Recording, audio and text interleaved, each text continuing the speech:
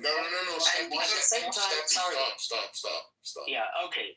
And at the same time, being said that, at the same time, being in mind that since 2 years ago, the strategies of Israel is being changed significantly. They attacked our the consulate, in Syria 2 years ago. And then Iran responded to that. And again, they did some assassination in Iran exactly last year. And then they invaded Iran about 9 months ago. So in the last 2 years, you know what I mean? When we are talking about threat, we have to make it clear what we mean by threat. If you mean I'm going to make it clear. Kevin, hold on a second. Hold on a second. I'm trying to answer the question. I have the next question for you. Go ahead. Okay, there is two kinds of threat at least. When existential threat is one thing, I know that they're supporting some forces in the region. That's one thing. I'm not happy with it. I do not agree with that. What I'm saying is that when you're talking about threat, we have to be careful what we are addressing exactly. Existential threat is different from real threat. When you invade a country, that's what Israel did, not Iran. 9 months ago and now. That was a real threat. It's different from existential threat or you support somebody, some groups. I got it. That's okay. I have a question, and this is my final question. Excuse me. Are you in support of the IRGC funding and supporting Hezbollah, Houthis, and Hamas in their efforts to attack Israel? Again? Are you in support of the IRGC funding and supporting Hezbollah, the Houthis in Yemen, and Hamas in Gaza in their efforts to attack Israel? In my view, you're asking me. I think that no. I mean, in terms of international and in terms of the regional, I would say policies, it has to be changed in accordance with the national interests of the Iran. And now you're asking me. So no, I think that it has to be changed. That's what I'm saying. And that's what I said on address that, down with Israel or down with US. That's not workable either. But I mean, this is one thing. So do you think there will ever be peace with the IRGC and Israel? Sorry? Do you think there will ever be peace with the IRGC and Israel? Instead of peace, I would say kind of I'm looking for the exact word. A working relationship, yeah. Okay, no, they can respect in the sense that they recognize each other. Yes. The coexistence, I was looking for that word, yeah. They can, just coexistence and they can recognize each of them. In the sense that, but I mean, it's very different when you're talking about the real threat and existential threat. In my view, the existential threat was not from and especially since Ahmadinejad, the president, that was so awful. The ways in which he addressed and wanted to, vanish the Israel and, out of the things like that, which he said 20 years ago. That was disaster from my perspective. A lot of Iranians that was necessary, and even that helped Israel at the end of the day. It was not in accordance with Iran's national interest at all. What we need is just the criterion for me is public and is common good, philosophically speaking, and national interest. This is the criteria. So on that level, so when we utilize and stick to this criterion, so attacking Iran by Israel and the US, I mean, that was against interest for sure. That's why we and the ones who like me are against the war now and 9 months ago. And at the same time, the region will be changed, as I mentioned, in accordance with what is called as national interest. Is that clear what I'm saying? Absolutely. Mods, be aware and on alert right now. People want to come up and just say the craziest shit just to derail the room because they don't like his opinions. Maybe may I ask a question? Yeah, Absolutely. so you can, so let me, thanks for, Sarush, just 1 second. This young lady would like to ask you a question. If you're able to answer, If yes. you don't If you're mind. not, we understand. Yeah. And I'll just in case it goes sour, you're always welcome. Accept my friend request. I would like to have further conversations with you. Thank you for coming. Thank you, I appreciate sorry, that. sir, My he only doesn't question- stay to listen. He just talks and leaves. Please let him to stay somehow. He's Just here. ask him to The stay. only question I had was for Surush, if she would so kindly answer it, is does he recognize the Islamic regime as an occupying terrorist regime? Does he recognize them as a terrorist entity, or does he recognize them as an official government? Because the answers that you're giving, it's causing me to believe the latter. So, do you recognize the Islamic regime as an occupying terrorist force upon the Iranian people? Or do you recognize them as like a nationally and internationally recognized government? Oh, the United States recognizes them as the rest of the world recognizes them as the governing amongst Iran. I mean, the EU just Please, voted without the the higher. respect, let Sarush answer. But making the EU voted the IRGC courts and put them on the list as terrorists. So I'm just curious to know if Surush is the same. Recently, but for 50 years, they were the governing body. Right. So I'm just trying to understand his opinion on the matter. Yeah, exactly what you said. I mean, we think, that's very obvious. I mean, Iran, let me put it this way, is part of, as I mentioned, a member of UN. So what do you mean? You can regard the member of UN as a terrorist government? I think technically speaking, is irrational. It's not illegal. Sorry, it's unjustified, and actually unjustified, and not convincing. Because it's a member of the game. For instance, recently, you know that the West Bank, the territories, that was addressed from United Nations as occupied territories. So occupied territories is a legal and technical term. It's not something which is arbitrary, and we can talk about it. It's something which is agreed upon or disagreed upon by the international organization, which is UN. The West Bank now is addressed as occupied territories, internationally speaking. But there is no such a thing for Iran. As an Iranian who you said you mentioned you're a nationalist and you're for the Iranian people, I'm just curious, as a nationalist, as an Iranian, do you recognize the Islamic regime? Mm-hmm. Do you recognize them as the Islamic regime as an occupying Islamofascist terrorist regime? That's my only question.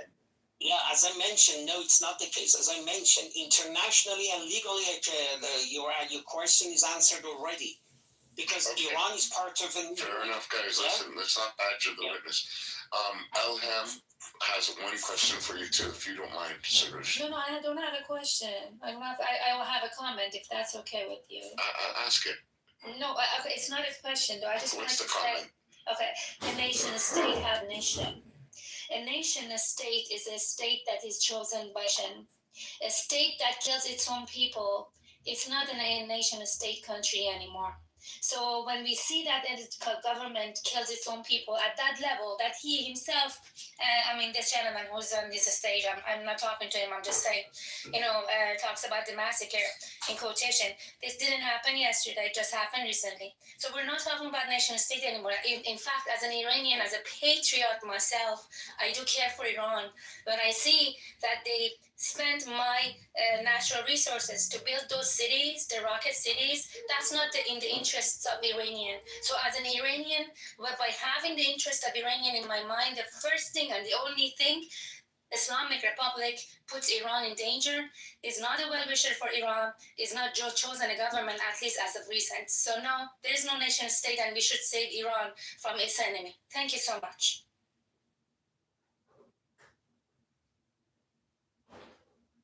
The world is a safer place with the Khomeini did.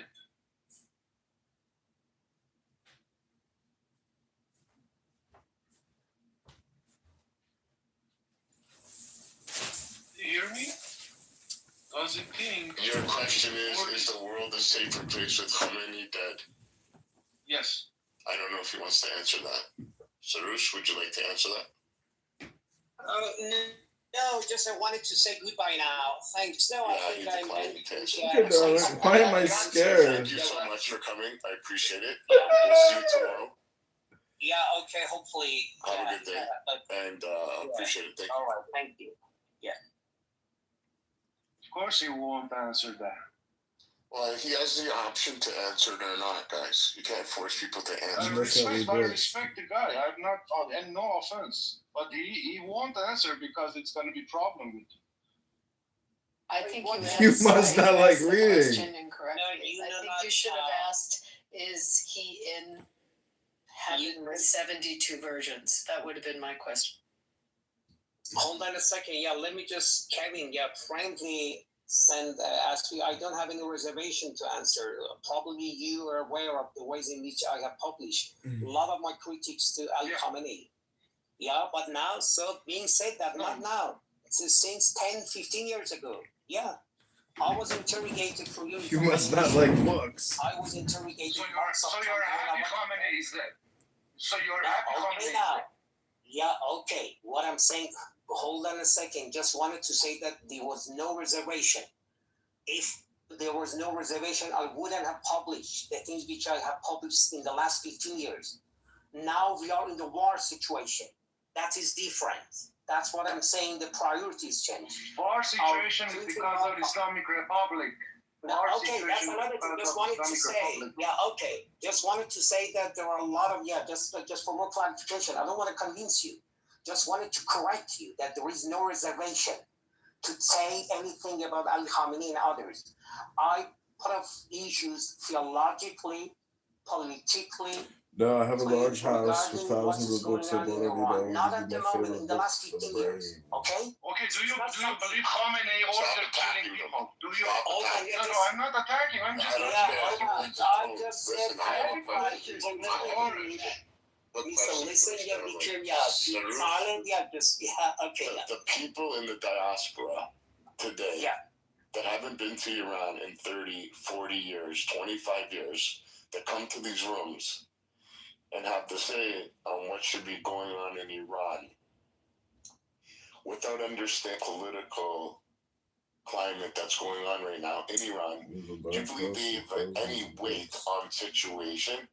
And as well, do you believe that they understand with what the people are saying in Iran that live in Iran as opposed to the diaspora? Because I'm hearing the diaspora Iranians are having this big loud voice as opposed to the Iranians that are inside Iran. Do you believe there's a difference in communication that they're trying to get out to the world? Do you, what I'm basically asking is, do you believe that the diaspora Iranians are spreading the word from the people of Iran, but they're adding emotions to it and they're making it sound different? Well, if I understand you correctly, I would say there is a sound between diaspora for sure that they are pro-war. Absolutely not. So we're already talking about. Don't interrupt, Leah. But absolutely not. You're gonna get shot. There you go. Sorry, sir. Yeah, that's okay. And there are two voices. That's what I'm saying. There are two perspectives. The ones who are pro-war and explicitly they say that. And there are the ones who are just not supporting the war. Some people implicitly support the war. Some explicitly support the war. And there are some who are against the war. Three categories, you could say. And I'm not talking about the numbers. We don't know. But you are right that the voice, because they do have, for instance, the ones who support war, they do have media. It's called in Iran's International. This is a media. Okay, they implicitly and explicitly support the war. Yeah, this is because of the voice they have. But I mean, in terms of the numbers, you don't know. We do have 8 million people in diaspora. We don't know. A lot of them are just witnessing. They don't say anything. We don't know whether or not they are. And in my view, this is my view. It's not based upon. And I mean, even if some of them are pro-war, because of the hatred towards Islamic regime at the beginning of the war or heading or just before the war. Now, since the second week of the war, a lot of Iranians, I'm not saying a lot, based upon my experience, I thoughts and their ideas is already changed because they see now they are witnessing that it's not just about, as you asked me, IRGC and things like that. No, they're ordinary people. More than 2,000 people are killed so far. And the infrastructures and the historical, buildings and so on and so forth, they were being attacked. They were already attacked and destroyed. And so that's what I have heard from some of my clients. I'm a psychologist and psychotherapist by training, by the way. I see that in Ontario. Yeah. And so the number one problem is, I want to add, so this is the problem. Because you have a very polarized view. Sorry? People want to your view is very polarized. People want to silence you, which is sad. Because if your views are that disturbing, instead of silencing you, they should be allowing you to speak so the people can see what they're saying. But I'm receiving after message in my back channel saying, do not let him speak. Do let him speak. You have no clue who he is. Do not let him speak. Silence him. And I think that's the number one problem we're having today. We need to be able to speak, even if we don't like each other. That way we can understand who we're speaking with and we can learn how to communicate to have a better tomorrow. I don't agree with anything you had to say this evening, but I'm still going to show you because I want to learn from you and I hope you can learn from me so we can have a better tomorrow, not for us, for our children. That's why I thank you for being here tonight. You took my position. Left. Okay, thanks. Thanks Thank for you so much, sirs. But I have one last person that wants to ask you. I say Elham. Elham, Roya's sister. You have the mic. Yes. Oh, no, I don't have a question. I Ilham has a question. Oh, Okay. okay. I'm sorry, should I say it? Yeah. Okay. You know what, Pete, I appreciate I was suffering through the experience a lot. What I think happened is that when you, I don't want to label, I definitely have my opinion about this guy, but when you hear the people who are in quotation unhappy, not people who don't want Islamic Republic in power. This whatever 0.00001% people that don't want, that are unhappy. They hear that they say the voice the voice of diaspora doesn't match the voice of the people inside Iran. One, and the second thing he said, which caught my attention, was that I'm sorry, Bibi, your mic is open. Your mic is open. People are in my room right now. Baby, your mic is open. Hold on, I got it. Yeah, you're hot mic, Okay. and thank you for taking my position. Oh God. Okay, so two questions. Oh God, Bibi, your mic is open. I know, I was joking. Okay. I think that I said no. you're doing too much. It was a reverse engineer, folks. You see, when you have the Islamic Republic mouthpiece tell you that the voice of the diaspora doesn't match the voice of the Iranian inside Iran, one. The second thing, that the Iranian people, many of them are not, they don't want war. Believe me, you have to know, this is a revenuing questions. You are that close to the victory. This is exactly the voice of inside the border, and the pro-war section is something that the people want. It's the people will. So I just wanted to say the reverse engineers were just mind-blowing. At least that's what my take was, and thank you so much, Bibi did it. And I only sent you a couple of messages, by the way, in the back channel. Thank you. Question for you and Brad, whoever can answer. Is fine? Go ahead. So I want to know your opinion after listening to Mr. This guy that was talking about. Do you think he was sort of supporting Islamic Republic? Absolutely. Oh yeah? Okay, thank you. What did you think? We were born yesterday? I'm glad that you guys... Wait, Soros left? Of course he always does that, man. He always does that. I wanted to. He hates people. He hates people. He doesn't like Iranian. He Because I was doesn't. not here. Hold on. I wanted to ask him if Israel committing genocide in Gaza. Because he probably would have said yes. He would have said yes. No, because he voted yes. That's what I'm saying. The way he was talking, It was in his profile. It was in his profile.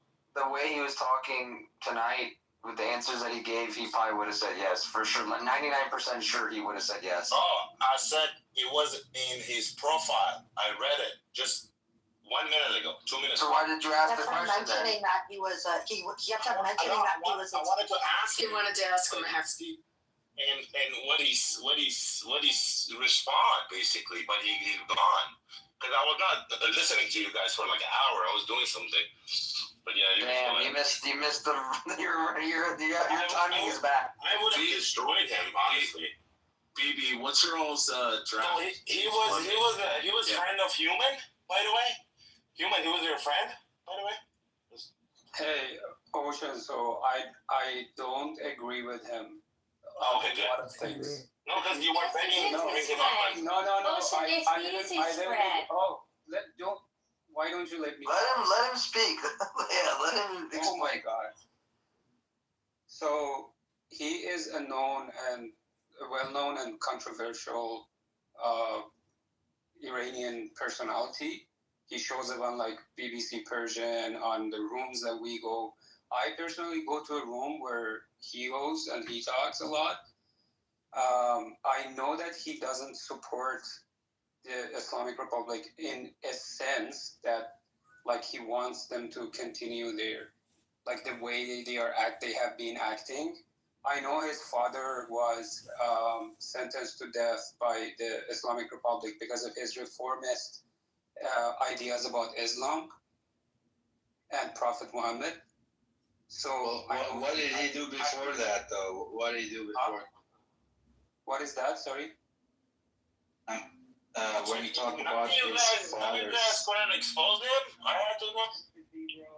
Okay, but Can I ask a question, please? Can you give me a minute? But he has his own ideas. My ideas are totally different about the Islamic Republic, IRGC. If you want to know my ideas, even on this war, I disagree with this war, but from a different perspective. If you want to hear my perspective, you can ask me questions. But I'm not like a...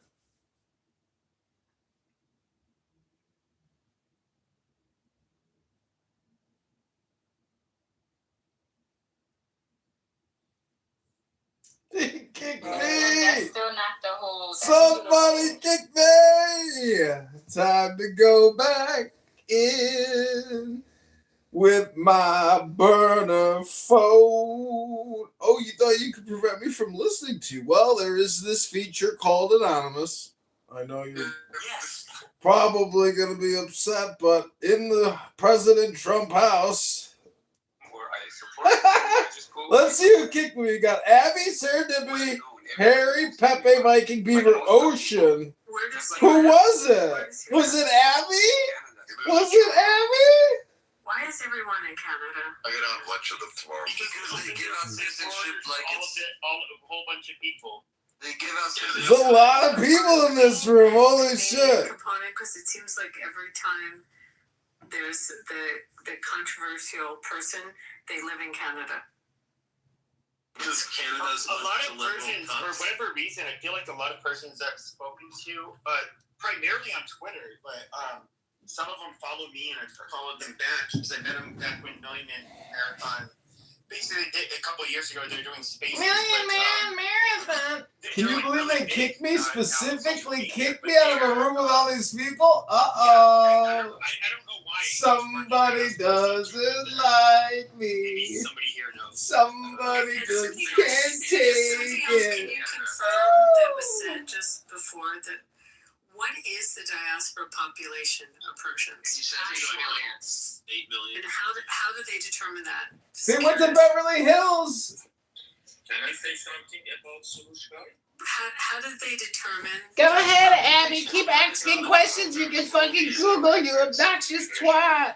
So it's through visa and immigration records, and that's all worldwide, 9 million. Yeah, worldwide. Correct. Yeah, but I think it is not 9 million. I think it is less than that. It's I about get the 8. exact number. It's about 8 million, I believe.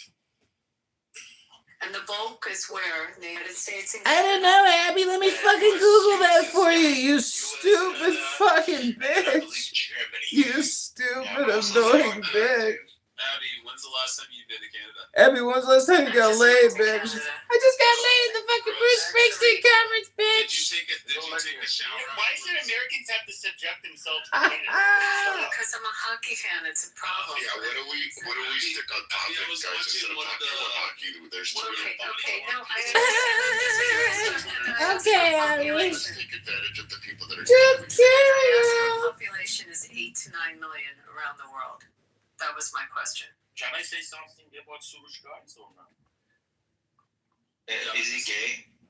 BB, there was a police officer in this video in Canada.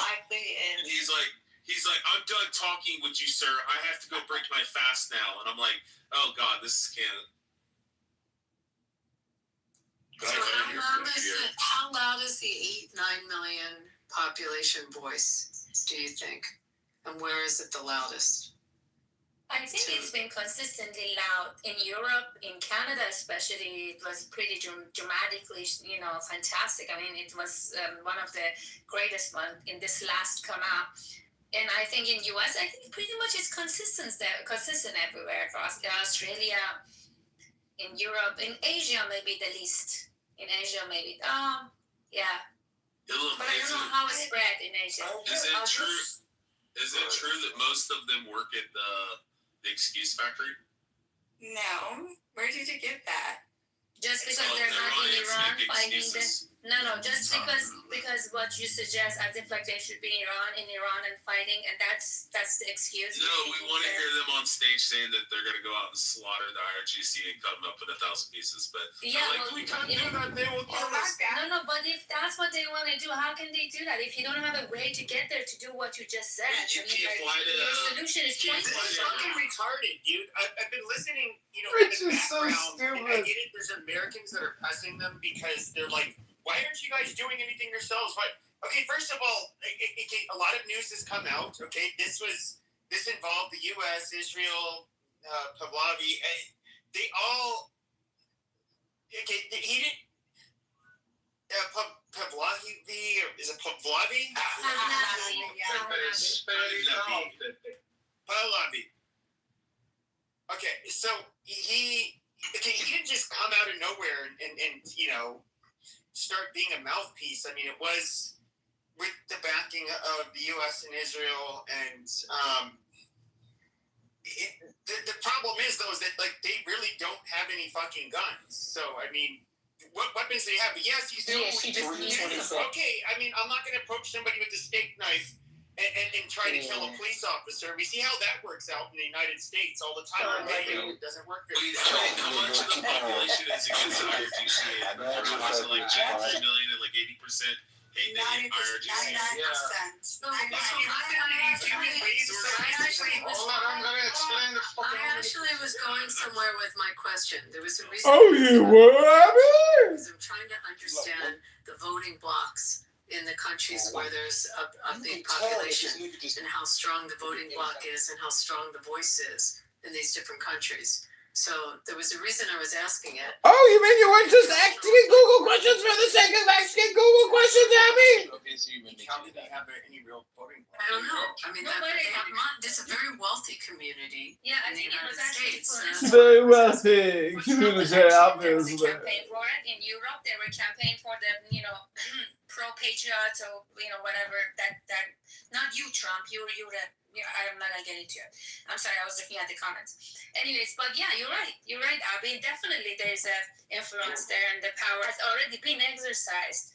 And but be more, yeah. I mean, there are many Iranians who live abroad. There's a doctor here. Hold on, Rich. And acts in the United States that She are asked me a question, there's many she organizations didn't. in the U.S. that are not affiliated to NIAC that focus on advocacy, like the MASA Advocacy Pact, which passed two pieces of legislation.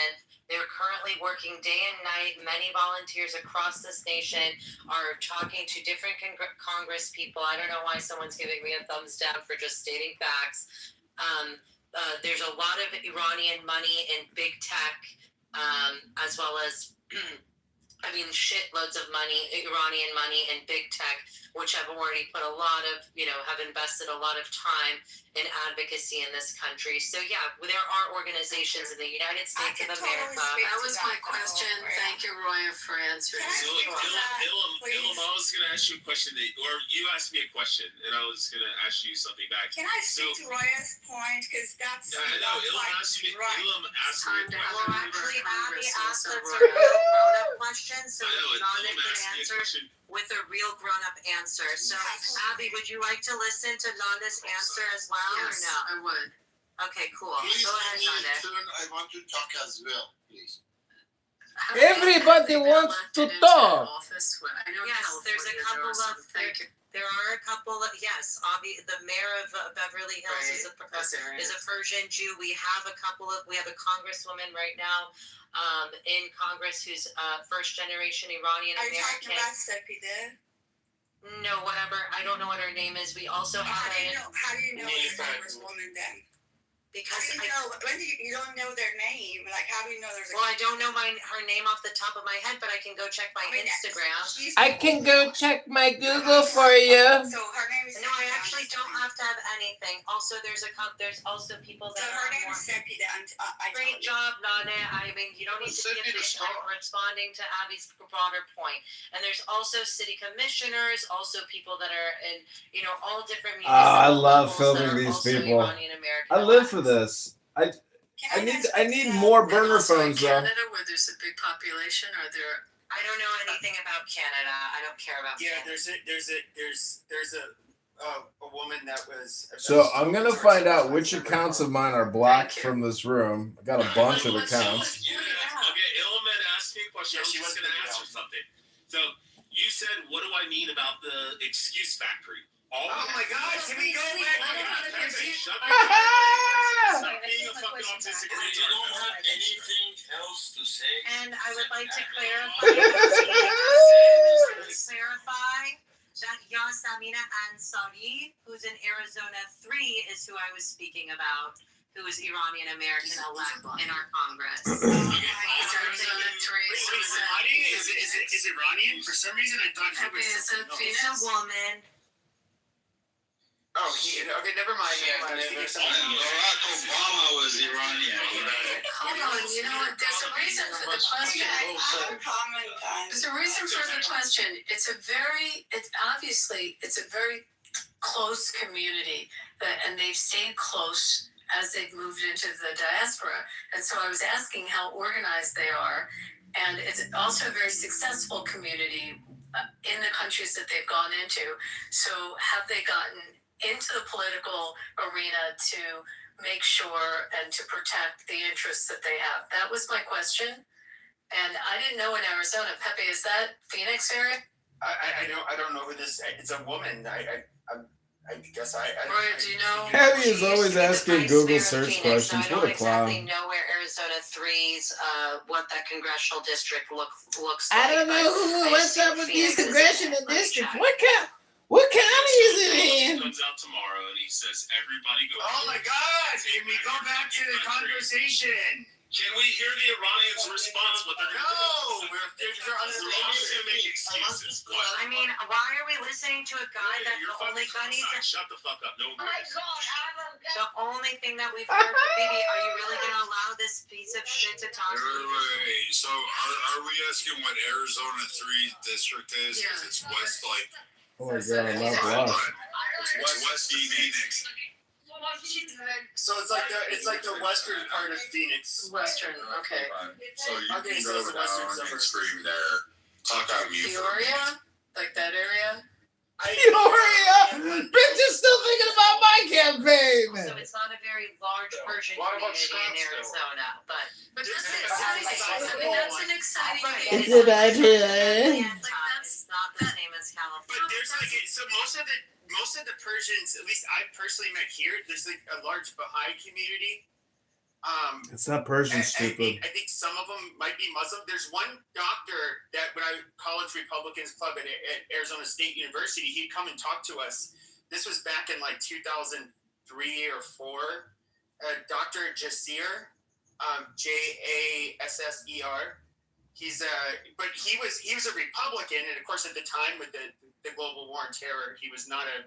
He was kind of like a lot of us are natural Republicans, but unfortunately, you guys, they feel kind of, a lot of the Muslim community felt under attack and so forth. But no, you definitely get quite a bit. At least here in Scottsdale, you get quite a bit. I mean, Long story short, like I was trying to say to you, we have a lot of organizations. United for Iran is also one of the big groups that focuses on tech and human rights because we have so many groups. We have the Abdul Rahman Buruman Center. We have the Center for Human Rights in Iran. We have we have Pars Equality Center.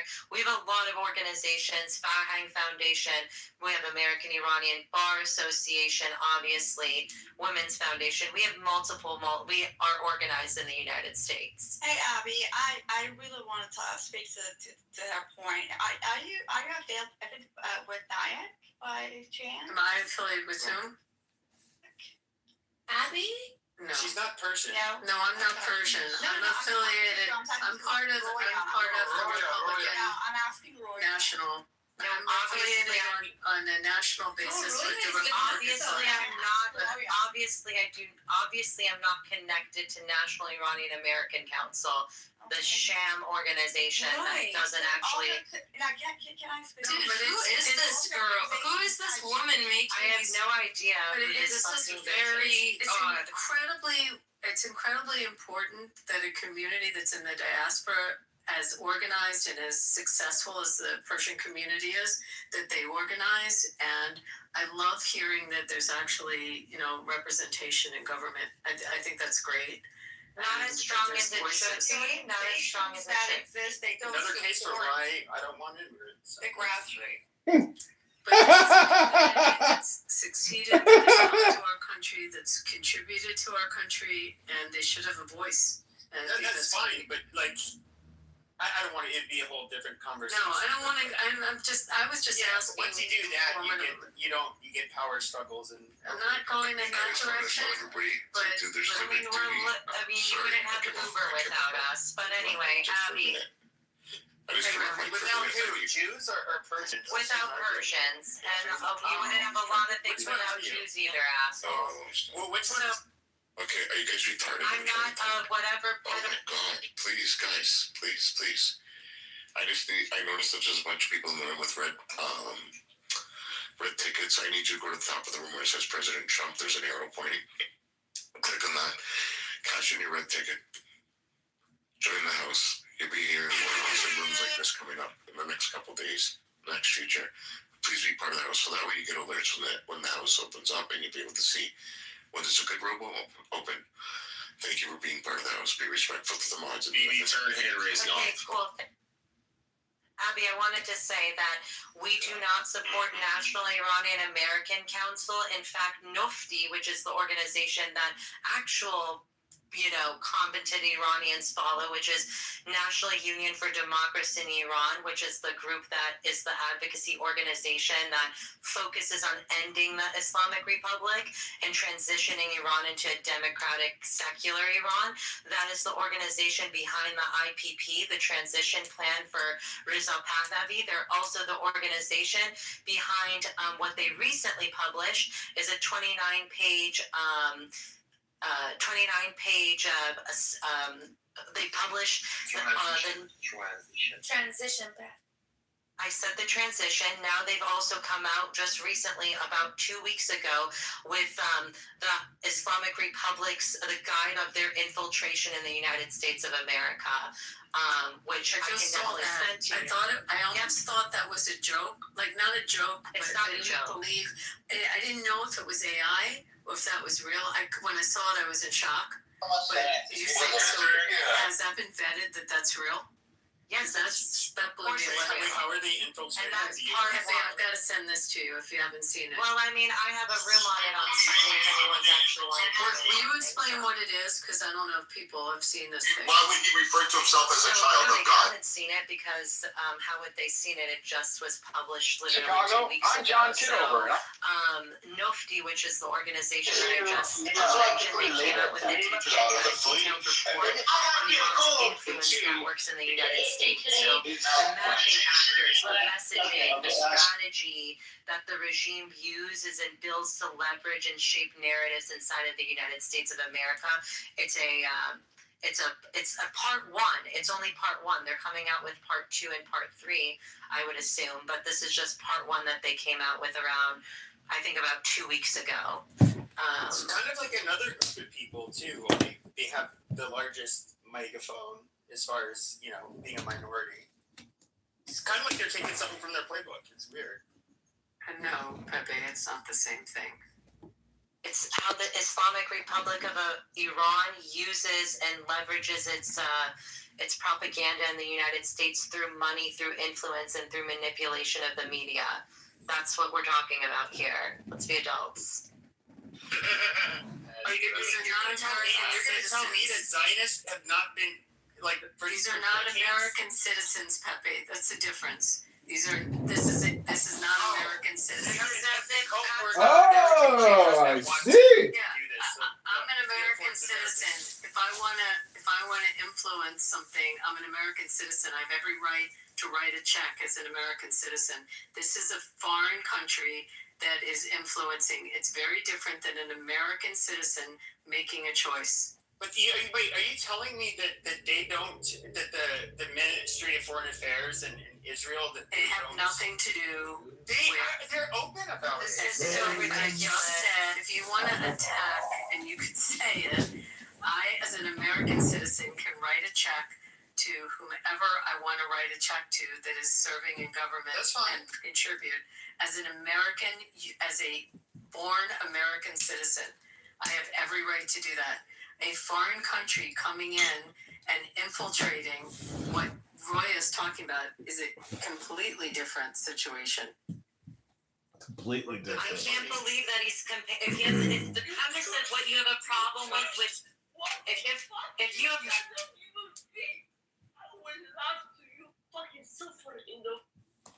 Can we mute this? Thank you. I mean, if you have a problem with PACs, C4s, if you have a problem with super PACs, then you can have a problem with the concept of those organizations. That's something that you can say. But if you solely have a problem with one fucking PAC in the United States, then that's a you problem. Because if that doesn't apply to if it doesn't apply to the NRA, if it doesn't apply to other big PACs, then it doesn't. Then it's bullshit. Sure. So I think what you don't get is that even I get a lot of things. I think what you don't get is that even this past summer when shut the fuck up and let me finish.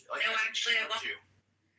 Don't tell me. I'm not muting you, by the way. I'm not muting you. Don't tell me to shut the fuck up. It's Beaver. You do worse to me in your rooms. You would just kick me out.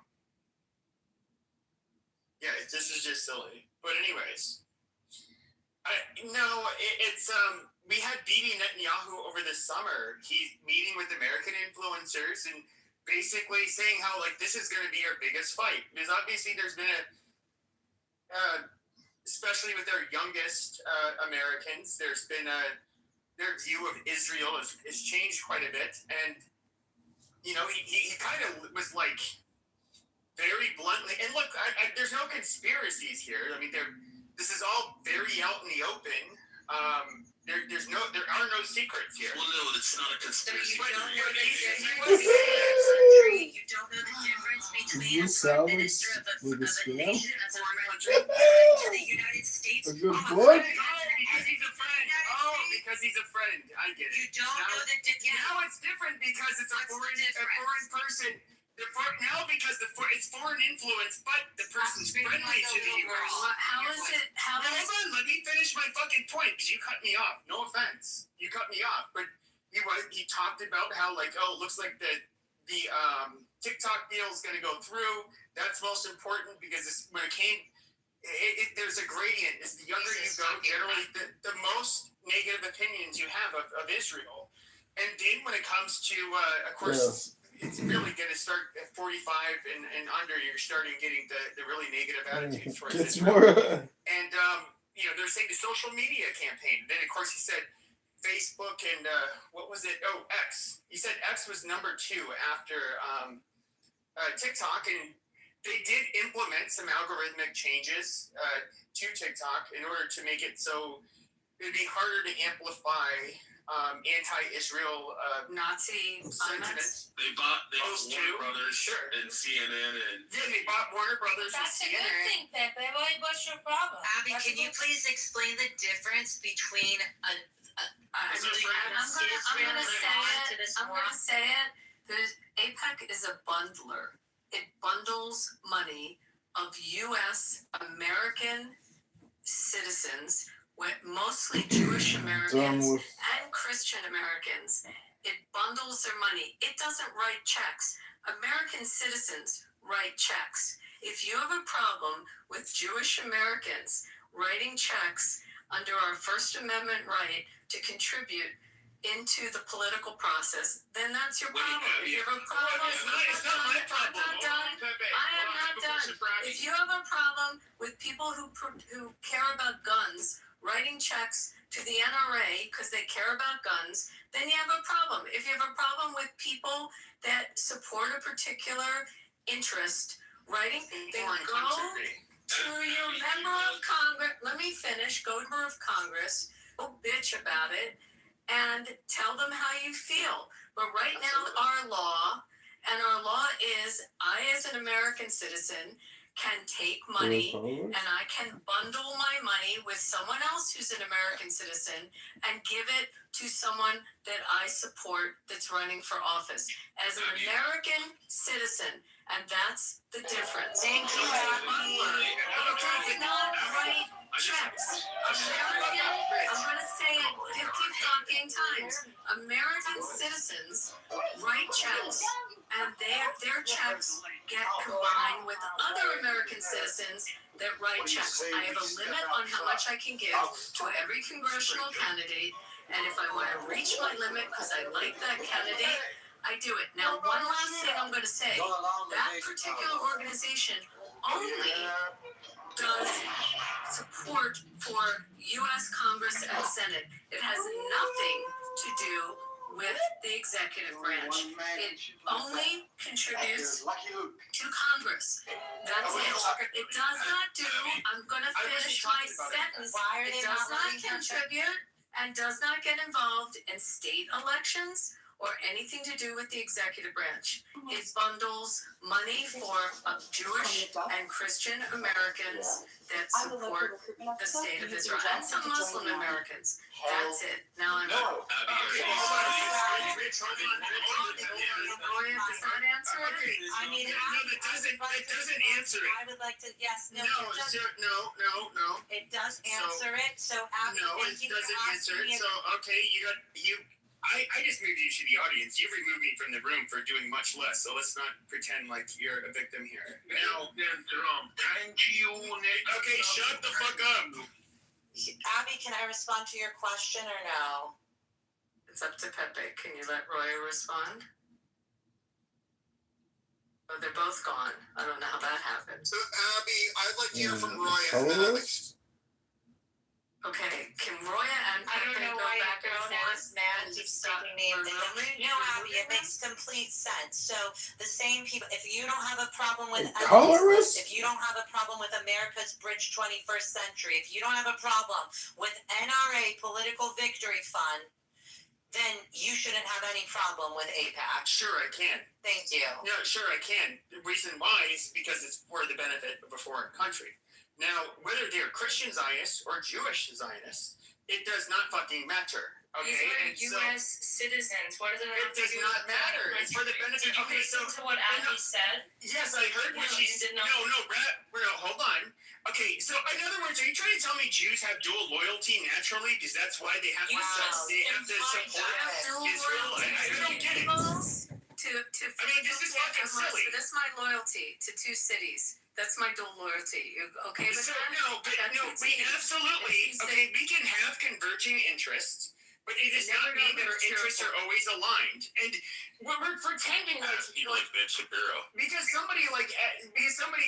Abby mentioned APAC, which is when it comes to I guess you could say influence, not in terms of money, but when it comes to really the people you don't want to run afoul of, they are absolutely a powerful lobby. Okay, Jews have been very successful in the United States at building powerful interest groups, not just that are, and I don't just mean in terms of like being supportive to Israel, but being, basically stopping anti-Semitism and that kind of stuff. That's fine. But I mean, to sit here and pretend like there aren't Americans here, like Christian Zionists, I can really pick on very easily. What about the Persians? Shouldn't What they about have a lobbyist? democracy? I don't understand No, that. Persians should not have lobbies. They should not have lobbies. Tibet, no, they should not. Why should we They should not have lobbies that would basically seek to boost the interests of Iran. No. There's people here that boost the interests of pro-abortion, anti-abortion. Americans. It has nothing to do with the foreign Can I country. finish or not? Can I not finish, Abby? Abby, can I finish? Yeah, just You're talking about political differences versus national interests. Wait, Pepe, can you go back and forth with Roya in like a civilized way? Like you guys have lots to say to each other.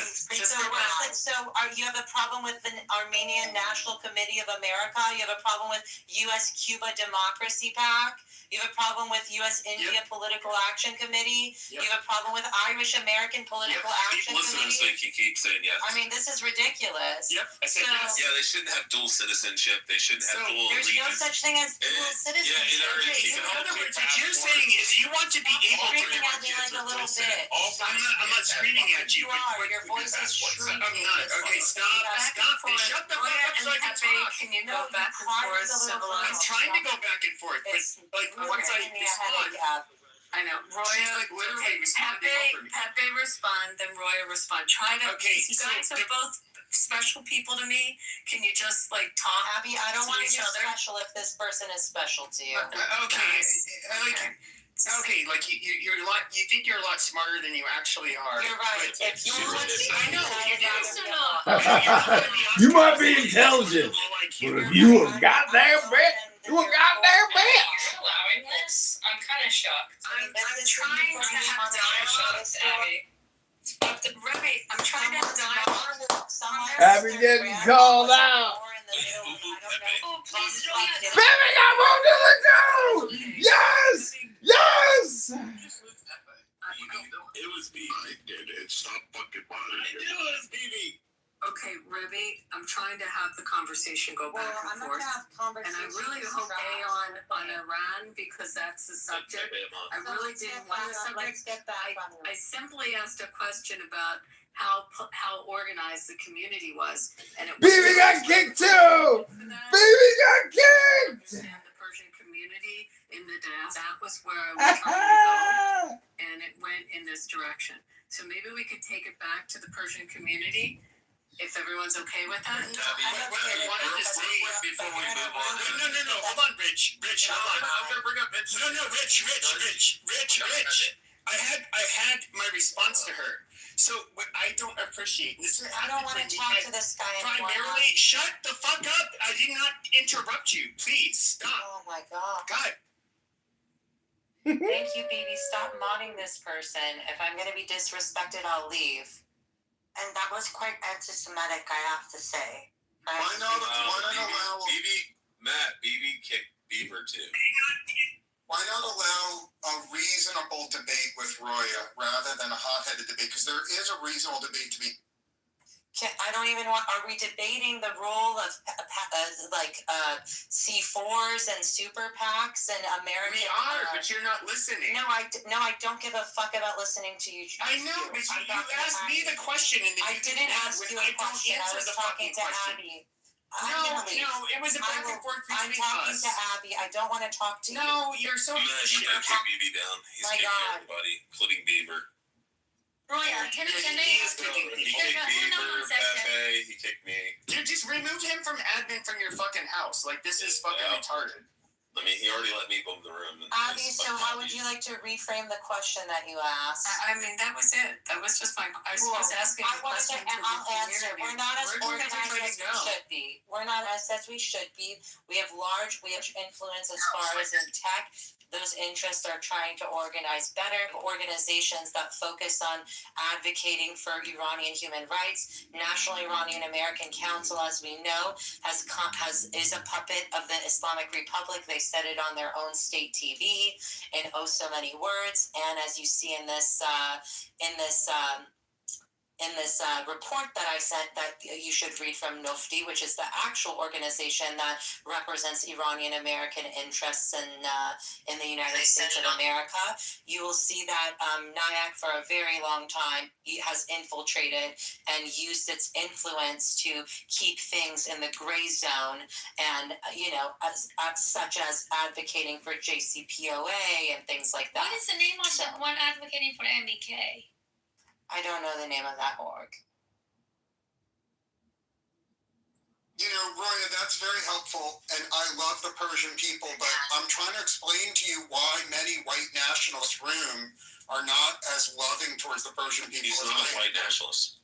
But I'm not. I really don't care, Snoopy. I know why erupting? But why is everyone interrupting me? Liberals said nothing. Why are you fucking mischaracterizing his fucking character? I love Pepe. I've never called him a white nationalist. You just called him a white nationalist. We all know you. No. I'm talking about other. First of all, Pepe knows that I don't think of him as a white nationalist. So why are you interrupting me? I never. You clearly bring it up after Pepe was reading. Pepe, well, I'll address Pepe. Pepe, do you think that I believe that you're a white nationalist? No, you and I are cool. No. Okay, so thank you. So Pepe and I are very cool. So Roya, as a person who's always, since joining Clubhouse, been sympathetic to the Persian community, and a person that's been respectful towards Pepe for 5 years in a row, will you allow me to interloculate with you for 30 seconds, respectfully? I already know why white nationalists don't give a fuck about Iranian Americans, so we can move on. You don't need to teach me something I already know. I would like to engage with you because I care about you, Roya. Here's the bottom line, okay? Here's the bottom line. Refugees have been moving to Europe and gang raping white girls in Europe all the time. And I have never, ever heard one word of sympathy from any Persian American. I have not heard please let me finish. Just let me finish and then you can kick me off. White Christian girls in Sweden and Germany and France, they're being gang raped all. Damn, somebody boomed the room! Somebody boomed the room! Oh my God, awesome. Awesome.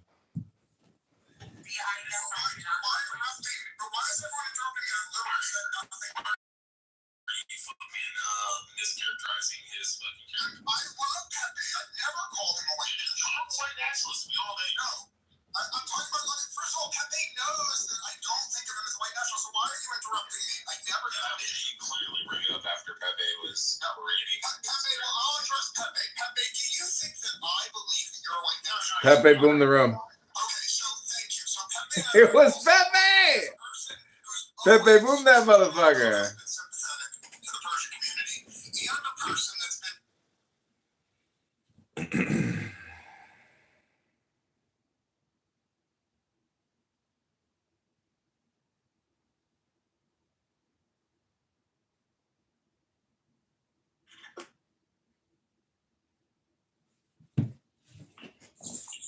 How'd you feel about the verses?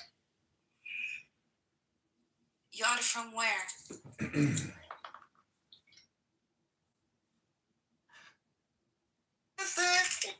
This is not a marketing topic, I guess, that we veered into, but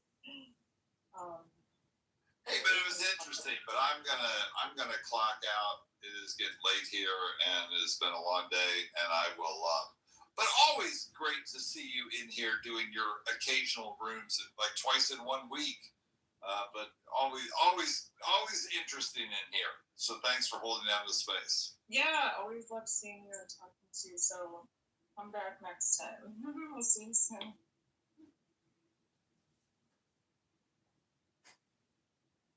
So we're just in the room. We're just talking about. Usually we just talk about like marketing in general, or I'll put a topic up so that we have something to kind of anchor ourselves around. And today I've been talking a little bit about lucky breaks. So brands that maybe they were doing well or they were entrepreneurs and they wanted to really get their product out there or what have you. And then sometimes you just don't know, like you're working in the dark, or maybe you're calling on, accounts to try to get your product somewhere, and you don't know if you're ever going to get a lucky break, or if you do, when, and it could be disheartening. But there are brands who have done it and who have become household names because of it, So some of it's luck. Viking Bride. Believing, knowing, being on your. Okay, Pepe boomed that room. I saw Pepe do it real time. Pepe can't handle it. He can't handle Roya. Well, wait, so Pepe boomed it? Yep, Pepe boomed it. Damn, that was a big room. It was, but Pepe can't. Pepe is so insecure, he can't take being kicked to the goo, being demodded. It's Pepe's world. It's Pepe's show. That's what Pepe does. It's the Pepe show. And when Roya comes in, it's the Roya show. Roya June show. But this is the new President Trump house, because the other house is in disarray. And let's be honest, Matt Cool, though he's cool, I mean, he's an old burnout. He doesn't have the wherewithal to mod a 600-person room, I mean, I don't know how much pot Matt Cool smokes, but it's not more than me. So how does Matt Cool, create these huge rooms and let them go to shit? Because he's just sleeping at the wheel. And Beaver and all these other white supremacists that claim they're not white nationalists, but they are white supremacist nationalists. I don't understand it. That's what they are. And I can't stand listening to Rich. Rich is one toxic son of a bitch. That is one toxic motherfucker. If I have to hear homicidal suggestion and ideation on an average weekday, I'm not up for it. Clavicular, welcome to the room. Thank you. I appreciate you leading this room. Thank you. I'm not leading it. You are leading it, sir. Well, I appreciate it. Tell me what's on your mind, Megatron. Well, what were you trying to get at with Roya? You said you care for her. Let me answer you. I'm glad you asked. Okay. I love the Persian people very much, but I also love the people of Europe. And there's a wave of rapist migrants in Europe. And what's going on in Europe is terrible. What's going on in Europe is absolutely terrible. And I've literally never once heard a Persian person defend the people of Europe. It's a one-sided relation. Persian people want white people to die to rescue them. Fair enough. But they don't reciprocate. So I'm going to post some links in the room chat that I think Pepe will agree emphatically with all my links. And what the links show is that migrants to Europe are on a gang rape spree, and no Persian person has ever expressed sympathy. And that rubs me the wrong way, and I'm done speaking. Yeah, I personally just don't want to. By the way, I entered the room if anybody wants to know. Like, BB was being a fucking retard and wanted to, be, on behalf of his tribe, like mute people, or not mute people, but kick them and whatnot. But no, here's what somebody like me sees as a problem. By the way, so you get an ethnic group of people that move here, okay, and then they form communities. Okay, that's always kind of happened. Fine, we're all human. But then they want to put their interests, they're the most important. They want to, and of course, maybe it's their home country, maybe it's a newly created country like Israel, and they want to make that country like the center of their focus. And it's just like, well, okay. The one thing about, like, I would say people that aren't Jewish, is that we might have somewhat of an affinity to whatever our homeland was, the first generation or so. But after that, we're American. I mean, people WASPs that were, genetically 100% similar to those in the UK. They literally fought. They fought the British off. They won the War of Independence. That's why any of us are here now. And we just don't need this fucking shit. I mean, I don't need fucking. I don't want, you know, ethnic groups that, such as Jews or Persians, like fighting their wars on our behalf. Like, I think it's a perfectly fucking reasonable stance. There obviously, you have two groups that are biased, and I'm looking at it, well, like, okay, like, I feel for the Persian people. I think the IRGC is horrible. Obviously, they fund a lot of terrorism. They're just shitty people. I mean, if you could wave a wand to get rid of them, I'd do it. It's just, like, it's like, okay, how much disruption are we going to cause? What are we prepared to lose? And is that all it is? It's like you can have, like, really loudmouthed, wealthy donors that cause us to go to war. You know, on behalf of certain engage? groups. Why don't you and I engage? I think you've been going on for a long time. So are you prepared to engage on this topic? Yeah. Okay, so I respect everything that you're saying, but my question for you is, it has nothing to do with America. When you read about horrific crimes against white people in Europe, do you personally identify with the white people in Europe that are victims, or are you saying they're in Europe, I don't care?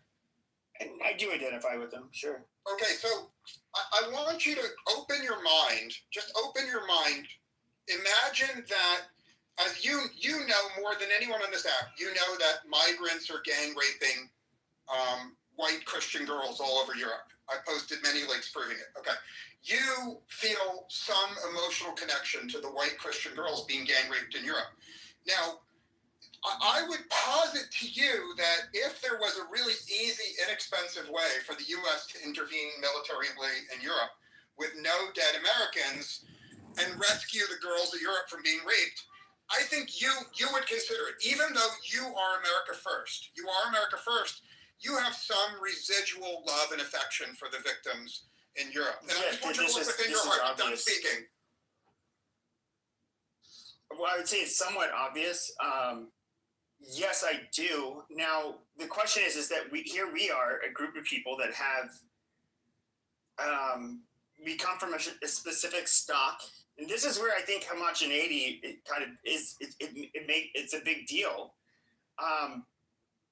We are people that, okay, primarily Christian, primarily from Western Europe, some Southern Europe, and Eastern Europe. But for the most part, we're far more similar than unlike. And yes, I think we have an affinity towards European Christians, for sure. And do I understand that if I was an Iranian and I was having to experience, you know, I was living through what they're living through today, especially if I was somebody like first generation, yeah, I would feel very strongly about it. And I would likely want to have, you know, my new country, the United States, I would want for their military to overthrow the IRGC. Like it's completely logical. And I would say if I was a Jew or a Christian Zionist, when I say Christian Zionist, I mean people who they believe for religious reasons they have to support Israel. I can completely understand why they do what they do. But the Christian Zionists aside, I don't really welcome the. To me, it's kind of like I don't want to. You take in a lot of problems when you take in a lot of people from other parts of the world, and that's because they are tribal. And they do want you to settle, you know, old country scores, and which I really don't. You know, again, I don't think that should be our primary focus.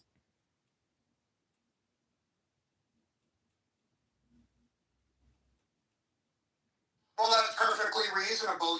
You love America. You're America first, and I respect that. I would put forth the possibility that in the case of this war with Iran, the best interests of the Iranian people are 100% consistent with the best interests of America. It's a happy coincidence, and that coincidence happens often. I would point out, Pepe, that I'll make this very simple. America wouldn't exist if the citizens of France didn't help America get independence. The truth of America, which people don't acknowledge, is we were not strong enough to win our own freedom. We would have continued as part of the UK. And the people of France generously paid a shitload of money in terms of taxes to set America free. I would put forth for you to consider, I don't want a yes or no, but think about it for a week. Maybe this is an analogous situation. Maybe the same way France gifted America money to become independent, maybe America is gifting the people of Persia the money to become independent, respectfully. I mean, anything's possible. I don't know. Well, you know what this does show us? Clavicular. Of Iran. You know what this does show us is that we do not have sound monetary policy in this country because we're $40 trillion in debt, $100 trillion in unfunded debt, and the Treasury just said that we're insolvent. But apparently we've got money to fund every fucking war on the planet. This does show us is that I'm much more optimistic about the future of America than you are, Megatron. This may not be the room for it, but I'm happy to debate anyone about the optimism for a bright future for America despite the deficits, respectfully. No, I'm optimistic too, but I mean, if you really look at the numbers, technically we should shut everything down except for non-essentials. But, if we do that, that's like committing, the ultimate sin, maybe. Yeah, I don't see it that way. The reason why I think the deficits are very manageable is, first of all, I work in AI, and you can easily Google this. AI and robotics are very quickly going to double the GDP, the real GDP of the U.S., the real production, which will make this very manageable. The second thing that's wonderful is every single high IQ country in the world has a rapidly shrinking population. In every high IQ country in the world, women just refuse to have kids. America is the only exception. We have a growing population. Not only do we have a growing population of smart people here in America, but literally the smartest people in the world pretty much all want to emigrate here, right? Like, you go to Japan, the smartest people want to come here. You go to Korea, the smart people want to come here.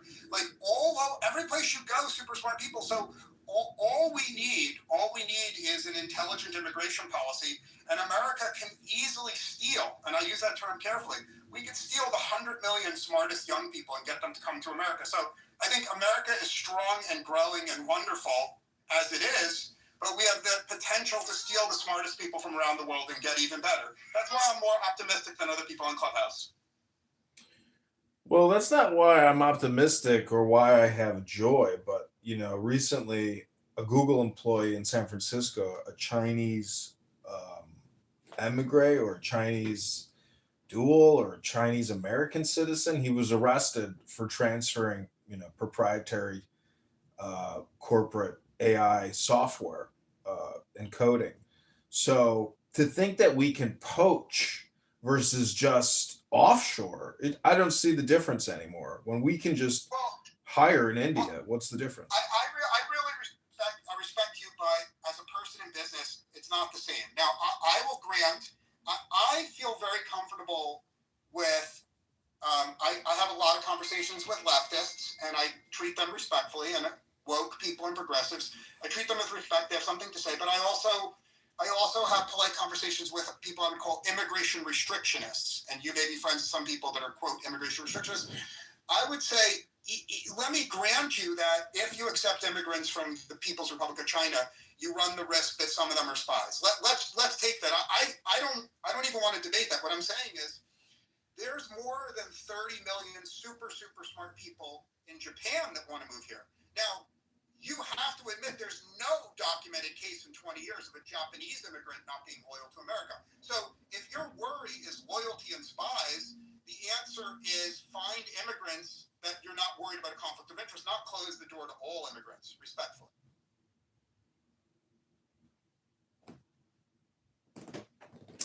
Well, I'm running for mayor in Chicago as a libertarian, and it's only a very small percentage of people, whether you're on the left or the right, that can actually act as a bridge to have successful communication or what you would call bipartisanship.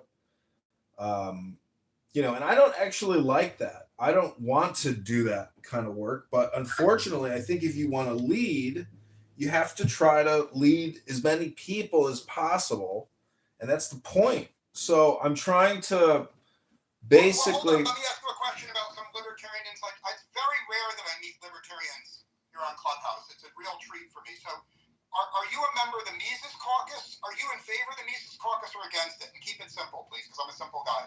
I'll just say I'm not a member. I'm not against it. I'm not for it. I know what it is, but I worked on the Ron Paul campaign, and I would call myself a libertarian primarily, but I would say I'm also like a Republican capitalist in other ways when the time is right, for strategy's sake or common sense sake. But, I'm just merely trying to, I don't think a lot of these politicians do any work. I think they just I think they're actually just communicators because all they do is create videos and pictures on Instagram, and their vote. I respect that very much, but you can't make a broad screed. You have to focus on one narrow issue at a time, respectfully. Sure, I'm running on cutting property taxes 10%. I call it the 10-10-10 plan. Cut property taxes by 10% in 2027 and hire 10,000 police officers and fire over 3 years. Ultimately, reduce property taxes by 25% over 3 years. The teachers union has a stranglehold over our property taxes. It's a totally failed organization. Everybody knows it. They fail their audits. They don't provide any accounting. They're spending 20 million in Vegas partying. There's no accountability, no transparency, and people send their children to these teachers to learn what? I mean, if 80% of it is all just politics and 20% is science and math, what a waste of time. They're just acting as babysitters. So, anyways, I'm running on specific topics. We're highly taxed here in Chicago. We got a city of Chicago sticker tax. We got a water tax, sewer tax, a garbage tax. We have a plastic bag tax. We have a 12% sales tax. We are taxed to the death. You can't stop working and you can't retire because the property taxes will ultimately force you out of your home, or they'll sell it out from under you if you don't pay the property taxes, and they'll auction it off and you'll lose your home in a year and you'll be evicted. So we have no real liberty because we have no real God anymore, in my opinion. I think, the big paradox is liberty and God, God and liberty. And because we live in such an atheist, society today, we tax each other mercilessly. And it's so hypocritical and it's so disgusting that some people go bust because the system is. Anyways, go ahead, Clavicular. Okay, so I hope you recognize I listened to you very patiently and I did not interrupt you. Everything you say makes sense, and the current occupant of the mayor's mansion in Chicago, I think, is the least popular mayor in the history of the city. So you don't have to say anything to persuade the people in this room that he deserves to be replaced. But I want to take this in a different direction. I've attended a lot of ultra leftist gatherings, and I've also attended some libertarian gatherings. I kind of enjoy being a polymath. And one thing I've noticed, every single libertarian gathering I've ever been to in America, there's no diversity. It's all white people. Why do you think it is that the Libertarian Party has failed to attract people that are not white? And by the way, I'm not saying your views are not valid because it doesn't attract non-white people. I'm not criticizing, but I'm just curious, why do you think every libertarian event I've ever gone to is all white? Well, I listened to you very closely. I didn't interrupt you, and I hope that you'll allow me the time to speak. You love to always constantly say, I will be very, not discreet. What do you say? Anyways, Clavicular, the point is, it's historical, my man. Obviously, today I was thinking about like how the Republicans and the Democrats, like that historical point and to where we are today and how it plays into the Civil War. but also migration of population. But really, it's comes down to economic philosophy. I don't care about the political friction or the political difference. I'm more interested in saying, how do we run a business successfully? That means a net profit. What's our cost of goods?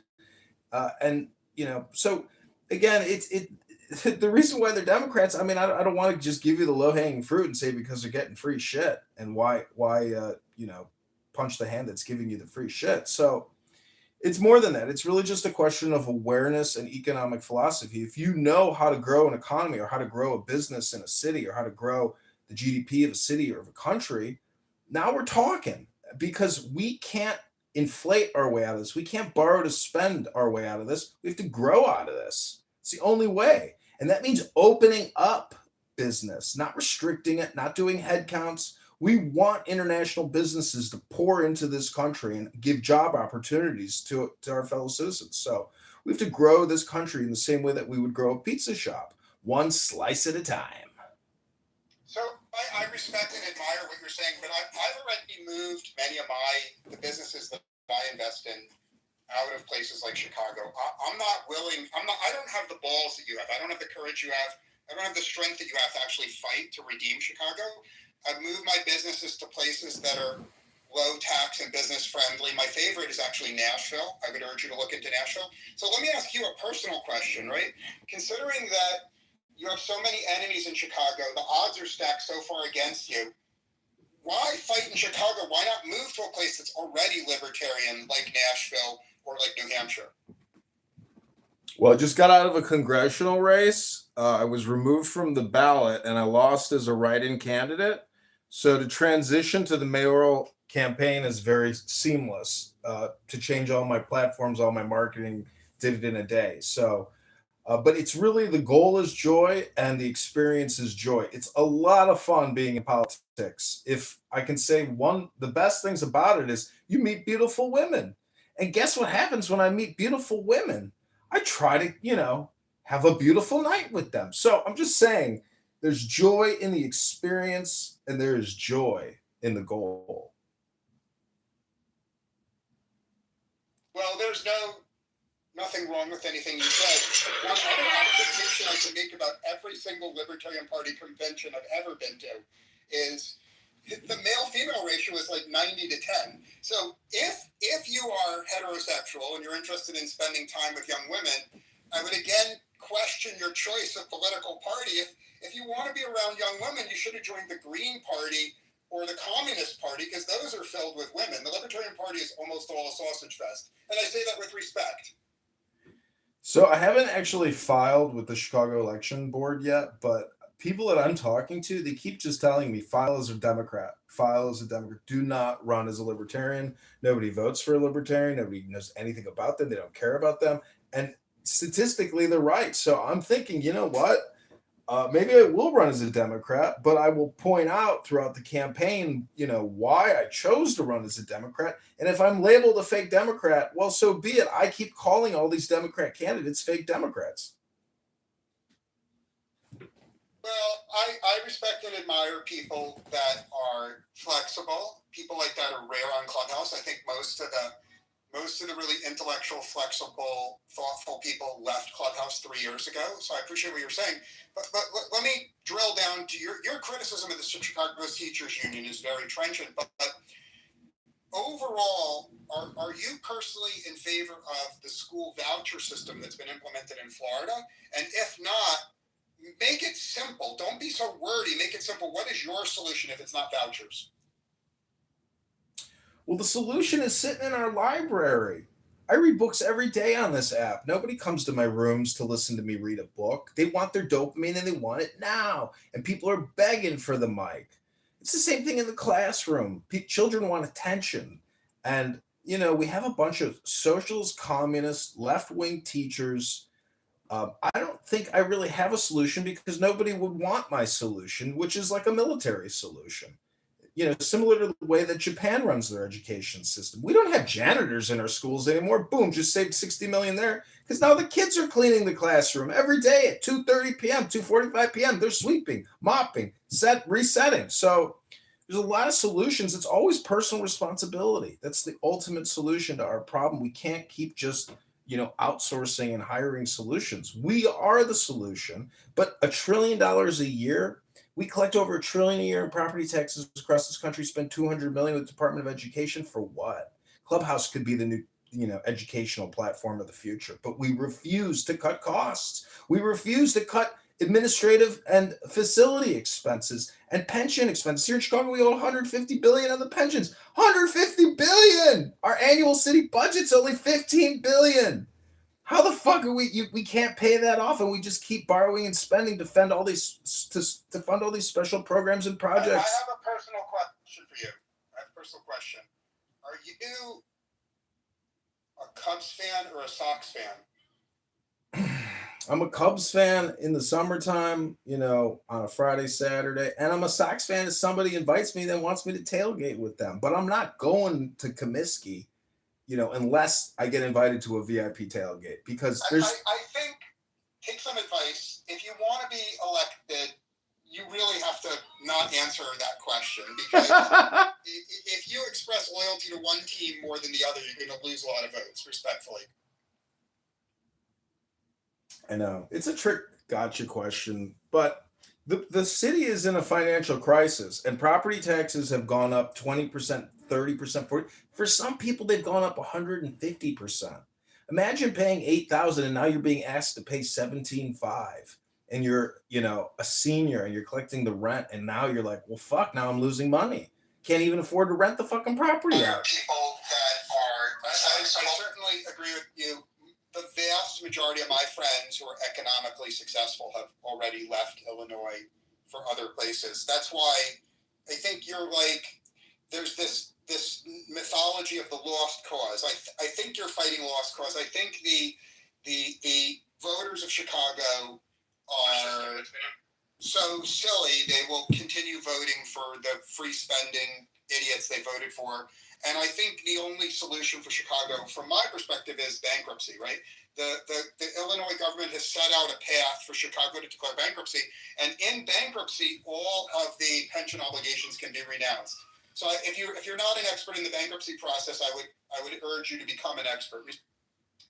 Yeah, I've got a lot of experience with debt resolution, debt negotiation, and the city isn't necessarily going to go bankrupt, but the pensioners are going to have to take 40 cents on the dollar, because no way you can pay off 150 billion. And it's all just day to day, month to month. But again, we can grow out of this problem if we cut the corporate income tax, if we cut all these ridiculous policies we have in the city. There's a lot of developers here, though, that make a lot of money. The taxpayers offer TIF, which is a special fund, $300 million a year we kick up. So there's great opportunity in Chicago, and there's a lot of land to build on. And the city can become more robust, but we've got to lower property taxes to incentivize people to come here. It's the greatest city in the Midwest. Our lake is pristine. It's, we have an incredible. You're forgetting the best thing about Chicago, which is the Riverwalk. Yeah, it's premier. There's fantastic restaurants, but crime is a major problem. Major problem. What's your favorite place for blues in Chicago? I'm just seeing if we like the same places. Kingston Mines in Lincoln Park. Okay, A+. Yeah, the place is a legend. The thing I really like about Kingston Mines is they have those giant signs outside saying, if you are an off-duty cop, you can attend for free. Do you see those signs? And so they always make sure to have a bunch of off-duty cops that are strapped in there, and that keeps the criminals away. I love going to Kingston Mines every time I'm in Chicago. Yeah, the legend there, what's his name? Buddy Guy, the guitarist. He was just featured, I think, in the Grammys. And you can see him there, that place is really special.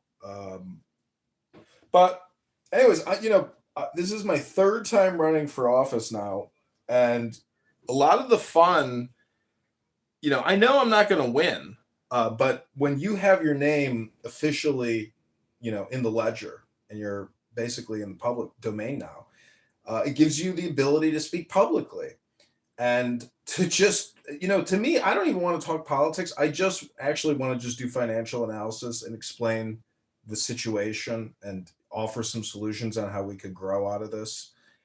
Because our current mayor loves to sit there and shout, in 1996, 600 African Americans died because of white people, because of the racism in this city from a heat wave. 600 black people. And I'm like thinking to myself, this fucking guy, he's just a ruthless, shameless gaslighter. He doesn't care about even taking care of the city. He just wants to make, political hate speech content to get his dopamine up and to build his following, because all these politicians have, Yeah, I've got a lot of Isn't that respectfully? Isn't that an indictment of the voters of Chicago? Shouldn't I have scorn for the voters of Chicago? No, I don't even you believe. Can tell from my accent. I did not grow up in Chicago. So I don't believe people even vote. I don't believe people even vote in this city. I think we have automated voting. If you look at the numbers on the South Side, in the elections, I think there's just so much suspicion of the Chicago Election Commission, the Illinois State Board of Election, in terms of automated voting, that no matter who it is, we've got voter fraud, I think, in this city big time, and it's just total. So let's imagine. Let's have a respectful conversation. Let's assume that you lose. How many losses will it take for you to throw in the towel on Chicago and move to another city? This is it for me. Like, after this election, if I lose, which I'm sure I will, I'm going to be relocating to Miami. I'm done with Chicago. Okay, so which neighborhood in Miami is your favorite? Now we're getting some. See, I for work I travel all over America. I visited Brickell. Enormous places. So I love hearing from people. I get to know people's personality by finding out what neighborhood they want to move to. So tell me your Miami neighborhood. Yeah, Brickell. Yeah, I respect that very much. As long as you don't enjoy going to the beach, Brickell is a great place to live. But if you enjoy going to the beach, man, it is a long drive to the beach. Why? Can't you just go to South Beach in 15 minutes? I don't know. Maybe you're luckier than I am. It takes me longer than that. Oh, yeah. I've never lived there. I've only been there for like a week at a time in South Beach, but I like it. And Palantir moved there. All I would say, let me give you some humble advice, which is before you buy, you should rent for a year. Yeah. Because my friends who live in Brickell, they never ever make it to the beach. So all I'm trying to say is, if you're a beach person, I think you want to live on Miami Beach Island. If you discover you don't like the beach, then I think you want to live in Brickell. Or I mean, for me, I actually really like the vibe in Wynwood, because Wynwood has all the graffiti artists. Wynwood's a little grittier, but I think Miami's got a lot of fun places, and all of America is moving there, right? All of America is abandoning the high tax places for Miami. Yeah. I know South Beach pretty well. My dad lives in Boynton. I'd like to maybe go to Fort Lauderdale. I don't know, but I guess it just depends on where I can end up landing a gig. I want to apply to Palantir and to Citadel. Citadel left Chicago. Goodbye. So I don't know, but this campaign should be a lot of fun, because it's all campaigning in the summer. It's petition gathering in the summer. I live in Chicago, so I can literally generate hundreds of signatures a day myself, 2 blocks away at the train station. I need 15,000 signatures to get on the ballot. It's a lot of signatures. I don't want to dox you in any way, but assuming money was not an issue for you, what is the one Chicago micro neighborhood you would live in? I'd probably live in Gold Coast. That's my favorite part of the city, I think. Yeah, I like Gold Coast. Gold Coast, I think it's good for older people. The really young people I know in Chicago want to live in Wrigleyville, but I think if you're at middle age or older, Gold Coast is the best place to live. People will say River North, and a lot of people say Lincoln Park, but Lincoln Park and Gold Coast are basically the same thing. And then River North is, specifically downtown, but I don't know. To me, the Gold Coast is the best. You get the best restaurants, and then across the street, you got the beach. You got Oak Street Beach right there. So to me, Gold Coast, and you can buy an amazing studio or a one bedroom for 120 to 150 to 180,000. You know, your assessments and your property taxes. Now you're paying like 1,200 a month. A neighborhood that I really love. I don't know how much. I think when I'm in Chicago on business, I enjoy myself most in the West Loop, right? Yeah. Right in the neighborhood around the Soho House, around the McDonald's headquarters. The vibe there feels newer. It feels like there's a lot of East Coast transplants there. I like the vibe right there in the West Loop, but you haven't mentioned it. I wonder why you don't love the West Loop as much as I do, respectfully.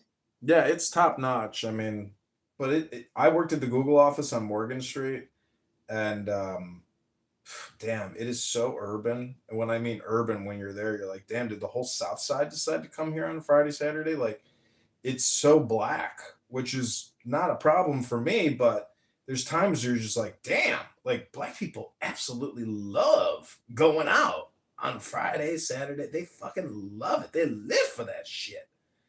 I don't know why black people love having such a good time, but they do. God bless them. But West Loop is nice. It's a city within a city now. There is a Jerry Garcia bar restaurant, top notch 5-star, that does Grateful Dead cover bands and all these bands. It's like a venue now. It's huge, and you have to buy a ticket. I'm a huge fan of the Dead. I'm marking that on my map right now for the next time I'm there. Yeah, that sounds great. My sister's a big fan. She was like, "Dude, if I lived in Chicago, I would work there." And it looks really dope. You got to look it up. Top notch looking place. When the Lollapalooza Music Festival is in town, do you ever go to that? Yeah. Oh, but I'm done. I'm done doing that. I can't handle that. It's just too many people. It's too obnoxious. The wait in line to get in is horrendous. But yeah, what's cool about that is the after parties. There's like special lineups and venues that coordinate their, dates, performances, etc. It's a very special time in Chicago. But I would never do the whole thing again. It's too much for me. I think I'm done skiing. I would do it. I had a friend that had a condo down there. Everything is, ease of life, geographic proximity. Yeah, I do the opposite. When I usually stay an extra 2 days after I finish my work, and I rent a car and I see all the attractions in the suburbs as well. Yeah, our botanic gardens here is spectacular in Highland Park area. That's really special, tip top. I don't know if you've been. A place I really love is the Fermi Labs. The Fermi Labs are very cool. Kentucky is very cool. The Leaning Tower of Niles. I think they removed that thing. I think they took that down actually. The Leaning Tower. I'm gonna have to check on that. I'm probably embarrassing myself because I've been recommending to people to see the Leaning Tower of Niles. Probably drive over there and it's not there. So thank you for the tip. That's gone. Yeah, they're building, I think, homes, doing huge development from that former YMCA. Chicago and the whole contiguous or metropolitan area is really what makes Chicago spectacular. Like I grew up in Lincolnwood, dated a girl for a lot of years in Glenview. My dad lived in Highland Park. My dad was a Chicago cop. So it's like I like the suburbs, but in the city, you get nickel and dimed, and they're just the dumbest fucking liberal socialist communists. A girl here got murdered by a Venezuelan migrant a couple of days ago, and the alderman says, "Oh, we think she startled him. She shouldn't have startled him. Shouldn't have startled the guy that murdered her." It's fucking people. That's not unique to Chicago. You have, I mean, most of the people near me in real life are leftists. So because they're leftists, they love criminals more than law-abiding people. And so having people in Chicago who love criminals and want to let all the violent criminals go free, that's not unique. Most of the people around me feel the same way. It's called altruism or empathy for criminals. Sartre, I'll post some links, but Sartre described that. Well, please let me respond. I will be succinct. We have Tony Preckwinkle, the Cook County Board president, who lets prisoners out early because she says prison is destructive to their lives and an expensive burden on society. So we're going to re-release the prisoner. the criminal back into society on an ankle monitor, and we'll know exactly where that person commits their next crime. But it's just so crazy. Like the girl that got lit on fire on the train, or the girl that got her throat, sliced. It's like, if you don't follow the news and know that, your life is in danger in public all the time, and I'm, constantly filming on the trains the homeless people that sleep on the trains. It's an extreme danger, and so many people rely on the trains to get to work, that the fact that the police can't police the trains and remove the vagrants and enforce, vagrancy laws and get the homeless out of the trains. It's like, what are we paying all these policemen for if they can't even, help society in the most basic way, which is, I got a job to get to, and nobody wants to go near this guy because he's covered in bed bugs and sleeping in a pile of diarrhea. Like, Yeah, I respect what you're saying. If you get a chance when you're traveling, take the trains in DC. You'll be astounded how they've totally cleaned the trains in DC. It's actually a real pleasure taking the subway all over DC since they got a great MTA director there. And so that, I think that's really inspirational for all of America, because it proves that we can have clean, safe public transit with a little spine. it's just wild. You come to a world class city, you get on the train to go downtown to your hotel, and you can't get a seat because there's homeless people sleeping in the train. No enforcement, no removal. Let alone someone has to clean that fucking train. And so when they diarrhea and shit all over the place, and piss all over the place, they're destroying public property. I mean, I honestly think that we need some type of uh, like supermax prison, to basically clean up the streets of the homeless encampments and say to them, hey, we will give you an opportunity for housing and food. Would you be willing to come with us? And we will take you to the to the supermax facility. Because what are you going to do with a homeless person on a train at 4 a.m? Put them in prison, they get back out, they go right back to the train.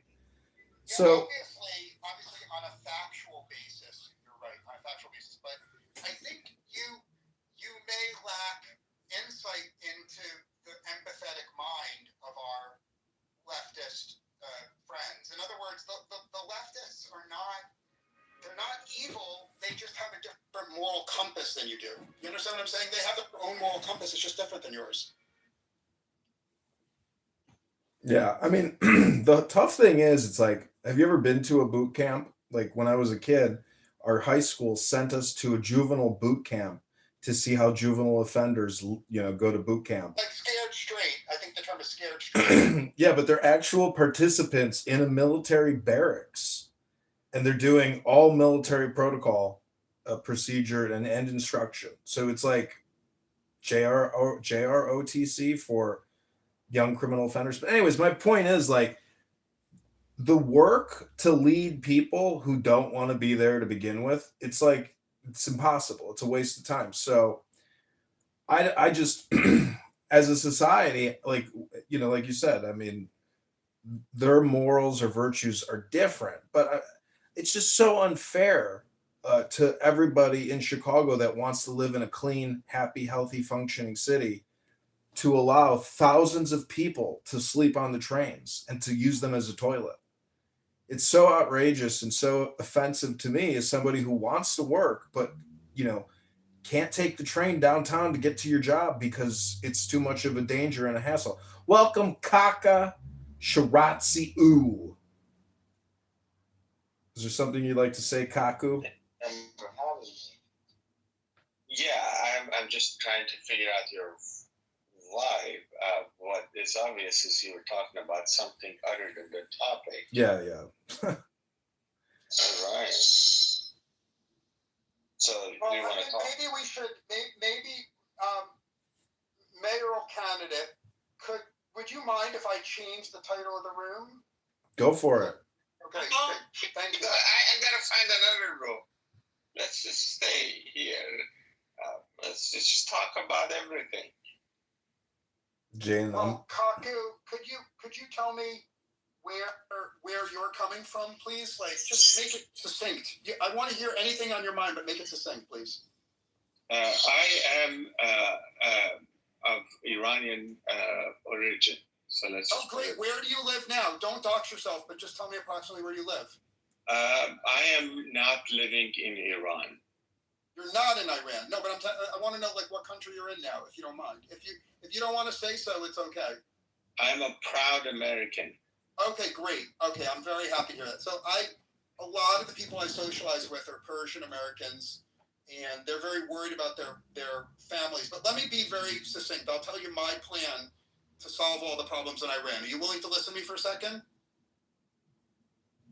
Okay. Are you asking everyone or just I'm only asking Kaku right now. I'm willing. Just okay. Thank you, Jane. I absolutely. So am I. Sorry, my mic was. Well, I've known Jane for 5 years on this app, so you'll forgive me if I love her a little more than I love you. But okay, so let me be very brief. I believe that if you look at the history of Nazi Germany, there was the SS and there was the Wehrmacht.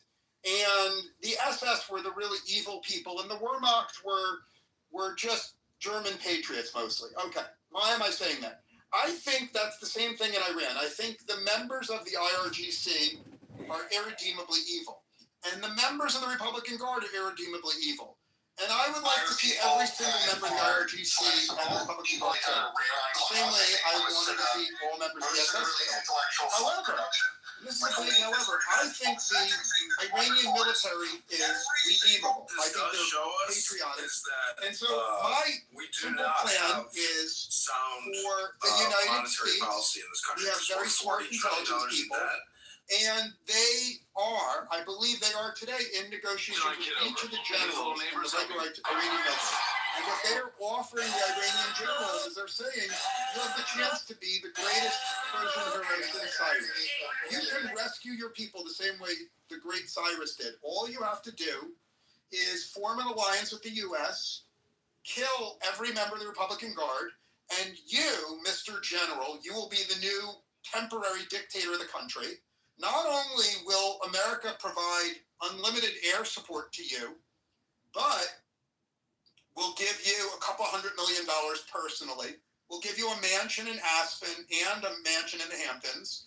And we will get every one of your children and grandchildren and great-grandchildren into Harvard.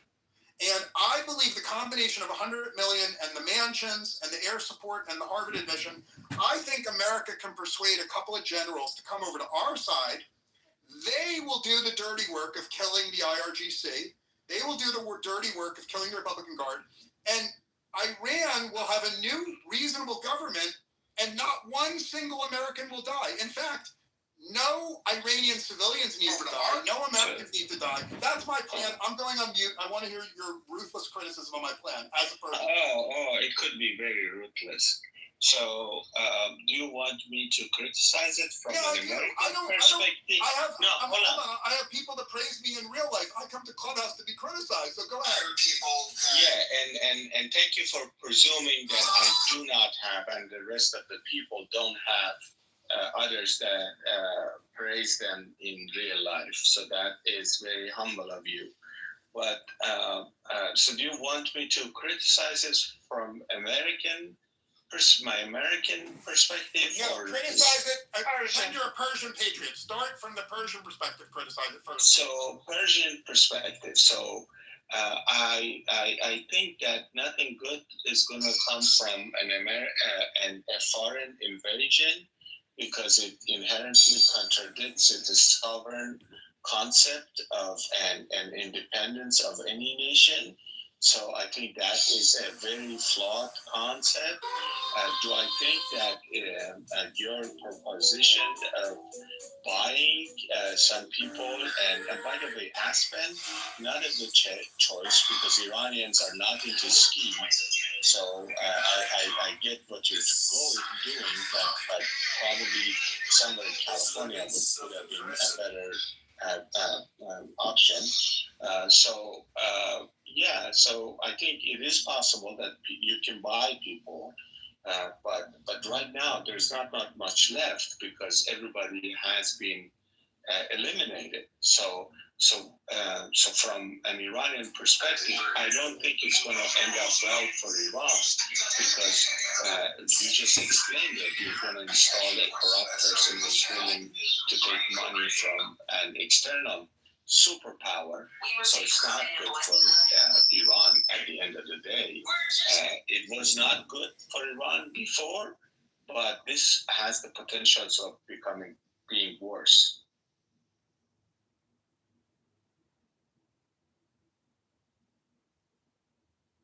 Want me to go? You're fine. Please continue with more criticism, please. And then I invite everyone. I just don't want to hurt your feelings. No. He don't have feelings. He's okay. We're good. We're American. I come to the clubhouse. I come to clubhouse every day so that. But I fear you're holding this up and accumulating, and you're going to unleash at the end. I'm not going to unleash. The people in this room have known me for years. I will not unleash. You're doing me a favor, so continue. So from the American perspective, is that I don't think this was our war. I'm most certain about that. I think President Trump is basically worried about, should be better be worried about midterm elections because the district in, the county in Mar-a-Lago just flipped this morning. So what we are on the verge of is another 2 years of an impeachment circus at a minimum. So I think that got to be lingering on the back of his mind. I also do know that taking care of the IRGC would not be possible without massive ground troop deployment, and by massive, I'm talking about 250,000 or so, because anything less is running a risk of getting overwhelmed by the enemy kind of troops that have the ground kind of and the air supremacy is less kind of going to help me when I have people exposed the ground troops. I think the Strait of Hormuz remains to be a big leverage that my enemy could use against me, because it's going to be, even though President Trump tried to manipulate the stock market by saying that I received gifts and stuff, so that kind of lifts the pressure from the stock market. But and also I do know if anything sinks in, God forbid any tanker sinks in the Strait of Hormuz, it's going to take a month to clean that up. So we're talking about months and months of disruption. So all of that is also make me think not being in favor of property taxes have gone up in the last decade. Families can't keep up. That's how many extra dollars the average family paid in property taxes. I became mayor, property taxes were climbing. I promised to bring relief, and we did. We cut the rate 15%, saving the average. I'm Mayor John Kitover, and I've got good news. You were made president. I would do property taxes keep climbing, and families are getting squeezed. Property taxes have been climbing like a cat on a curve. As your mayor, property taxes are crushing families in our town. I'm Mayor John Kitover. Taxes have gone up. Dramatic, brutal, probably is required. I don't think that there's any, how we used to do things. Do you think that the analogy of the SS versus the Wehrmacht is accurate for Iran, or do you think it's a stretch to make that analogy? I don't know enough, but I trust what you're saying, and I get the reference. I think there's always, I come at everything, I think you may know, from organizational lens, big ones. So hold on, I'll just say my last word. If we just pretend these are huge organizational problems, then there's just one guiding principle that you can't just keep patching shit up that's broken. Do something more dramatic. Do it quickly. See what happens and go from there. So I'm with you on something very, even psychotic. I guess that's not exactly a nice thing to say, because you've thought about it way more than me, but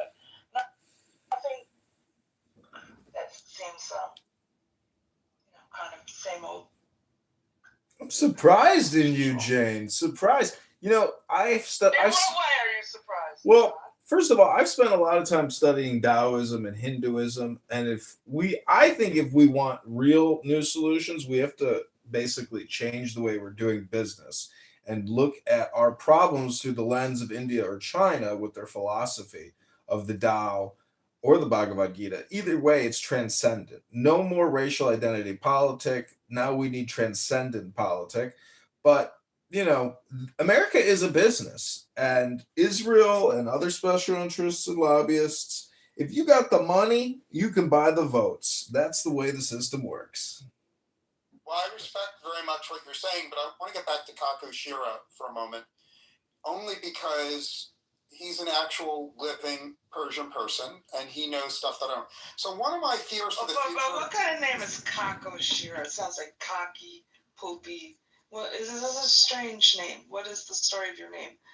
It is a reference. Okay, all right. So let me kind of. You use the pejorative description of my name. I did not appreciate that, Jane. I take it back. I'm taking it back. Okay. So everybody on this platform has some sort of bogus. Even you. I do not know if this photo is photo of you or Jane is your name or not. And yet you have the audacity to ask me what my name means or where it comes from. So that speaks to your kind of personality because... Well, it speaks to my... Yeah, thanks. Okay, so I have only one rule on my stages, which is I'm never able to get a lot of women to join my stages. Maybe it's me or something. So I have an ironclad rule that I don't allow men to insult women. Now, it's not symmetrical. I invite the women on my stages to insult the men, but I don't allow the men to insult the women because that's just my rules when I'm a moderator. The other thing is women are allowed to cut off the men, but men cannot cut off the women on my stages. Now, if people don't like those rules, they don't have to be in my rooms, but that's what I find works best. Now, you know what's so funny? Those rules, highly effective at creating the quote-unquote meritocracy in organizations. You should put your thumb on the scale a little bit on the shit that you know is wrong, so I respect that. Thank you. But I didn't mean to offend him. No, it's okay. I'm sure we will get him and other Persian people on the stage soon.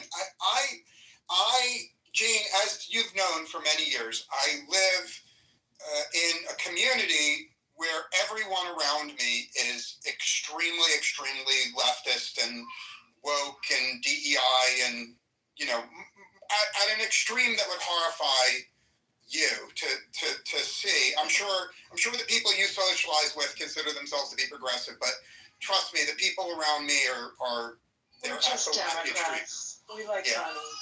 Yeah. So I have these wacky people around me. So it's really refreshing to talk to people who are not tribal, right? Because tribalism causes people to shut off their brains and not think. And I really like being on stages where people are not tribal. They just want to solve a problem together. So, for example, I assume everyone in this room wants the IRGC to disappear. And everyone wants Iran to be peaceful afterwards. And so there's, to the best of my knowledge, what's wonderful about the whole Iran issue is we don't have anyone on stage who wants the IRGC to survive, right? We can argue with each other, but we're all arguing towards the same goal. We're arguing what is the way to kill off the IRGC and have someone else run the country. And with that, I will invite anyone who shares my goal of getting rid of the IRGC, I'd welcome them on, including Kaku. Welcome to the stage, Kaku. The mic is all yours. Be respectful. Okay, I'm going to be respectful. So I'm going to give you some kind of feedback, if I may. That when you say my stage, that also speaks that you're taking this too much seriously, that you're controlling this.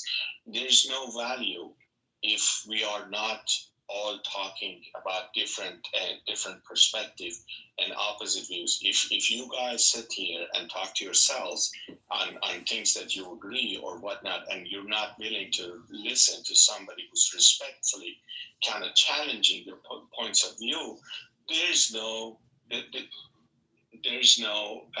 point. Okay, so you ridiculed my name that I have chosen. That you. Okay, let's try this again. Oh, no. I have one question. I know, Jane. Let me say something briefly. Kaku, I'm asking you to move off Jane, please. Okay, I'm asking you to move off Jane, move off the name. Pretend that we praise your name. In fact, let me officially say you have the most beautiful name. If I was a gay man, your name would get me aroused. Okay, that's how wonderful your name is. Not only do you have a wonderful name, you have a wonderful PTR. In fact, I love your PTR so much. I'm gonna copy it right now. I'm gonna change my PTR to be similar to yours because you're so wonderful. So now that you understand how much we love you and respect you, stop insulting people and say your political views. Please, please, please, please. Okay.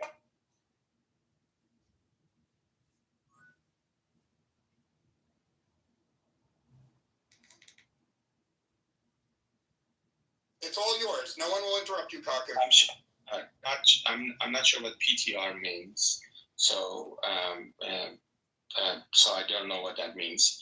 And I'm not the one who insulted anybody's name in the first place. Now, going to the political views, yes, I think the getting rid of the IRGC is a good thing.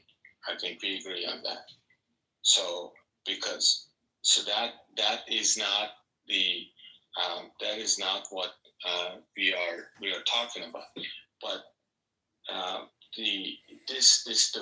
the way it's going, first of all, there's a good chance that is not going to happen.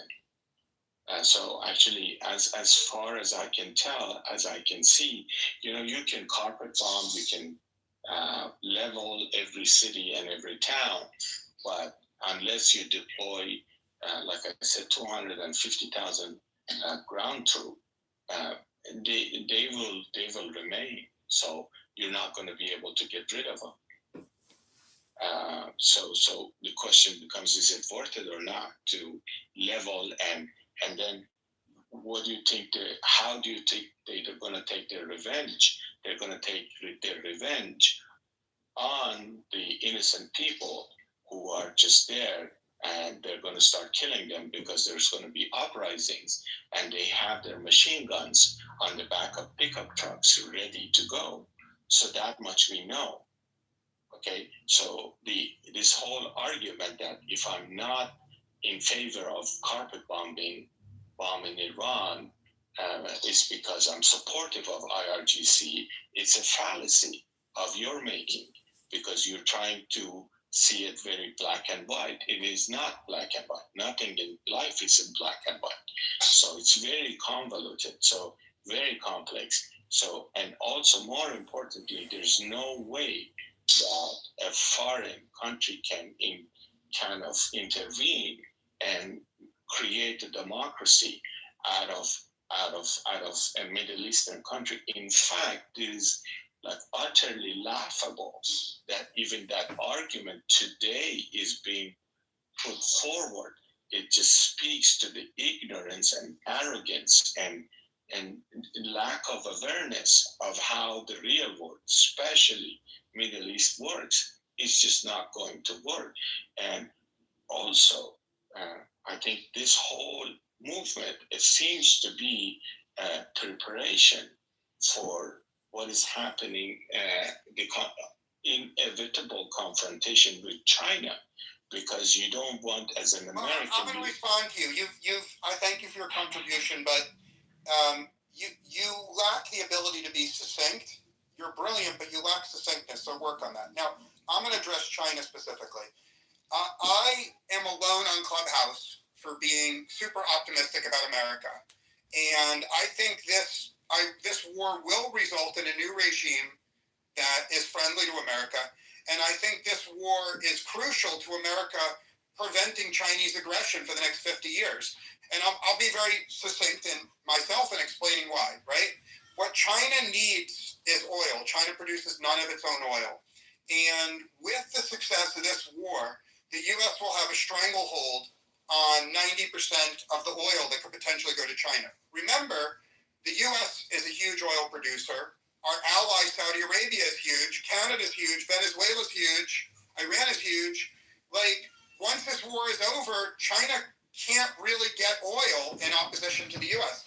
And the U.S. will have a boot on the neck of the Chinese. And we will never step on their neck. Let me finish. America will never step on their neck because we're good people. But if they fuck with us, we step on their neck and we destroy their economy. So I believe that even if you're America first, even imagine hypothetically you don't give a shit about the Iranian people, hypothetically. And imagine you don't give a shit about the Israeli people, hypothetically, right? Imagine all you give a shit about is the citizens of America. I would argue this war is necessary and good if you're America first in every way. Now I'm done speaking. I'm happy to hear criticism. Okay, so a couple of things. So, welcome to Donna. So she could tell you, or she or he, I don't know, can tell you what my name means, just for the record. But what I was saying is that in confrontation with China, I didn't get a chance to finish it. So what I'm saying is that right now, as this war is prolonged war, guess what people in China, their leadership, they're talking about? What they're talking about? They're talking about that, listen, looks like this is going to ultimately come to us. Do we want to wait for it to come to us, or do you want to kind of start kind of getting engaged right now? So that is also another risk. So how do you see that risk? How do you I'll answer you respectfully and succinctly. I see that risk as zero for a simple reason. I travel to China on business all the time. You know what's the most noticeable thing when you go to China is nobody has more than one son. Nobody has more than one son. So if you ask every single motherfucking family in China, all billion of them, whether they are willing to send their son to go fight in a war with the U.S., they will literally laugh at you. You cannot find one single family willing to sacrifice their son in a war. The other thing about China, and please excuse the background crying, the other thing about China is literally Chairman Xi just purged every single one of his good generals. Every competent general, every experienced general, because of his paranoia. Please let me finish. Because of his paranoia, he purged them. So I would say a country where nobody has more than one son, that has no good generals, is not going to fuck with the U.S. I'm done speaking. I'm happy to hear everyone in the room criticize me. Okay, so first of all, again, you were the one who lost this cool, and you have the power to send me down so that I cannot speak, but you're the one who lost this cool. So yes, I haven't been to China, and I don't know. You're probably correct. I trust you on your statement. But once the fires and war starts, I think that mentality is likely to change. The same thing is about Iran. The same thing, the new generation that for years they've been talking about. It's the same exact story. Once your bombs are dropped on your head, it is a different story. Once you get involved, it changes. The mentality changes, I think. It's not that people did not feel it. That's what I'm trying to say. Yeah, I honestly, I don't understand what you're saying. Dana, why don't you, the mic is all yours, Dana. No one will interrupt you, Dana.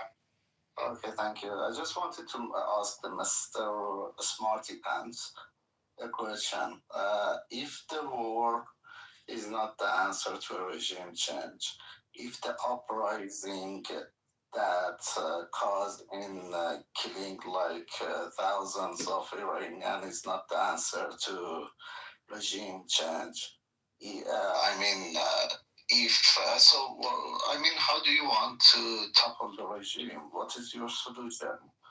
Is it like you want to go and talk to them very nicely and ask them, please leave so we can take over the country, or what?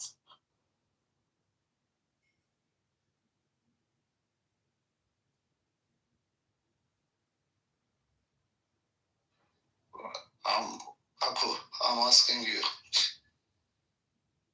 Oh, I didn't realize you were referring to me as the smarty pants. I thought it must be somebody else.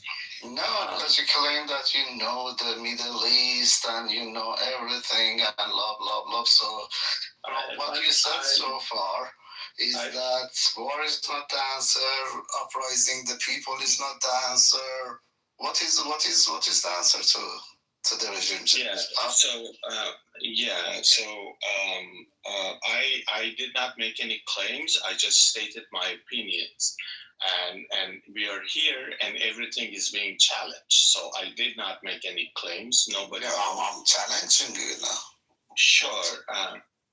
So that is a fallacy that you everybody on your point of view tends to make, that what is the solution. So there is a saying that if you want to get out of a small problem, you don't try to get yourself into a bigger problem. As big of So Dana, I'm going to engage with you on that. There's something going on in this room that I've noticed in many rooms on Clubhouse, that Clubhouse seems to draw a lot of people who love to criticize others and criticize other ideas, but very, very few people who are willing to offer a solution, right? Some philosopher, I can't remember his name, said, it is better to light a single candle than it is to curse the darkness.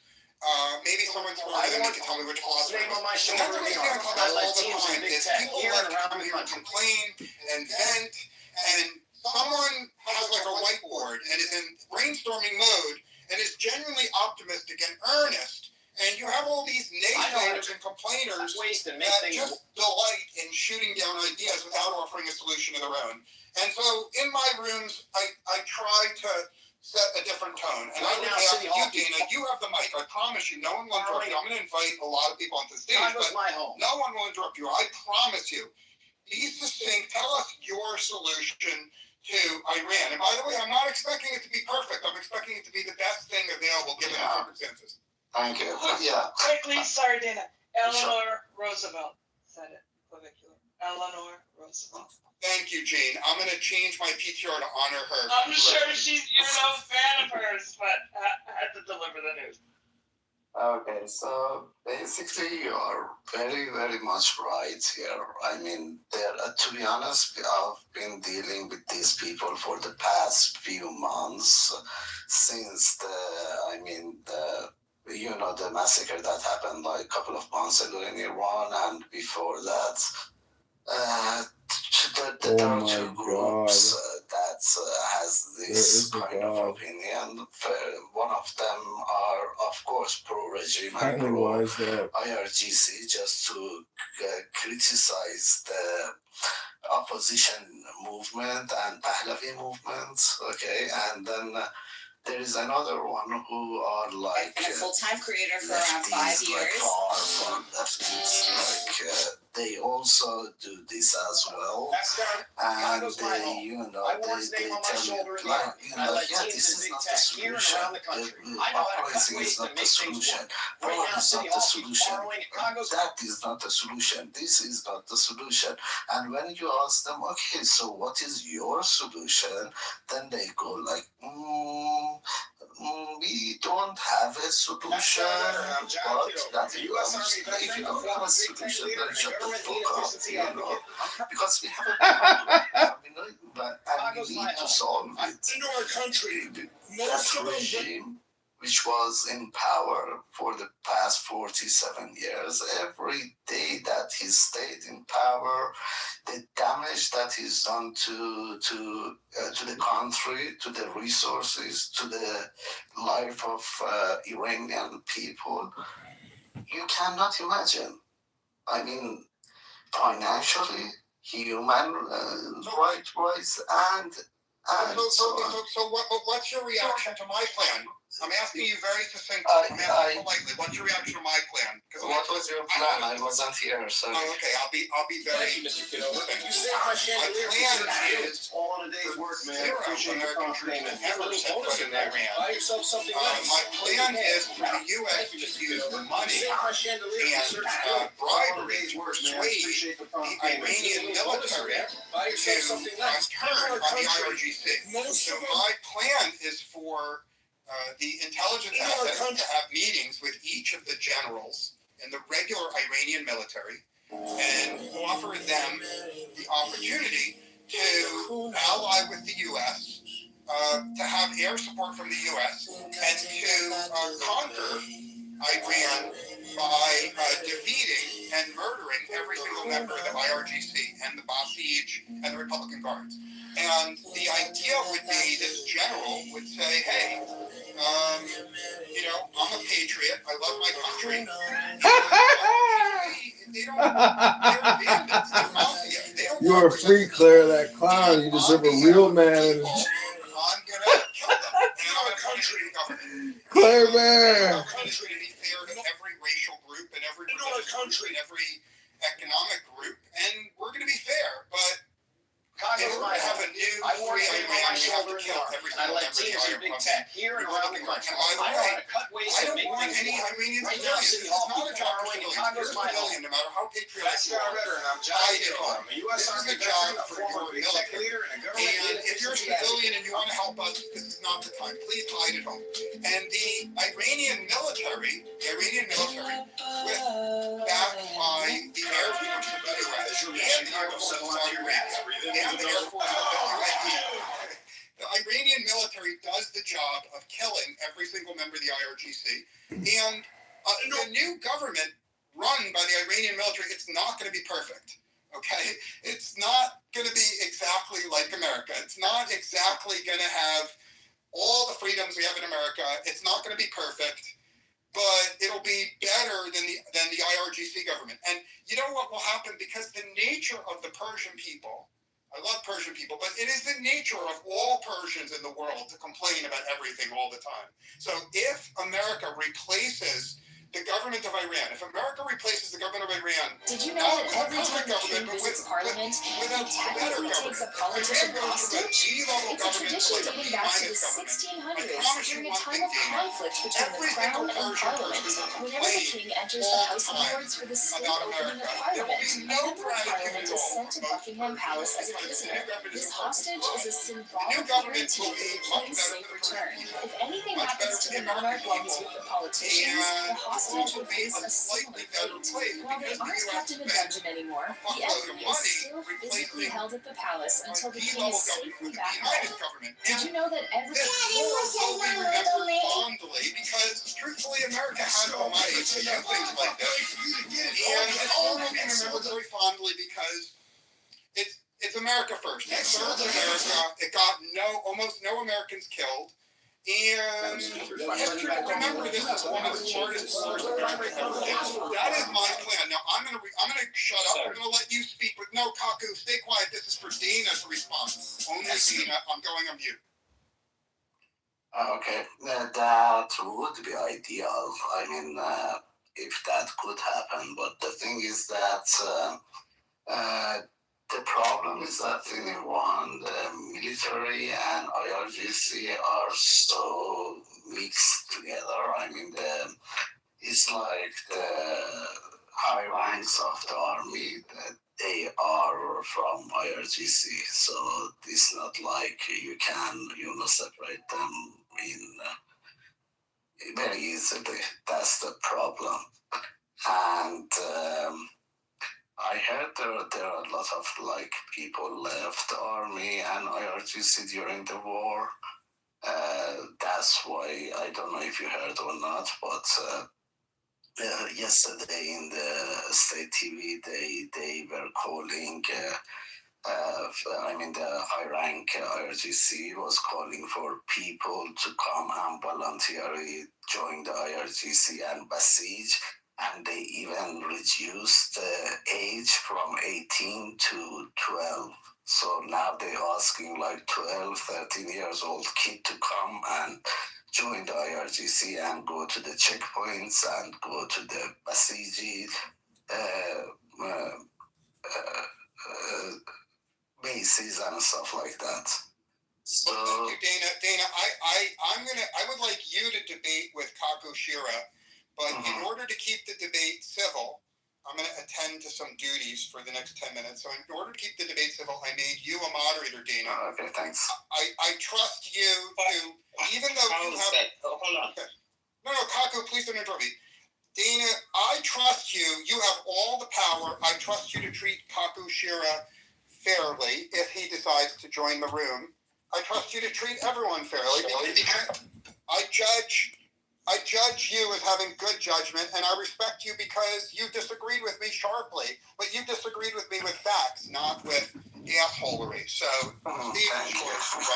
It's okay, I'll try my best, but I'm not gonna stay for long though, but as long as I stay short, I'll do my best to do that. I think he left. I'll debate you. Yeah, sure.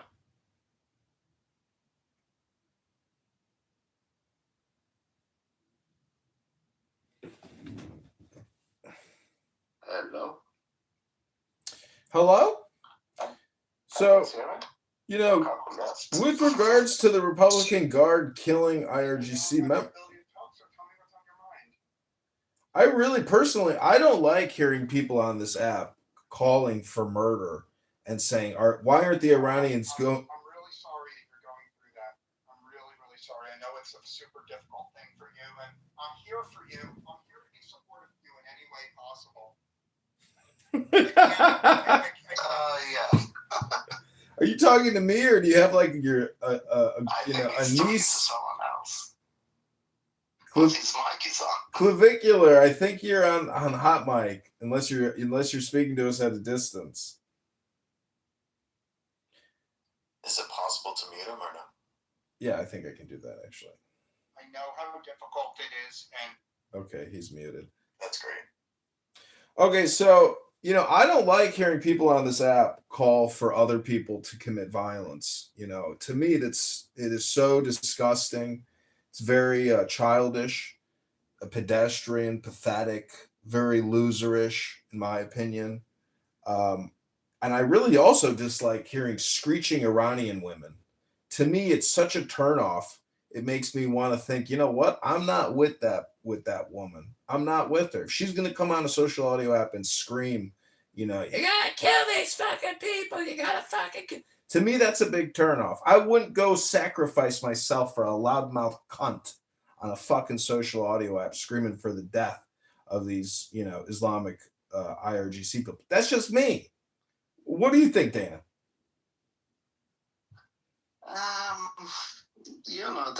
The thing is that right now, actually, the temper of the Iranian people is very short because, just a couple of months ago, we had like a massacre in Iran. A lot of people were killed by the regime. My brother got shot in the leg. He still can't walk properly. And I know a lot. My wife's cousin, he was shot. And I know a lot of my friends who had like relatives that they are either dead or injured or, So we had that tragedy. And now the war and everything, of course, a lot of us are, happy with the war, but the war is never a good thing, The reason that we are happy with the war is because we were out of the options to topple this regime. We tried everything. We tried peaceful, we tried reforming the regime. We tried peaceful protest. We tried strikes. We tried everything. We tried until 2 months ago that it was the final one. We tried like an opera. It was an uprising. And millions of people were in the streets. And, well, we all know what happened. So that's why we got to this point that, okay, the only option to, topple this regime is just is what is happening right now, and that's why Iranian people are happy. But I'm sure you understand that they have like mixed feelings. Still, there are a lot of casualty in the war. Of course, when they see like bombs are dropping in the cities and stuff like that, that's scary, dude. But the only things that keep us going is the hope that at the end of the war, we hopefully gonna see that the regime, this brutal regime, not gonna be in power anymore. That's the only hope that got us, going. What do you think? Let me ask a simple question. Oh, yeah, you go ahead, 1927, please. What happened to Afghanistan after the war? What happened to Iraq after the war? What happened to Syria after the war? Well, I'll try to answer you succinctly. First of all, Afghanistan, the war was a total failure. In Iraq, the war was mixed. Actually, Iraq is a much happier place today than it was under Saddam Hussein. So I would say that's mixed. Syria, I would say, is also mixed, right? For if you're a minority group in Syria, life is worse than under the past leader, who is now, by the way, an ophthalmologist. But for most people in Syria, they're better off. Now, in terms of the world, I would argue the world is dramatically better off because the leader was overthrown in Syria. I am thrilled that the government of Syria fell. I think the whole world is better off. And because I'm America first, certainly America is really, really better off because that clown was deposed to Moscow. So I welcome sharp criticism from people who love America.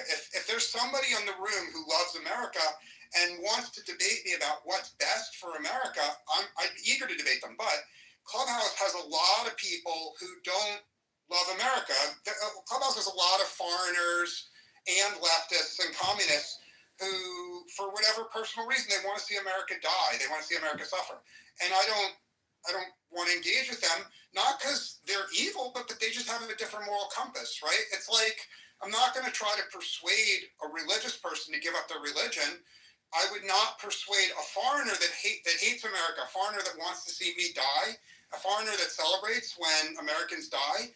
I don't want to engage with them because they have a different moral compass. That's how many extra And with that, Dana, I'm interested in your view, Dana, your honest view about a blockade. So what about if the U.S. said, we don't have an appetite to drop in ground troops, but we're going to impose an airtight blockade around Iran so that China can't resupply the weapons. So we say, starting tomorrow, every train line is blown up, every road is blown up, every bridge, every connection between Iran and the outside world is permanently severed. So Iran will not be able to import any spare parts or ammunition from China or Russia. Do you think that as a strategy would cause over the next year the IRGC to lose power? Be critical if it warrants criticism. To be honest with you, I don't think so, because they still, Iran is not a small country to control it like that. It's a very big country, and it's got a lot of borders with different countries like Pakistan, Afghanistan, and Turkey. Those are all, in favor of the regime, so they will smuggle weapons and stuff in Iran through the borders, and it's not easy to control them. But on the other hand, I believe the Iranian people, the majority of them, they are waiting. They are waiting for a call to be made to come to the street and take their country back. So if America or Israel provide like air support for Iranian and pinpoint the the IRGC bases, pinpoint the what you call it. Let's pretend I agree with you. Let's pretend I'm pounding the table. What can they do better than killing the leader? They killed the super. Okay, let's pretend, Dana, that I agree with you completely, and I want to support you.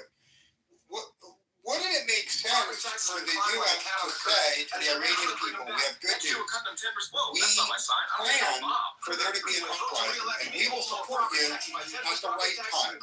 At the right time, the Iranian people will rise up and they'll take back their country in the IRGC. But, and this is the big but, now is not the time. The IRGC is still way too powerful. If the civilians of Iran try to fight the IRGC today, they'll just be massacred. So the plan is, your plan is delayed 6 months. So here it is. The U.S. says we're going to spend every single day for the next 6 months. So entire U.S. Air Force will be over Iran, killing IRGC and killing Republican Guard and killing Basij every single day. And the goal is to kill so many of them that when 6 months from now the U.S. calls on the people to rise up, there'll be a lot fewer of them to fight, and very, very, very few Iranian civilians will die. You see, under the plan you outlined of having civilians rise up, if the civilians rise up today, I think a lot of civilians get killed. But if the civilians kind of hide for 6 months and let the U.S. mow the lawn for 6 months, then the civilians can rise up. Then your plan will work with fewer casualties. Okay, I'm done speaking. I want to hear sharp criticism, Dana. Yeah, I hope. I mean, that's surely a much better plan. But what I'm afraid of is that is the U.S. willing to stay in war for that long? Because I'm getting mixed signals from the President Trump and the world economy and stuff like that. Because the Strait of Hormuz is has issues with passing the energy supplies and stuff like that. So that's the question here. Can I talk, or do you? Please go ahead, Saul. The mic is all yours. No one interrupt Saul, please. Oh no, I was just listening to, how do you pronounce your name? Calva? What is this? Calvaker? Clavicular, sorry. It's small on my screen. Okay, so your thing about the whole uprising thing, that's not going to fly. Like, I don't think that's going to ever happen. And to Dana's point, yeah, the U.S. was going to be very deep in that. That we're talking many years then. We're very, very deep into it. Because one, we can't arm, there's no rebels to arm. That's the problem, really. There's no one to arm there. You can't uprise if you can't arm them. You've got to arm them to uprise them. To do it clean. There's no way to do that. Let's assume that both of you guys are correct. Let's just, for the sake of argument, assume that I'm totally wrong and you guys are correct. So let's assume you can't arm the civilians right now, and also you can't count on the Iranian military to do the job. Okay. There's no one to arm because there's no coordinated. Okay, I understand. So I'm assuming you're right. So what about this? This is totally separate. Forget everything I said. Let's assume that everything I said up to now is retarded, truly retarded. Forgive me, forget it all. Okay, plan D is, what about if the U.S. arms, there's a whole bunch of people on the Iranian border that are itching to invade, right? Who? There are, please let me finish. I'm going to finish. One group is, there's a lot of Kurds that would like to invade. Second of all, I believe there's a lot of Azeris that would like to invade. So my proposal, just for discussion, I'm not adamant about this, my proposal is the U.S. gives weapons and money to all the Kurds willing to invade who are fully trained militarily, and to all the Azeris willing to invade, and you have a simultaneous invasion from the north and from the Kurdish area, funded by the U.S. with full air cover from the U.S., but with no American troops. And the idea is both will establish a beachhead in Iran. There'll be a little piece of Iran occupied by the Azeris, a little piece occupied by the Kurds, and the idea is, in order to fight in those enclaves, the Republican Guard will come into the open to fight them, and then with air support, the U.S. will have the ability to kill a lot of Republican Guard. I would like both Saul and Dana. Saul first, and then Dana. I'd like you to brutally criticize that as an idea, please. Yeah, Kurds are out. Just forget about that. They've already declared that. I mean, the Kurds got screwed over by the U.S. twice already. They're not doing it. Kurds are not going to go in there. You forget that completely. The other group, that's too small. You've got 600,000 plus 200,000 reserves. Not going to happen. There's no way. Yeah, actually, I'd rather the uprising be done with the Iranian people than courts and others. That's not gonna happen. To be honest, as well. But if it's okay, I'm gonna give my mic to Sky. I'm gonna give my mic to the Sky. I know her. She's very intelligent and she's got a very, very good, deep understanding of the situation of Iran as well. Go ahead.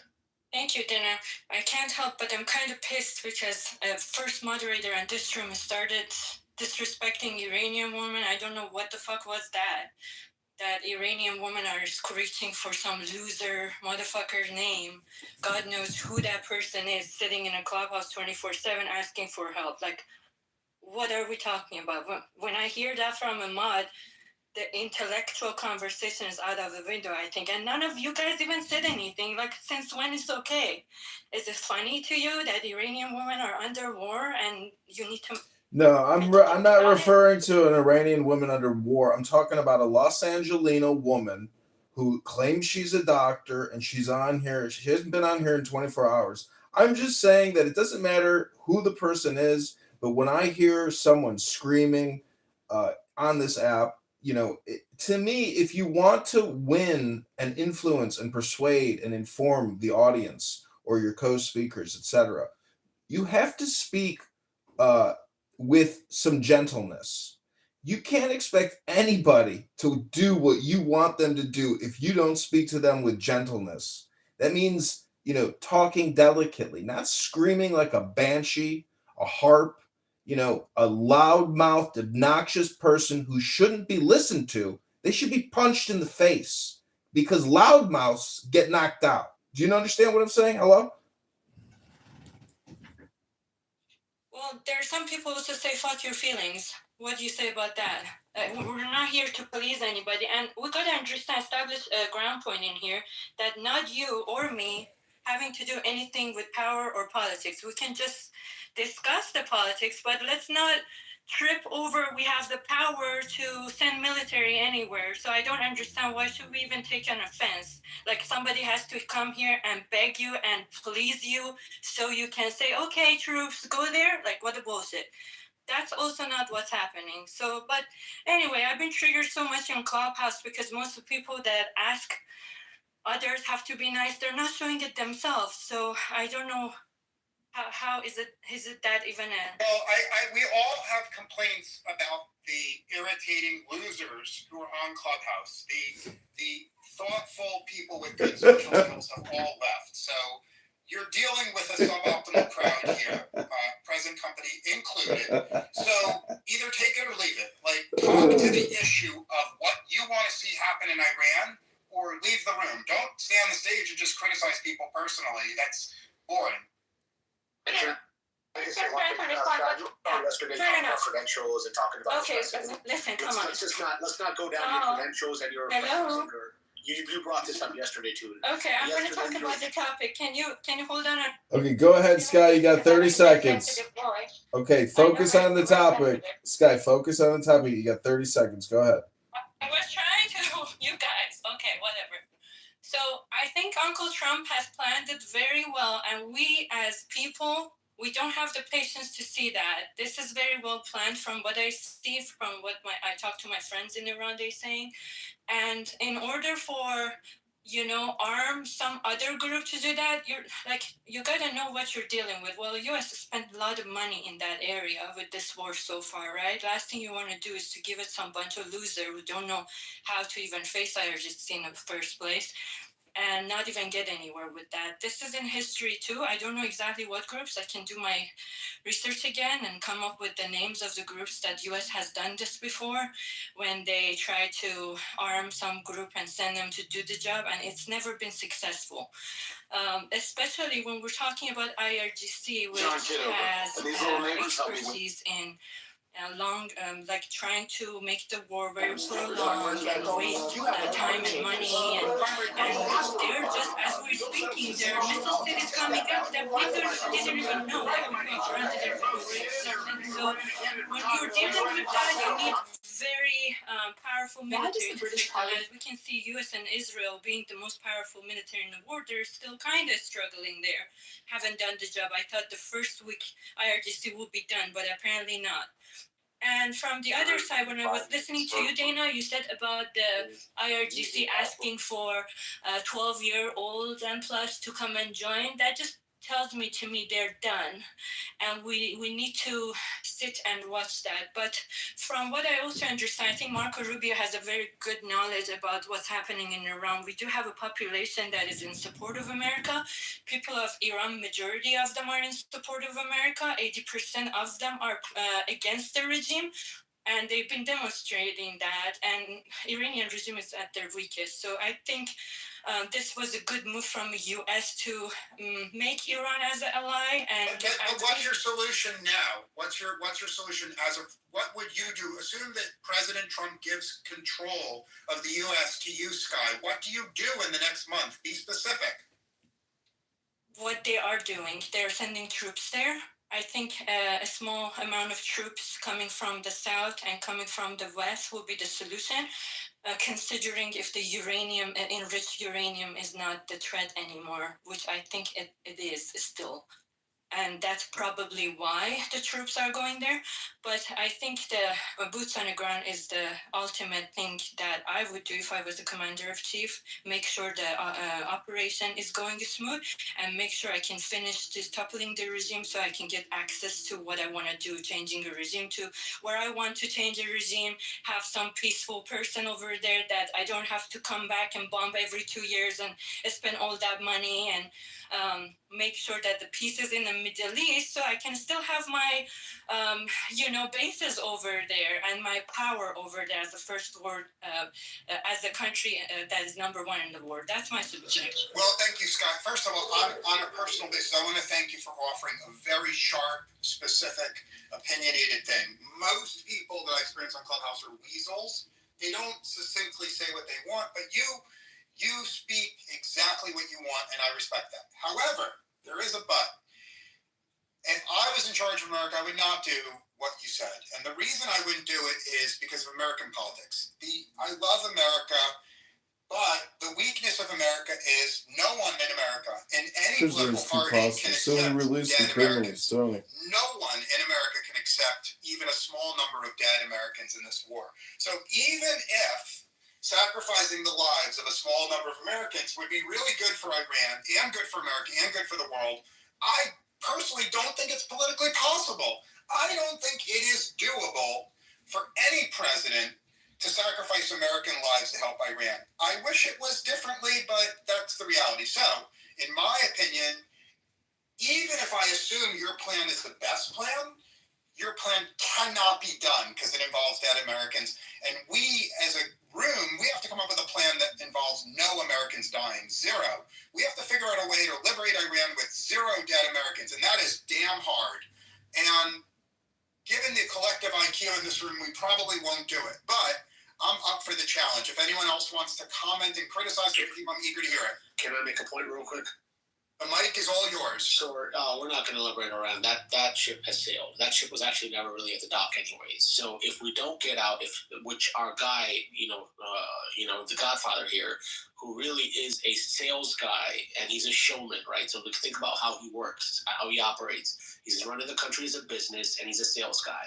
So he has to get on a high note. That's it. If he's not out before the midterms, he's going to get impeached again, and he knows it. Right, that's the big scare that's going to come. He's probably going to try. They're going to probably try to impeach him once more. He's got to get out before then. How's that going to happen? So that's the point I want to make. And I think a limited ground invasion highly is possible, but very limited. But he has to get out on a high note. So my question to you is, how do you think he's going to do that? Well, I hope that you're wrong, because I hope that our president is a very, very, very flawed person. I'm not going to go into details, but he's flawed. I hope that he cares about his place in history more than he cares about the midterms.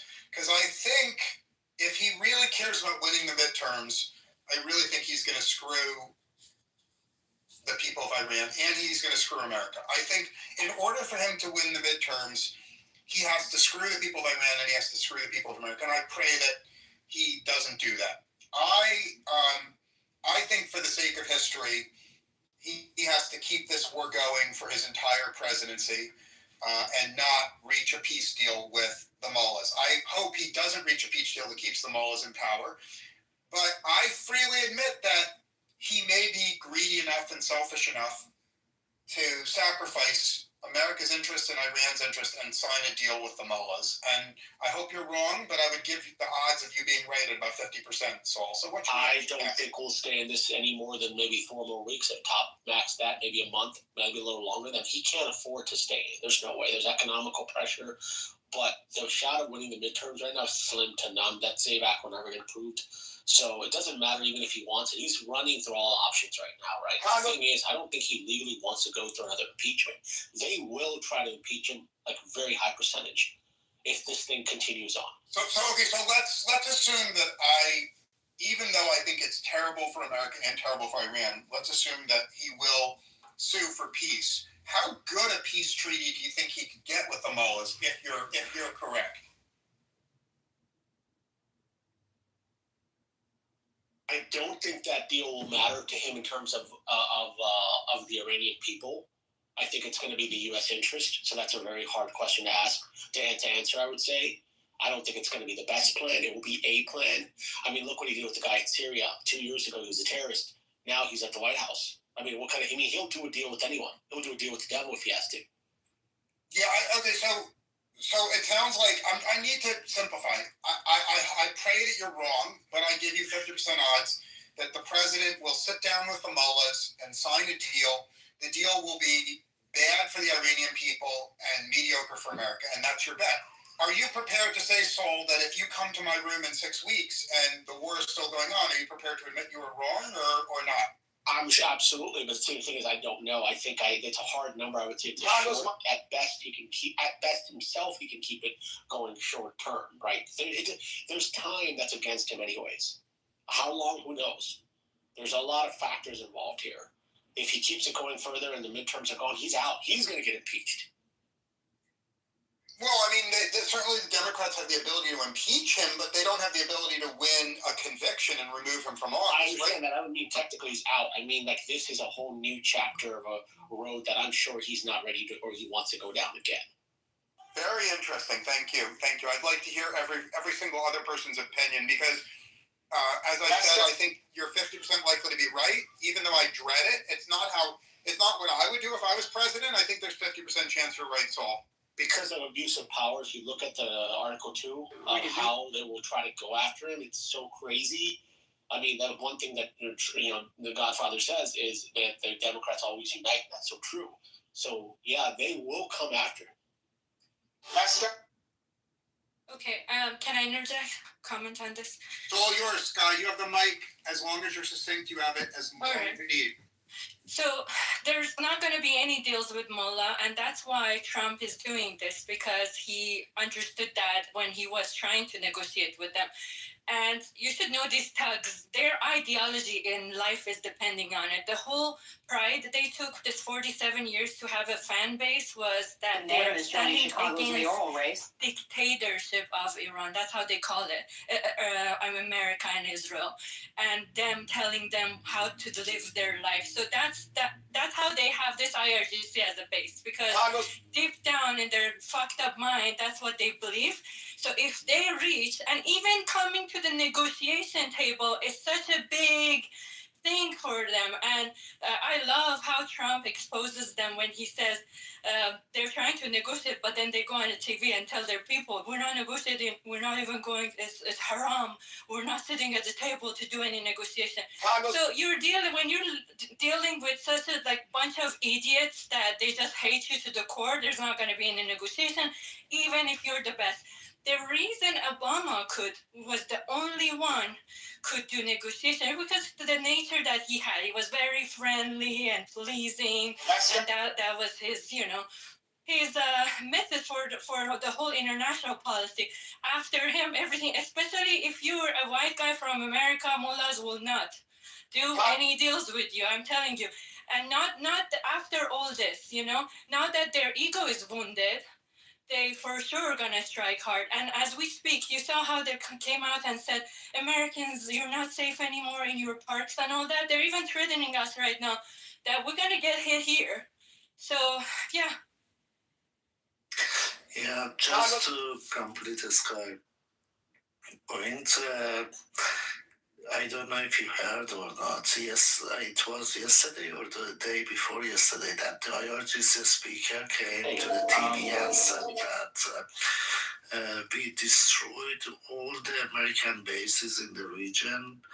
The Americans are running away and they are scared, blah, blah, blah, and ask the people in the region if they have, if they know American soldiers who are hiding anywhere, just let us know so we bomb them and stuff like that. So this is the propaganda that they are spreading inside Iran for their supporters. And if they come to the table for the negotiation, and if they do any kind of negotiation, the main thing is that they're gonna lose those supporters. And if they lose those supporters, then there is no one else to come to the street to suppress Iranian people and to, massacre like what they did 2 months ago. And therefore, the Iranian people will have the power to take down the regime. So that's why I think they never gonna do that. That's their core ideology. They never gonna.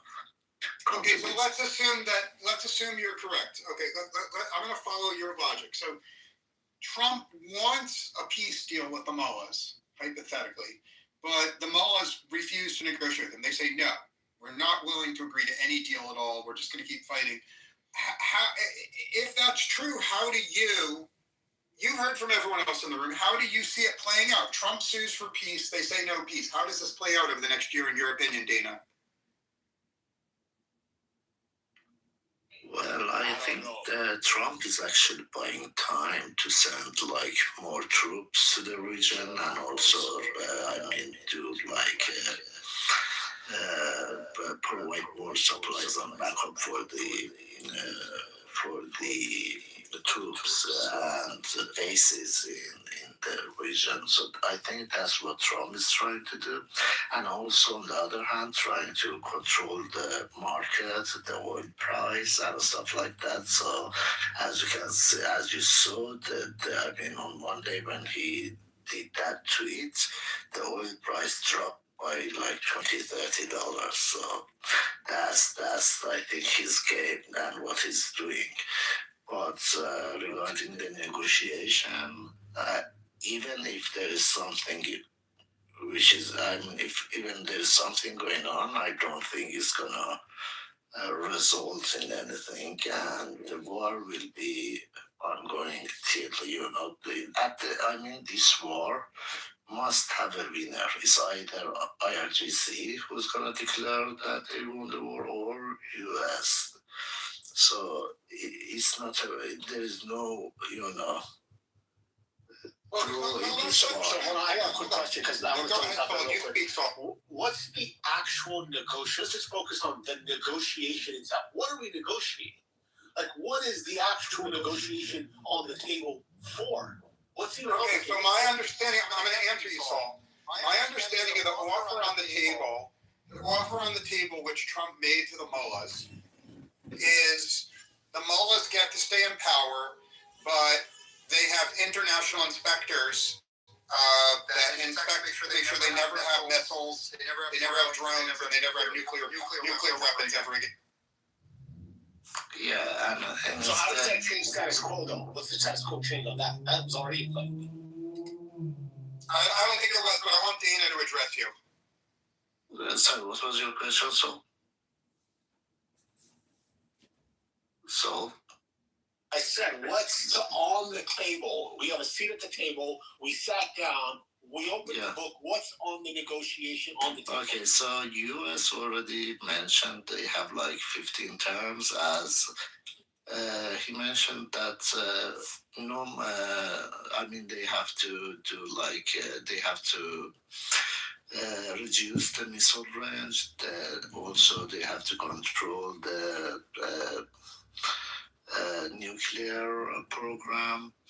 And the U.S.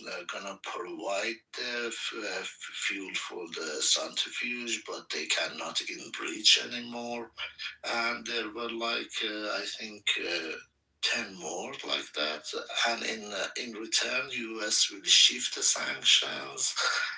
U.S. will let the regime to stay in power, and that's it. I mean, that doesn't change much from the years or the decades of the past, though, right? And international inspectors barely ever got access there, right? So that's really going to be a big problem, right? Yeah. So fuel for centrifuge, okay, but the thing is, I mean, and you know what? They're going to allow exports of Iranian oil because it's been sanctioned. I mean, what else is here? Like, I don't see a lot of difference here. No, there isn't. That's what I'm saying. That's the thing. And also the other thing that U.S. wants is to control the missile program, and that's a red line for the regime. I mean, if they give their missiles away, then they have nothing else. That's the only thing that the regime has to threaten. Like Israel and all the world. So if they give it away, they're gonna be like Libya. What happened to Libya? Libya also did the same thing. They gave up their nuclear power, they gave up their army and everything, and then after a while they got attacked by the world as well. So that's why Libya is not gonna happen.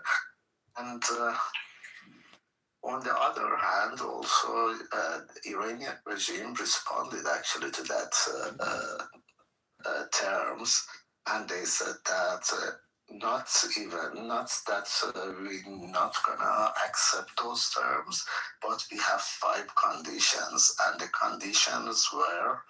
First condition was that the U.S. has to pay for all the damages caused during the war.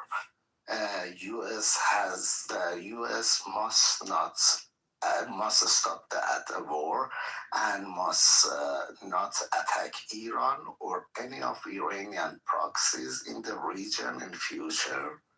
And there was like I think U.S. has to evacuate the bases in the region, and there was like 2 more that I can't remember. But if you want me, I can look it up. And I mean, yeah, you can. I mean, the interesting thing is this is not a great. This is like we're at the negotiation of the Ukraine freaking Russia deal. That's like this right now.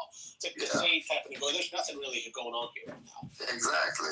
They are so far away. I mean, far apart. That's. I mean. It's not imaginable to come to has got to choke point the Iranian economy, break it down. I mean, limited ground troop, and then somehow uprise and have the internal people ask the regime somehow put their own puppet in play. But that's just not possible.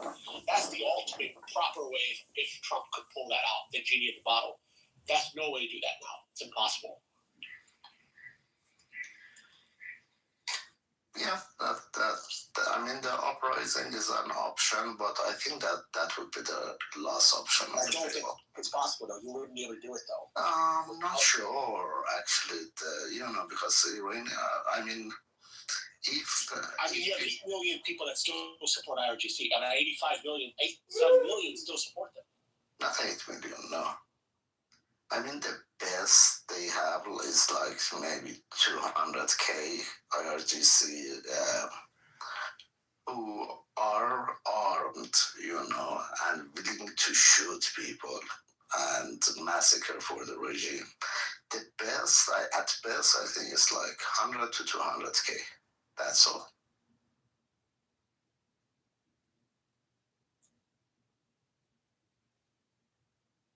I think there's some very intelligent things that have been said. I mean, basically what Saul says is that even if Trump cares about his place in history and he wants to keep the war going, the political reality in the U.S. is Trump is forced to essentially capitulate at some point in the next couple of months. No matter how painful it is to say that, and it is painful, Saul makes a very strong argument that the politics in the U.S. will undercut him and force him to capitulate. Is that in essence your argument, Saul? That's absolutely the case. Absolutely. He's going to have the tariff thing all over again, basically. Well, that's your strong opinion, and I respect it. But just because that's your opinion doesn't mean it's reality. It's the case that that's your opinion, not the case that it's definitely reality. That's true. That's true. So it's a high big assumption on my part, in my opinion, correct. But if you look at the track record of what's happened right now, in an ideal scenario, Trump, I think, more than he can chew, definitely more than he can swallow. And I think he's riding on plan C, D right now. Get on a high note, cut a deal. I'm out of this thing. That's what he's aiming for right now. Well, I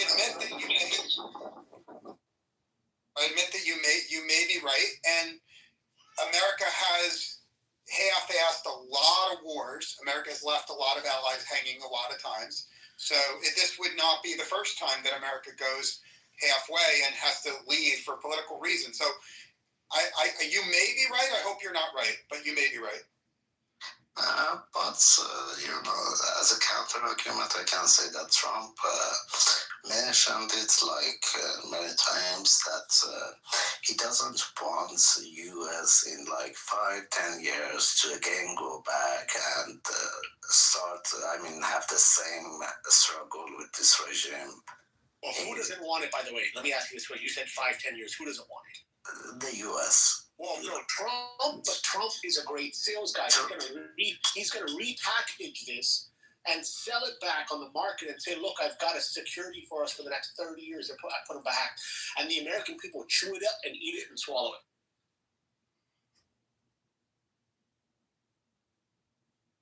Oh, well.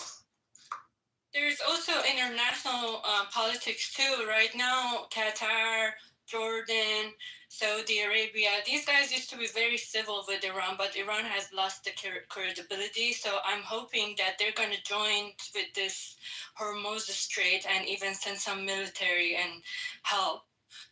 Because it's in their benefit too for this regime to go, as we can see, especially this motherfucking Qatar. I remember 4 years ago when it was World Cup, they were kicking out the Iranians with a different flag, and they were just handing out Iranian regime all their names, so to do something to them when they come back home, and Jordan too. So I'm kind of happy that now that they got their taste of their own medicine, and they have to be hit too. So I'm sure that they're going to help somehow too. They're not going to sit down there and watch their countries to get destroyed because they're very tiny, right? And their economy, they don't have agriculture. Their whole life depends on oil and the safety of that area, so they can attract some tourists. There's no other countries. Let me respond to that. Yes, everything you say is true, and this war has made the U.S. much closer ally with Bahrain and Qatar and Saudi Arabia. This war has been an incredible bonding experience for all the countries in the world have bonded in hatred of Iran, and that's a good thing. But the negative is none of those countries are willing to commit ground troops to fight Iran. In fact, I would say there's nobody in the world that I've really heard of that's eager to commit ground troops. So it's nice to have allies, but the U.S. has precisely zero allies willing to send in ground troops. Now, if anyone in the room disagrees with me, I want to hear it. No, you're 100% right. We, at the end of the day, this whole thing, we get nothing out of it. This is actually, at the end of all this, we're just buying more time. The GCC are not going to go to war with each other. That's not going to happen. Right, these Gulf countries pay the U.S. to protect them. They've just now tested that theory. The simulator, that just actually went into real test, and they now are looking at alternative people to alliance to make alliance deals with outside the U.S. But that GCC is not going to go to war in Iran. They're not going to spend that direction at all. The curious piece I want to ask you guys is, what is Israel's remaining motive left in this? What do they want out of it? Well, that's very easy to say. Hold on, let me state of peace, and then I want to hear your.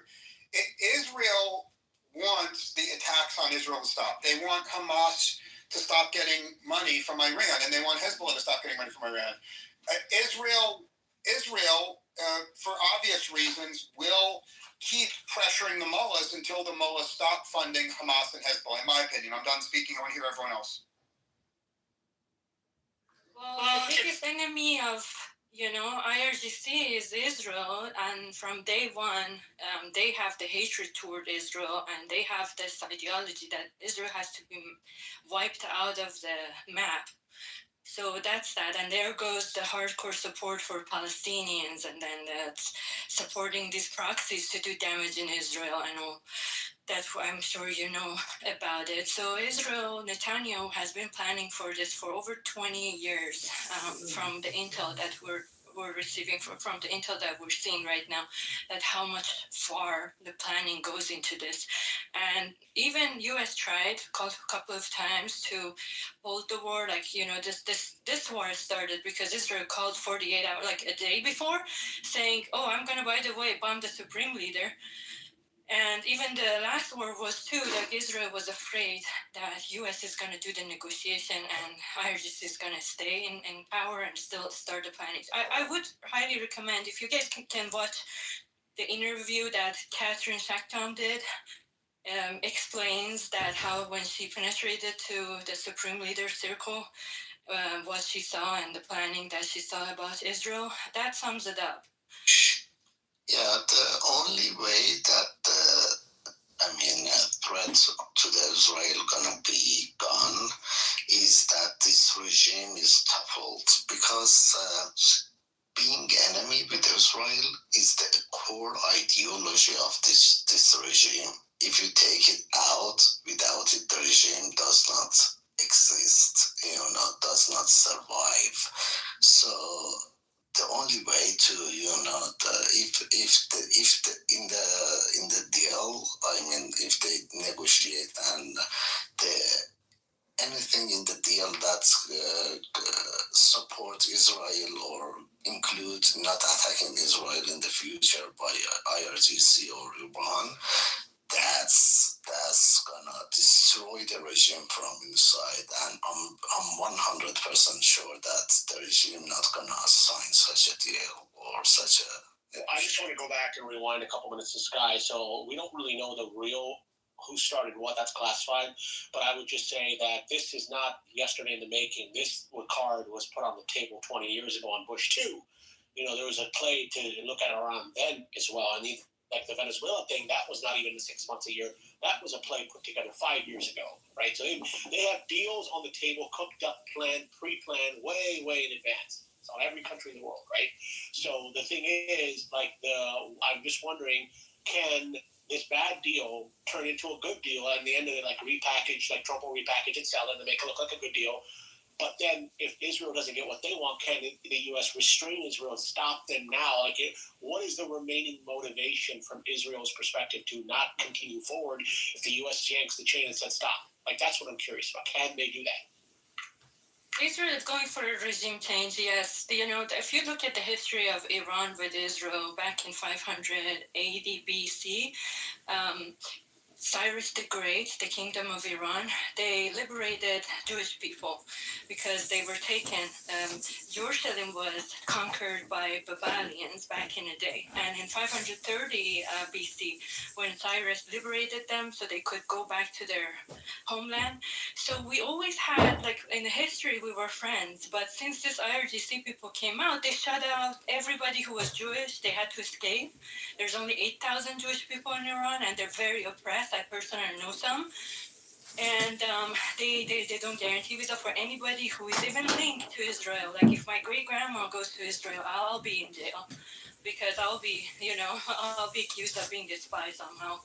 So that's the type of a thing. They kept that enemy. How some countries rule by that. They have this imaginary enemy, and they make their ideology around it so they can have a some idiot support group that they can manipulate, and that's how the regime has been doing it. Now, I'm 100% sure Netanyahu is not going to stop. If U.S.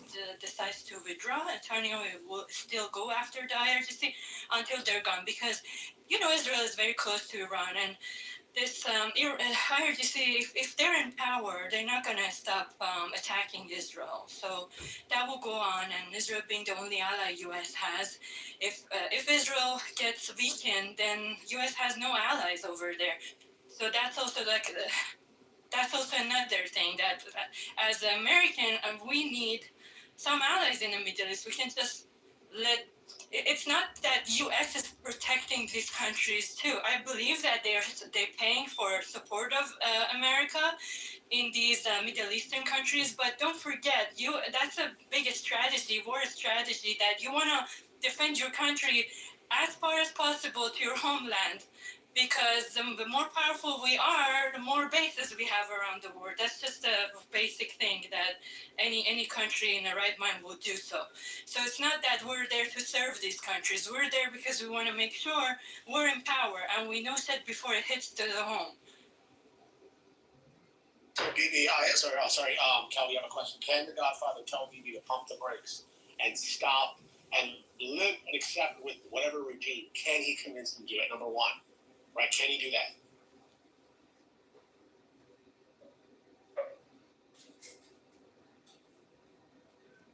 Anyone who wants to answer? I don't think so. I don't think people will be stopped though. And then look at the world. What kind of world we're heading to? We have a bunch of dictators who are very pro-war. Like we have Putin, and then we have Netanyahu, right? Like he's not a negotiation guy. He's like eliminate them. And then now Uncle Trump is kind of joining the club too with maximum pressure. So and then North Korea from the other side. So maybe that's the style of politics from now on. So I don't think they will stop until they. The irony in this, the really interesting irony is Bibi and the Godfather both have political dynamics within their own countries. That's what's nuts about this. They both have their own type of internal political problems that will come to bear very soon. And I don't know, Calvi, if you're really looking at both of them do.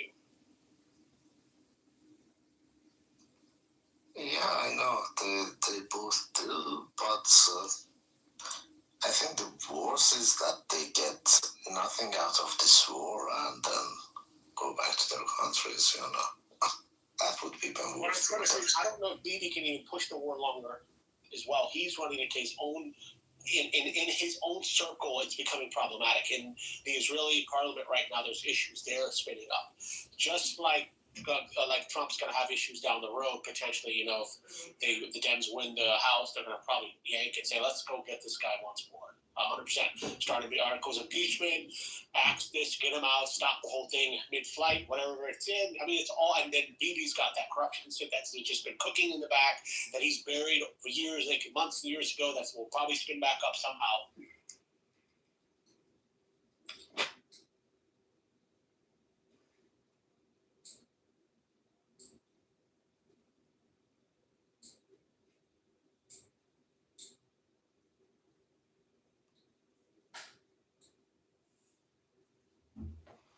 Well, I'd like to hear more opinions because what I've heard so far in this room makes me pretty sad. I've just heard a lot of problems and no great solutions, honestly.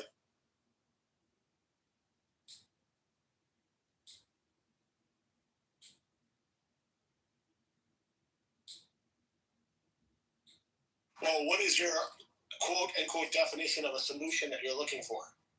Well, I started the room saying I would really like to bribe the Iranian military to overthrow the IRGC, and I'd like the Iranian military to do that.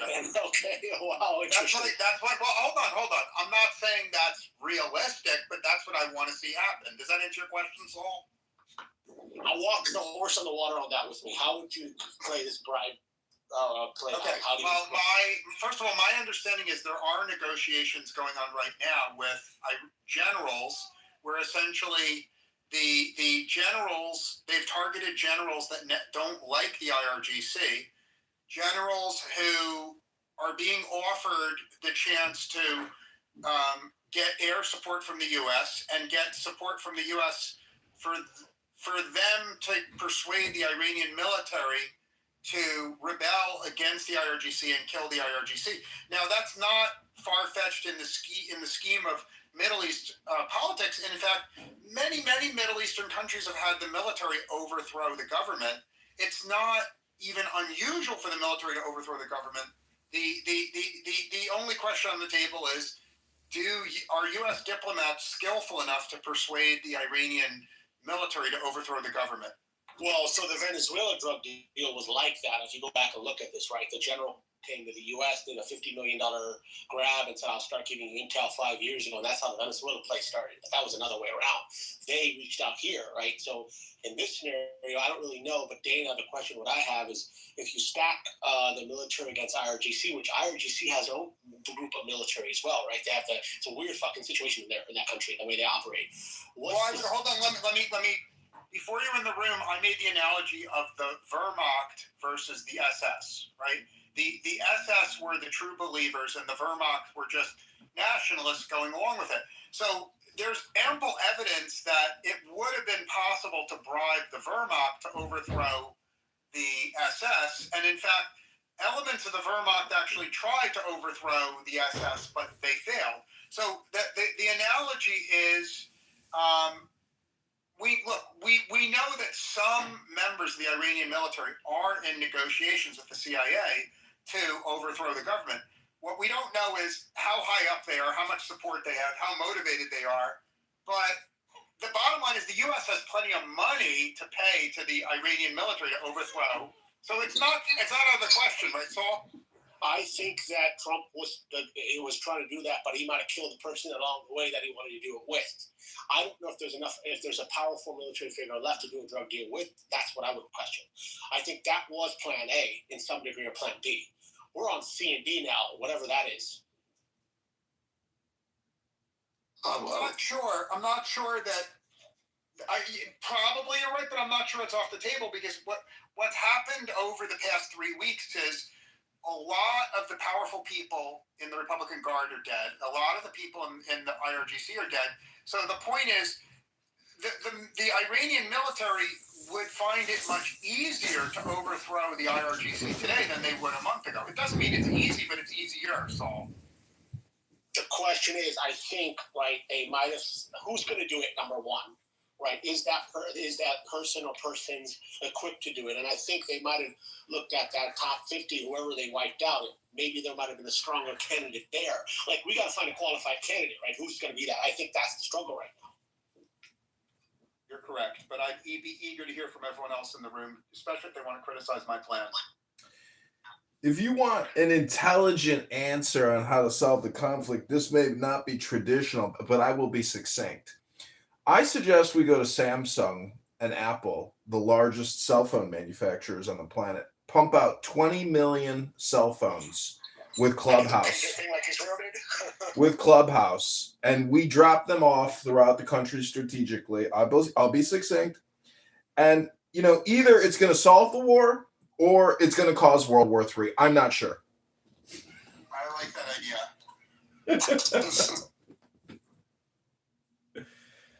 They will have it though. So here's the thing.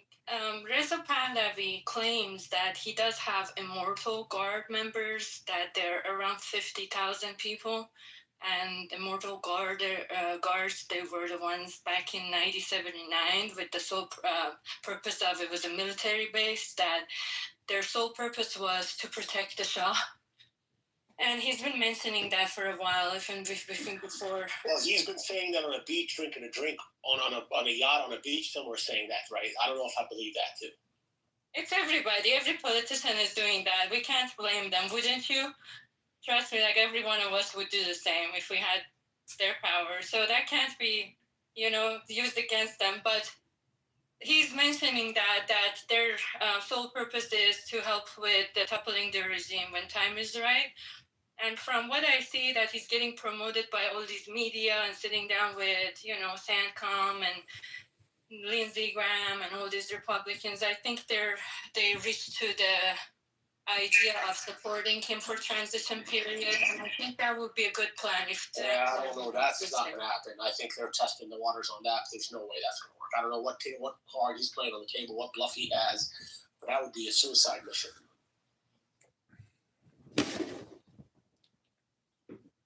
What do you think about having Blackwater do the job? So that's interesting, right? I actually was thinking about that, bringing private contractors, right? Let's bring them in, elite ones, right? And do some stealth operations. I was actually wondering, I was contemplating on that, but how complex would that be? Yeah, something like that. I was actually thinking about that today, like how would that play out? I think the one problem with Blackwater is very few Blackwater operatives speak Farsi. And so I think it'd be very hard for Blackwater to operate because they don't speak Farsi, unfortunately. See, the thing is, right, look at it this way. The most sophisticated intelligence is not even CIA on the ground there. It's really Mossad that has way more better intelligence gathering techniques there. They probably have, I mean, with that last run, they lost a lot of people when they were doing the whole rug pulling and looking at everyone who's working as an operative, right? But who's remaining? Like, who do they have left? I would leverage that and see what those guys can pull out, not this way around. Well, they used to hire Afghani people because a lot of them. So this is how the last year plan went out. The Mossad was hiring Afghani people because they're illegal in Iran, right? And most of them work for city money. And they don't get health care and whatnot, and they are everywhere. Like, everybody has at least a housekeeper who's Afghani or contractor or something like that. And then these guys were penetrated. They were even Keep Dollar. They got bought, and they hit IRGC within the home too for the first round. So that's how it was. But when the Iranian regime found out, they deported everybody, and they killed a lot of them. So that plan is out of the window too. Dana, I have a question. Let's say stealth covertly, they wanted to bring in arms. What areas would they do this? Like, look, geographically, I know there's a couple of scenarios I looked at. But what routes would they take to do this? Jack Black realized his son spent thousands of dollars. Mostly in the border cities like Kurdistan, Balochistan, and Iran, and cities like that, because within the central of Iran, and how much arm of the, I guess, to create a rebel force of arm, how much would that, what kind of quantity are we talking? We would try to do this plan of overthrowing, like whatever this looks like, you know, what kind of capacity would it take to do this? I believe 100K plus, 100, 200, something like that. It's something between 100 to 150 would do. Probably. That's my guess, of course, you know. But I don't have the logic, but my guess is like 150 probably. John Kitover News, time for the deepest breath of the day. So, Calvi, it's highly possible. This is what the Godfather's master at, right? Distractions. Put something else in front of someone and then distract. They're probably saying, we're doing a deal. Maybe they're arming people in the behind the scenes. It's highly possible under the table that's happening. And that's why I asked that question. Yeah, it is, to be honest. I mean, that we know that there are a lot of Mossad agents and CIA agents in Iran in the ground, and working with some people called the Shah guards. So that's the people that Sky was referring to as. They are Iranian who are Pahlavi's, supporters, and they claim to be their guards. So they're also willing to do fighting with guns industries as well. So if you had to model out the simulation of, let's say, they infiltrated, right, armed, where in what city would they start this? And, like, how would this tactically work? Like how would you spread around? I mean, obviously do they have enough capacity, and where would they locate the capacity, and how would they initiate that? I'm just curious. I'm not a military expert here, but I'm just curious. How would that work? Yeah, I'm not too. So, but geographically, if I think of it, it should be from I would say it's from south and west probably. That's more likely. And so, like, what city? What major cities? It's the south of Iran. We have Bandar Abbas, Bushehr, and Khuzestan. And in the west, we have Kurdistan and Elam.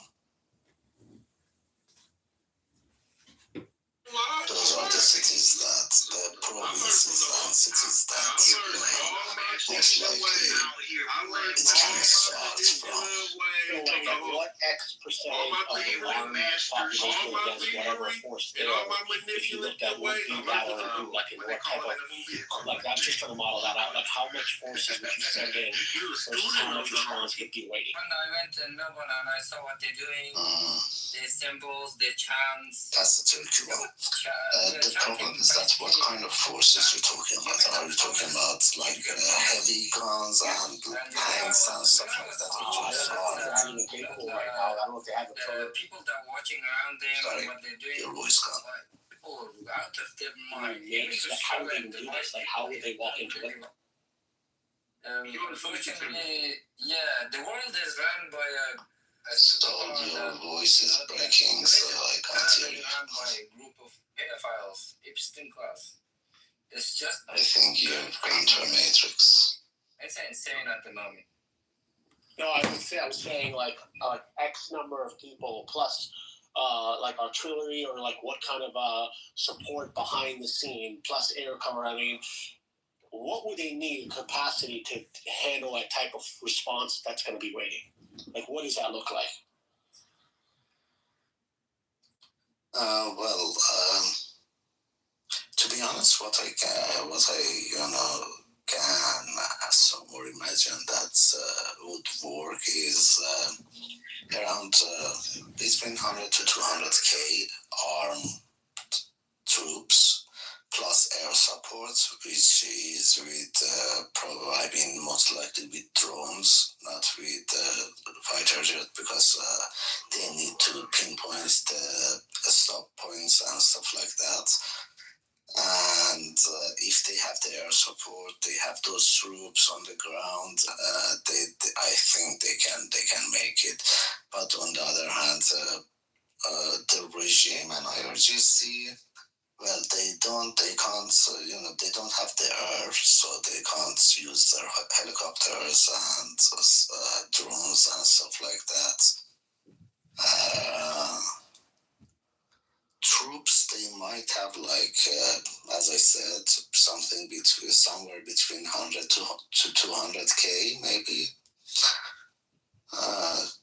But those troops are all over Iran, and Iran is a big country, so they are not centralized in one place. I saw a photo today of a mountain that's being used to store, manufacture, and launch rockets. Yes. Similar to the bullshit that I saw come out of Afghanistan with Tora Bora, which was bin Laden's mountain fortress, which is like a 007 type of bullshit. It just doesn't exist.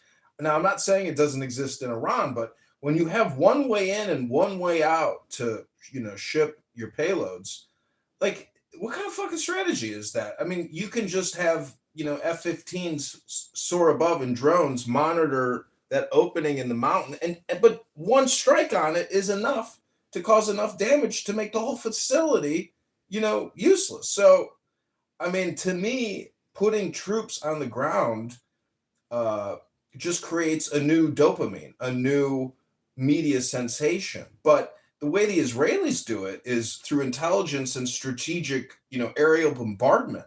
They've been harassing the Hezbollah, etc., with that method for a while. To deploy troops is stupid, but it seems to me like they're preventing. If they have to prevent for 3 years or 5 years their ability to build a nuclear weapon, by doing aerial bombardments, it doesn't seem to me like that strategy is ever going to lose its luster.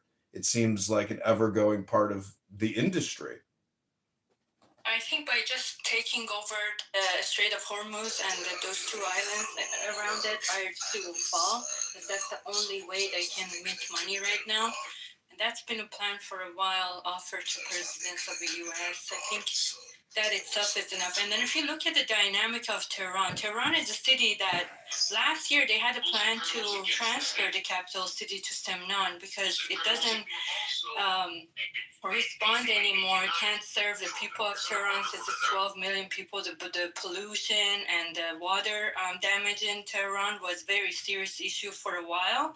So with that war being on top of it, it's not a very strong city to stay under the war for so long. So I don't think it's going to be such a hard thing to do to topple the regime in a few weeks. The problem with that, Sky, is going back to what Calvi said, we will take a hit, and I don't think U.S. wants to see dead bodies of U.S. military, members on the ground. We're going to have that kind of effect. We're talking like hundreds of people die. America has already lost 20 people and suffered 200 casualties. I understand that, but that's the difference between, we're talking like 10 times more of that.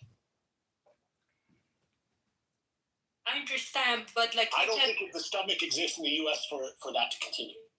That's the problem. Yeah, there's a lot of things about that too, the lefties and all that. But here's the thing: if you look, like Japan is trying to send some ships to company ships that coming through the Strait of Hormuz. Some other countries also announced that they're going to do the same, and they will follow through. This is not going to be long run just the U.S. anymore or Israel anymore. I'm 100% sure of that because these countries are getting hit with the prices too, and the effect is much more than U.S. Because they're not as successful as U.S. to compensate in other departments, so they have to come through anyway. And I don't believe that U.S. is going to get hit in those islands because IRGC is they're very weak. Don't look at their bombing around the area. That's just like when you're on your last strands, you do that shit. Yeah. So I can't see it. I don't think anyone else is joining because they can just go to the Iranians and say, give us oil like the Pakistanis just got a little bit going through. I don't think no other country has a reason to join for no reason. Like there's no one that's going to get involved here.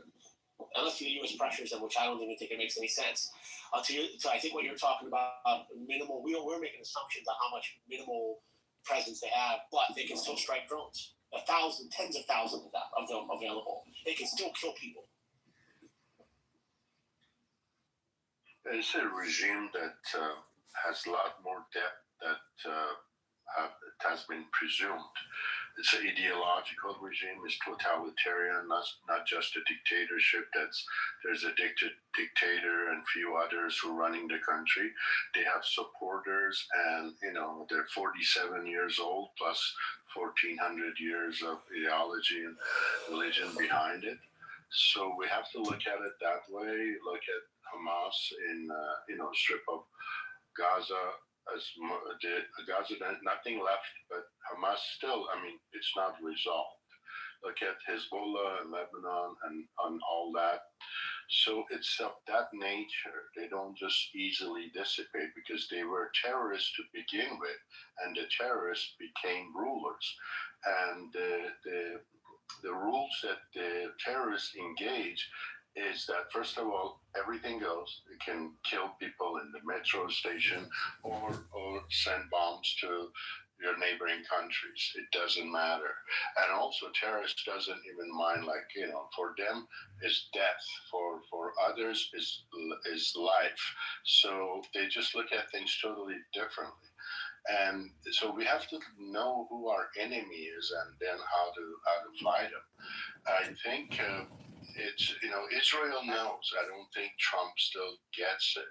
There are level 1 or 2 maybe of the regime rulers that have been neutralized, but there are a lot more because it has a lot more depth. So until we get rid of majority of them, they're still going to run because they have learned to be kind of functioning horizontally as a network rather than, not that they don't have the vertical system. In a way, I'm saying it has to be.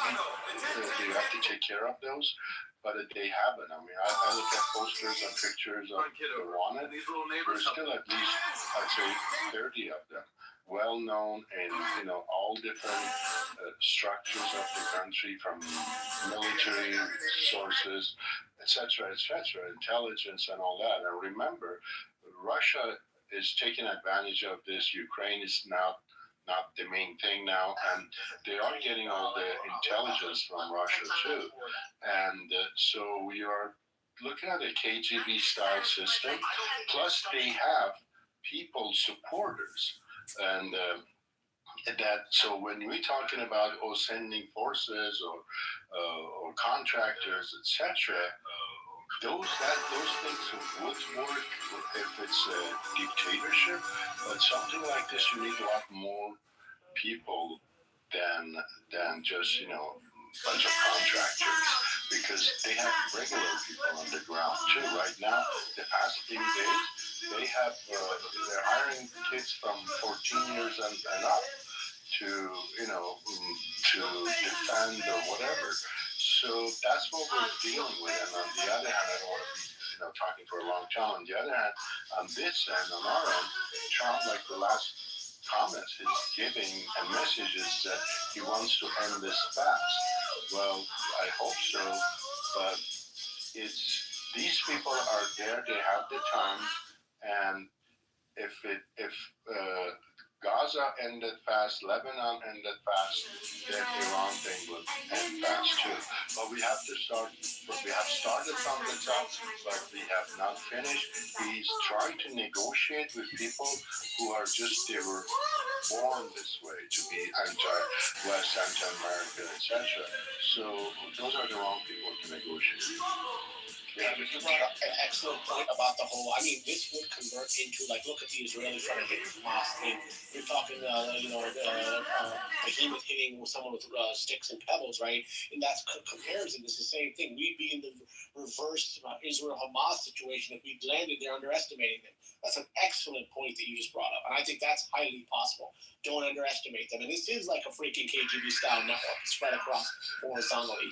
The thing I wanted to ask you, David, is why is he asking to do a deal all of a sudden now? Like, really think about, why would you just bring it up magically? If you wanted to take it now, why would you not take it? Just go and take it over right now. Why delay it even further? Why all of a sudden start asking, now let's do a fast deal? There's no fast deal anywhere. And then going back to this whole thing of starting it, if you wanted to take out the quote-unquote missiles and you could have stealthily done that. You could have brought in stealth operators to go and rig the thing and blow them up, right? Why?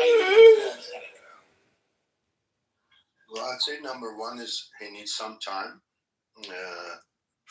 First of all, is the markets. You had to assure the markets. Things was kind of getting out of hand, and oil market, stock market, etc. Not that they're happy with it, but at least he gives some positive information. And you're saying what defines oppression? Well, we can look further into this. Also say that they advocate the destruction of Israel. 10,000 forces are heading that way. And of a Zionist entity, it needs time, there's strategy. I mean, they're going to take some islands. Which ones, how are they going to do it? And apparently it was not in the plan. So these things take a little bit more planning. I believe, and from the information that I received from people, because I'm not a military, all I don't know, is that the U.S. didn't go in with all its force. I don't mean the soldiers or whatever, or tanks. I'm talking about even the from the air. So, because we have the capacity to, just like Israel has the dome to defend, we have the capacity to create some sort of a dome there to allow these, at least the missiles to go through. And we don't have such planes and such structure that we have in military in the air 24 hours. I know Iran is a huge country, but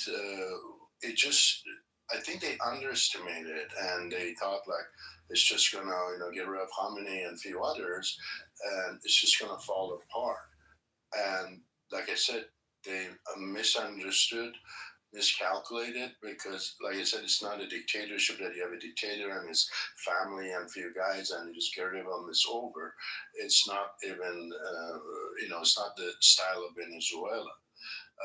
This is much deeper than that. And I give you even Saddam, like, look, we bombed the hell out of him, shock and awe, but still they were there. So we had to, I'm not saying that's the solution for Iran, but that's what we did. We took tanks, we soldiers, street by street, city by city. We went to Baghdad eventually after Basra, days and days, surrounded Baghdad, and it was a lot of work, a lot of military force and tanks and all that. And at the end, still, Saddam and his forces were fighting, and eventually they found him in a hole.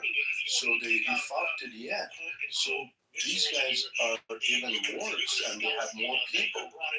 Saddam was more of a still dictator, not a, he had his own ideology, but nothing like these guys.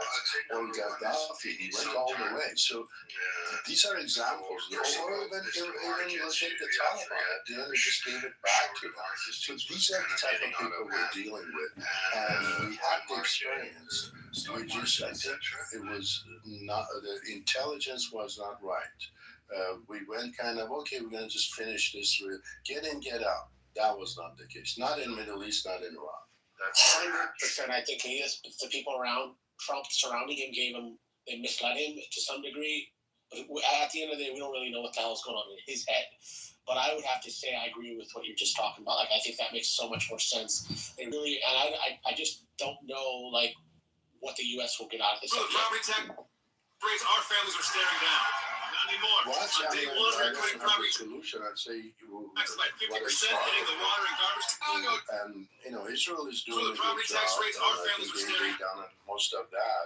Getting rid of the property tax rates, our families. The people who make the decision. I guess just yesterday, another general who was in charge of the Navy or whatever, they got rid of him, and that's important. Whoever did that, because that he was in charge of Hormuz Strait and all that. So we have to get rid of enough of these to create this lack of decision making, this fear that they cannot control as much as they are. They're still in control, and they're doing a good job for what they are, their capability. They're counting on one thing: to drag this enough for the political forces in U.S. to pressure and the world to pressure Trump to back out. And that much I agree with you. And I think if you look at it like this, so you're just saying is they need to surgically kill the roaches. Like, that's what you're talking about. Surgically go there and find and kill people. Enough pressure to make the thing collapse on its own. And if you need contractors, if you need whatever, do it. And those from Afghanistan, they don't know that. That takes a lot more. You need professionals doing these things, whatever it takes. But whether it's from the satellites or underground, etc., we have to get rid of as many of these. That's not all the solution, but definitely that's one thing that I'd say we need to do. And then how to then substitute, etc. If we want to go the way that Trump does, it's like negotiate until you get to a point that, first of all, they feel weak. A lot of their buddies are gone. A lot are gone, but they all expect that they're going to be martyrs and whatever one day. David. So when they have to exit, where are they going to go? To Russia? To China? Well, David, if you think sending in, contractors in is a good idea, what about on the opposing side, which is Russia sending Wagner in to do, their patrolling? So it becomes another Ukrainian stalemate forever type 20-year war, and nobody wins. There's no quick regime change. 100%. I'm not talking about going to a war. I'm talking about to get rid of people. That's a whole. Oh yeah, if he's saying you can't get the rebels to kill you, got to bring in professionals to go in there and eliminate them. That's what you're talking about. A system that's been implemented in Florida, and if not, underground, whatever it takes. I don't know. That's or the way they do it from the top, etc. That's the only The solution is sitting in our library. So far. I don't think that's every day on this app. Nobody comes to my rooms to listen to me read a book. They want their dopamine and they want it now. People are begging for the mic. It's the same thing in the classroom. To do that, Children they want did the attention. biometric tag. And, if you're watching we the have a bunch of podcast about how they're socialist, operating communist, right now, and left-wing they've been teachers. tagging these guys. First I it don't was think cell I really phone. have a solution The because first nobody round, would that's how want they my solution, which is tried like a to spot military them, and now solution. they're doing the Similar to the biometric way that tagging. Japan They're runs using their facial education system. We recognition. don't have They're using the janitors in our medical schools anymore. record, Boom, and just it's save been very 60 planned million out. there. It's just that Because now us the as kids are people cleaning who the are living classroom in the every fast day, food, 2:30 p.m., fast 2:45 food p.m. type They're of sleeping, mentality. Right mopping, now, at set, the moment, reset. I need to see everything last right now. solutions, it's These always guys have personal planned it, and responsibility. That's the it's not ultimate a solution to yesterday our kind of problem. a We thing. can't And Trump keep is not just, playing poker. outsourcing and hiring solutions. We are the solution. But $1 trillion a year, we collect over $1 trillion a year in property taxes across this country, spend $200 million with the Department of Education. For what? Clubhouse would be the educational No, it's platform like of the these future, guys, like, but we listen, refuse to Iran cut is big, costs. but We people know refuse to cut places, you know, it's administrative not, and you can't facility build a expenses tunnel and and for pension people to expenses. not know that, and apparently they were so great doing that, right? But still, Israel could, but we didn't know for 47 years, nobody knew under the, house of Supreme Leader, it was 14 kilometer tunnel, what was it, like, nobody knew about that, in the middle of a city that is so, at least people are, and there were multiple entrance points, like from the school to hospital to it, like, they operate in such a level that they think that they got it, but at the same time, don't forget, these guys been in, like the Supreme Leader's son, he's been getting treatment, and himself too, in UK. I have a cousin there who's a doctor in the same hospital. She used to tell me 20 years ago that she sees them coming there, and when they come, it's a very heavily military presence. We didn't take her seriously. We thought she just wants to bluff. But now that we see it in news, it's so bizarre. So, they've been getting medical treatments around the world, and that's how they can get tagged. They also use, satellite images to locate them. Israeli Mossad Intel says that they've been studying the Tehran streets for over 20 years. They know it better than a local person who lives there. So they can't hide, and nowhere else they can go. So I'm not assuming right now at this point that those operators are all pretty much safe houses because they're collecting the streets right now. I'm pretty sure. Income tax. So watch this. In the northern part of Iran is a place that everybody takes, like on weekends, they go there, right? And some little city villa in northern part of Iran is getting hit, and people don't know why. So it turns out these IRGC guys are going to their friend's house in northern part, they're going to their mother-in-law's house, and still they're getting hit over there. So these are the things that doesn't come up as much in, media here, because they see it as the low value type of a news, but people who live in there and remain in towns, they explore. I would just say one thing: they can't strike a missile with a tag someone digitally in a highly density population. The U.S. is not going to take a risk to have another 175 whatever killed on bad intel. They transform them now. The Israelis can do whatever the hell they want; they don't care. But the U.S. is not going to do that. A lot of them have also gone to the eastern province of Khorasan, which is further out. But, if they go to their mother-in-law and they don't communicate, that's a different story. But wherever they are, if they communicate and eventually they get intercepted, that's the idea. And their whereabouts. Obviously, it takes time. And on the other hand, they now definitely have the intelligence of China and Russia too. So we are, in a way, as far as intelligence is concerned, it's like hackers, Now we're talking like we're having like a guerrilla, like a under the table warfare going on, right? So I get what you're talking about, but that also takes time. It's not going to happen overnight. Exactly, that's what it is. But we know that it's been U.S. and Israel. They have been successful. I mean, they got rid of so many. But here's the bottom line: I still don't know what the exit strategy was. I presume, based on what Trump is showing, is to get to a point that they, the conditions of surrender, basically, what is asking all those 15 points and whatever. Well, they're not in that position yet. So how do you make them surrender? It takes more to get rid of more of them. whatever. Or it's the regime change, and that's a whole different ballgame. And then in that case, you need to get people involved and whatever it takes, and the Iranian people who are against the regime, and that's a whole different story. I don't know what it is. So real quick, more summary, I see that in any other scenario than that, we're talking long term. And all the opposition side is like go around and buy time, and so this is really trying to keep problems. That's why you look at that deal, right? But the thing is, there's no story right here, and I think if they were smart enough to keep the code on the street as long as they can, because that would just make this whole thing worse, and that might buy them. And on the other side, they're also going to get something. No, what all mine. That they have in life. I don't give a fuck who you are. They'll figure it out later.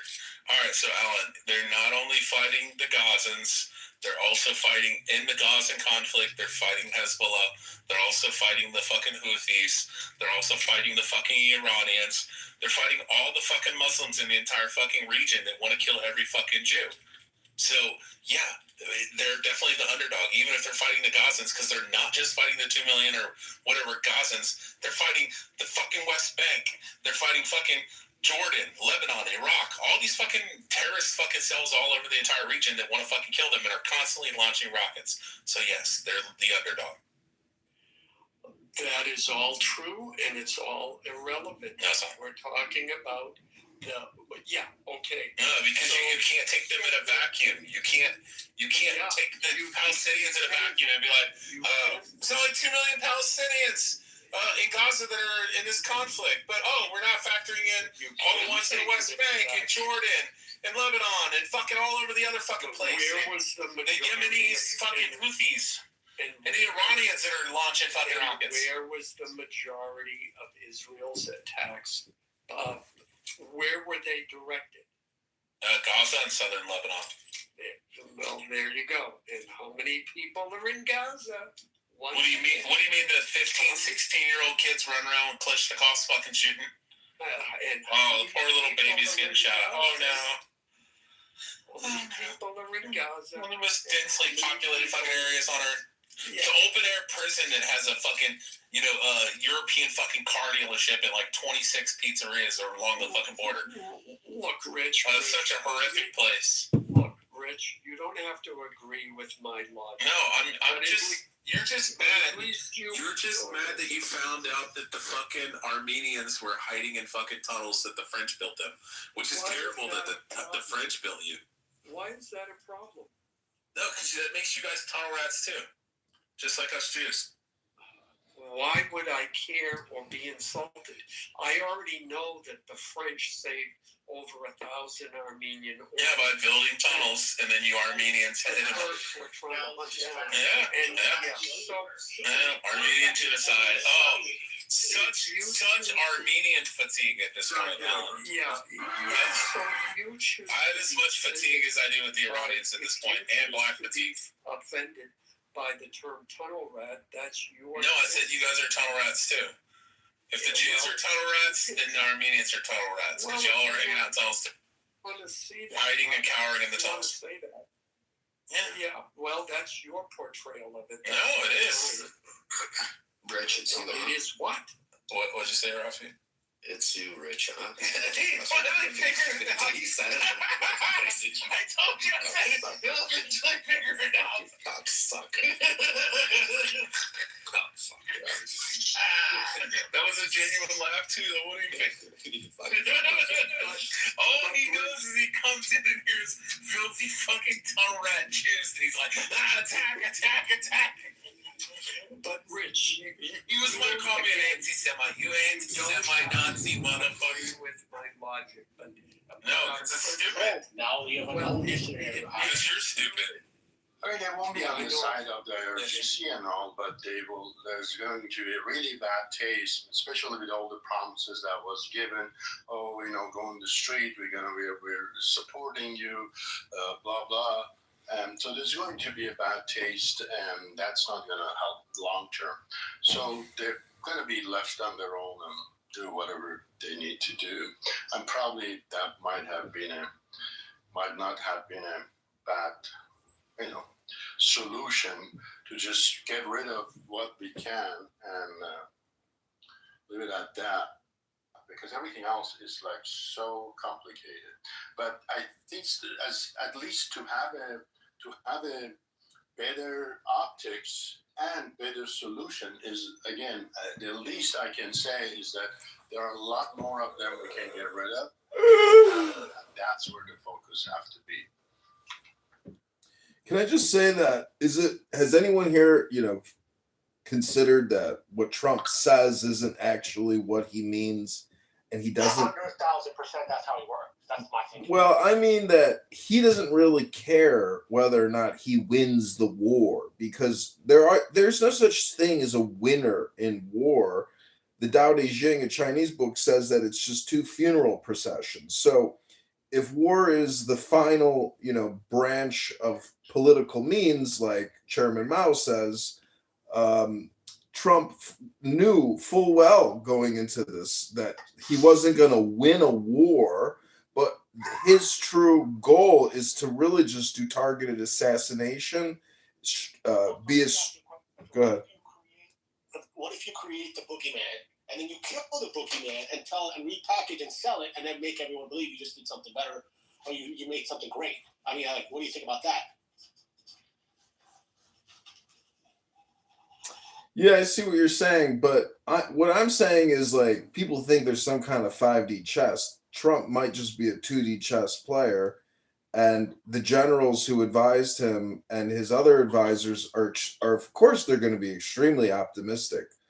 And little do they know, the fog of war. No one can, see through it. So I'm just saying Trump, with his 2 a.m. speech about the Iranian people, rise up and take control of your government. We are with you. You've never had this opportunity before.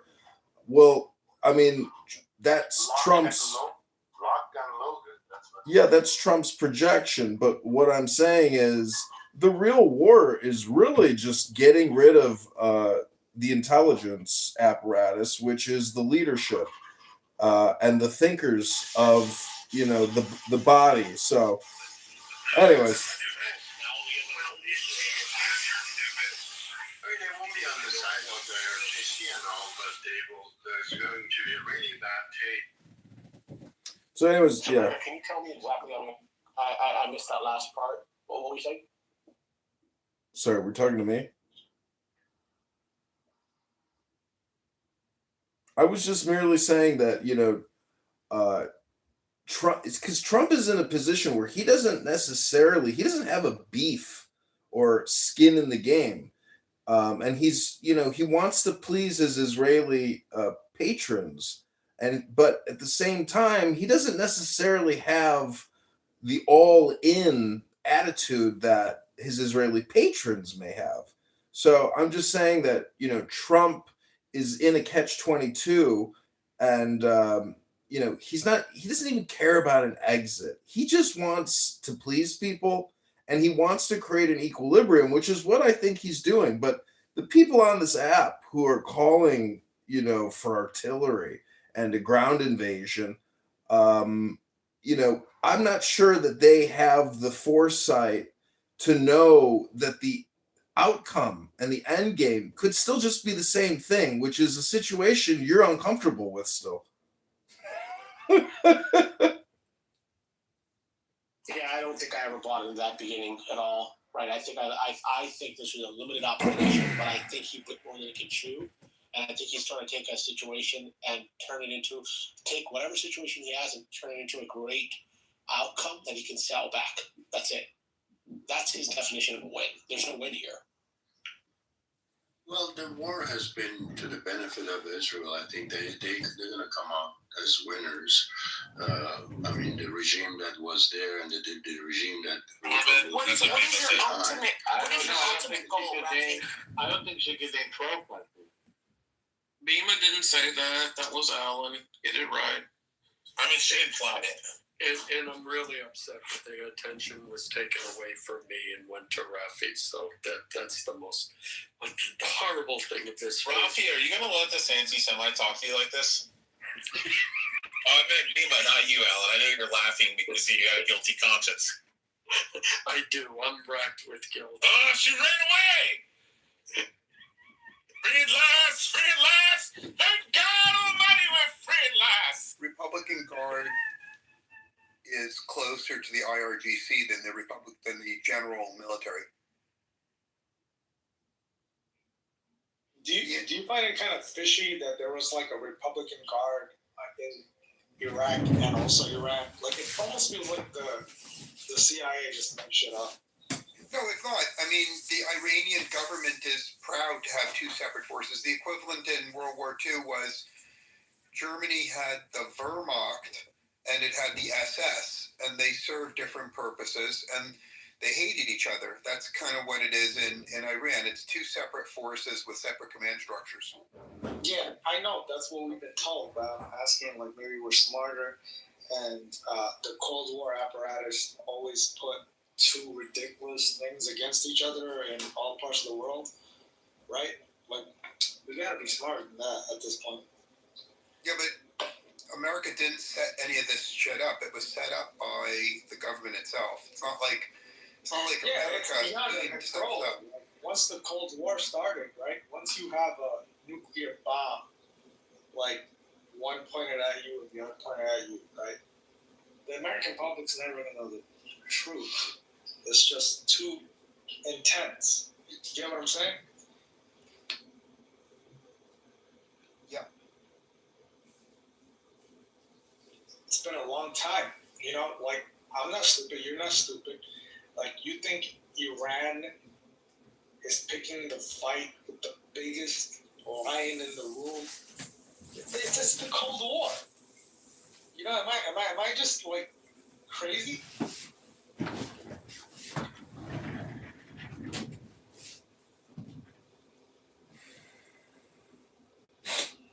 We just can't be told. It's tricky. Well, Iran is a big country, and this, this government, it's not the Caribbean island, you just go and take over or just get rid of one dictator and that's it, it's the end of it. That's not the scenario here. And we had the experience in Afghanistan and Iraq and with Hamas and Hezbollah, etc.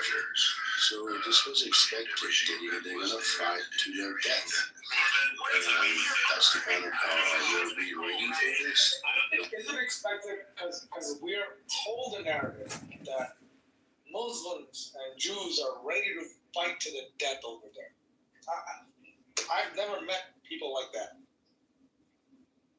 Well, didn't you see, like, at least 30 of them got killed? And it's not, none of it is true. It's like, it's weird. Khamenei is dead. All those, a lot of the IRGC. Cool. I'm not, like, they are no longer telling us the truth. This is what it is.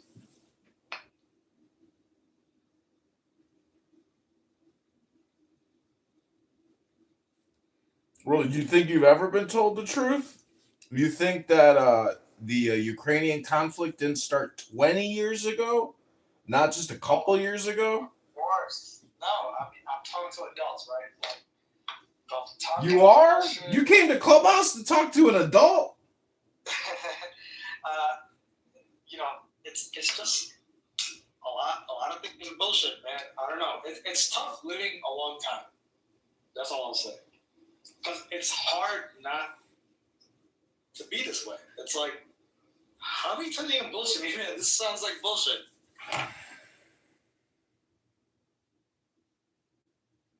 Well, war is what it is. It's really a business, and it's the blunt fact of the situation that our military-industrial complex in Wall Street has to grow their revenue, and so someone has to become the victim. And whoever the biggest punk is on the street, that guy's going to be the victim. He's going to be the patsy. Do you have any impulse in your mind to kill 1 million people? No, I didn't create the COVID-19 ZAV. That was Bill Gates, Pfizer, Dr. Fauci. That's how many Russian soldiers are dead. The young kids, like the kids that play kids that play games with us. We're not being told the cost. That's all. Like, we will have to pay it soon enough.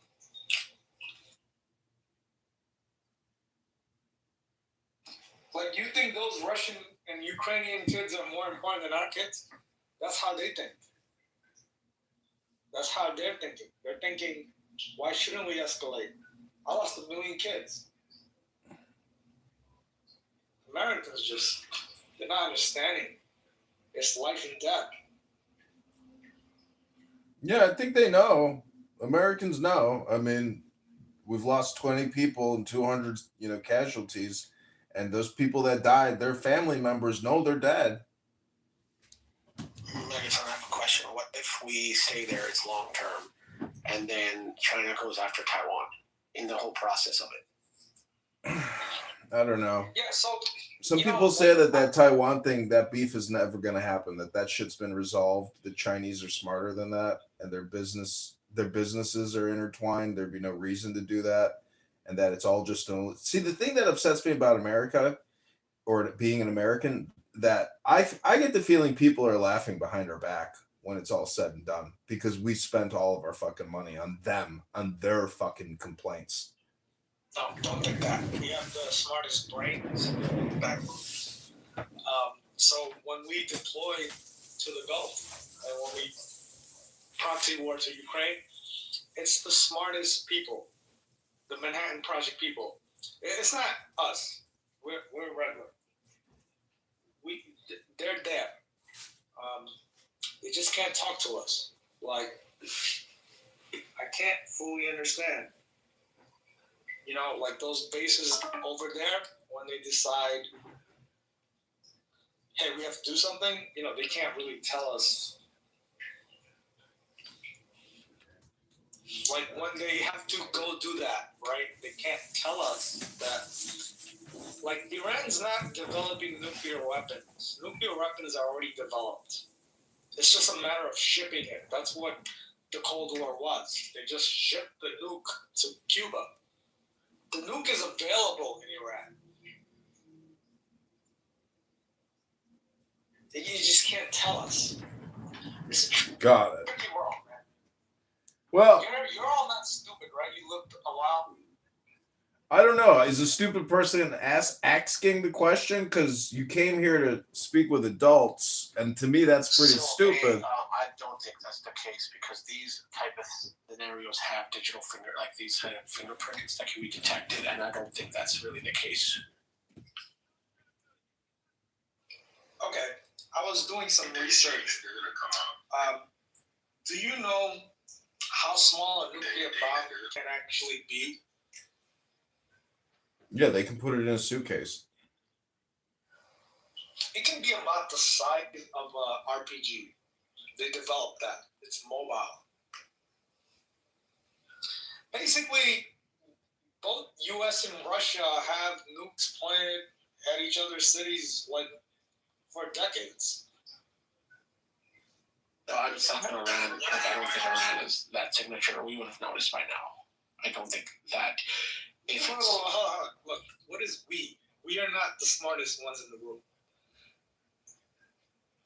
There's people that built the Manhattan Project. I know, but we could speculate on all kinds of things we don't know about. High school kids in America are stupid. That's not who they're recruiting. Well, what is your point?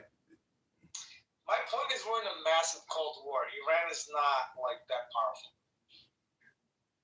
All right, so we're in a massive Cold War. Some people are saying we're in World War III. We've been at war since 2001, and we've been at war every 4 years on average. So again, I hate to break the bad news to you, but I don't think you have a point. Yeah, I know. Well, I don't know. I'm at the point where I think Donald Trump is. The United States government decided that our elections are compromised, and they put in a president.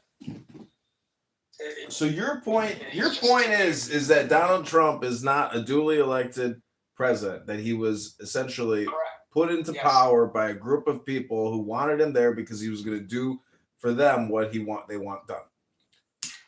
He was going to do what the Department of Defense wanted done, which was fight Russia. Okay, and we're doing that. So what's your point? No point. The American people just can't know. We don't have a democracy anymore. It's war. Yeah, well, I don't know what to tell you, but like, did you think there was something new? I believe an argument if you said that there's world powers, the Jesuits, the Shannons, the freaking Freemasons. Listen, I'm on the United States side. I think we have to win the war. I don't think Russia's a good actor. So you're ready to go to war with Russia until we can defeat the Kremlin? Is that what you're saying? Are you Snake Plissken? Yeah, because World War II taught us there's bad people. Got it. So you're Snake Plissken. What year is it? Can we confirm what year it is, please? 2026, my son. 2026. Snake Plissken is saying he wants to fly into Moscow to take out the KGB. Hey, that's a crucifix on my window. That's my apartment window, no joke. VZ, welcome to the stage. I'm just gonna say Snake Plissken was a badass though, dude. Yeah, but Trump is nothing but a liar. Do me a favor, call me a Viper. I like that better. Can I explain to you that Trump is a liar and a piece of shit? Go ahead, state your opinions. What happened to no new wars? Why are we in war right now? Because there's some punks out there. Some people got to get beat up.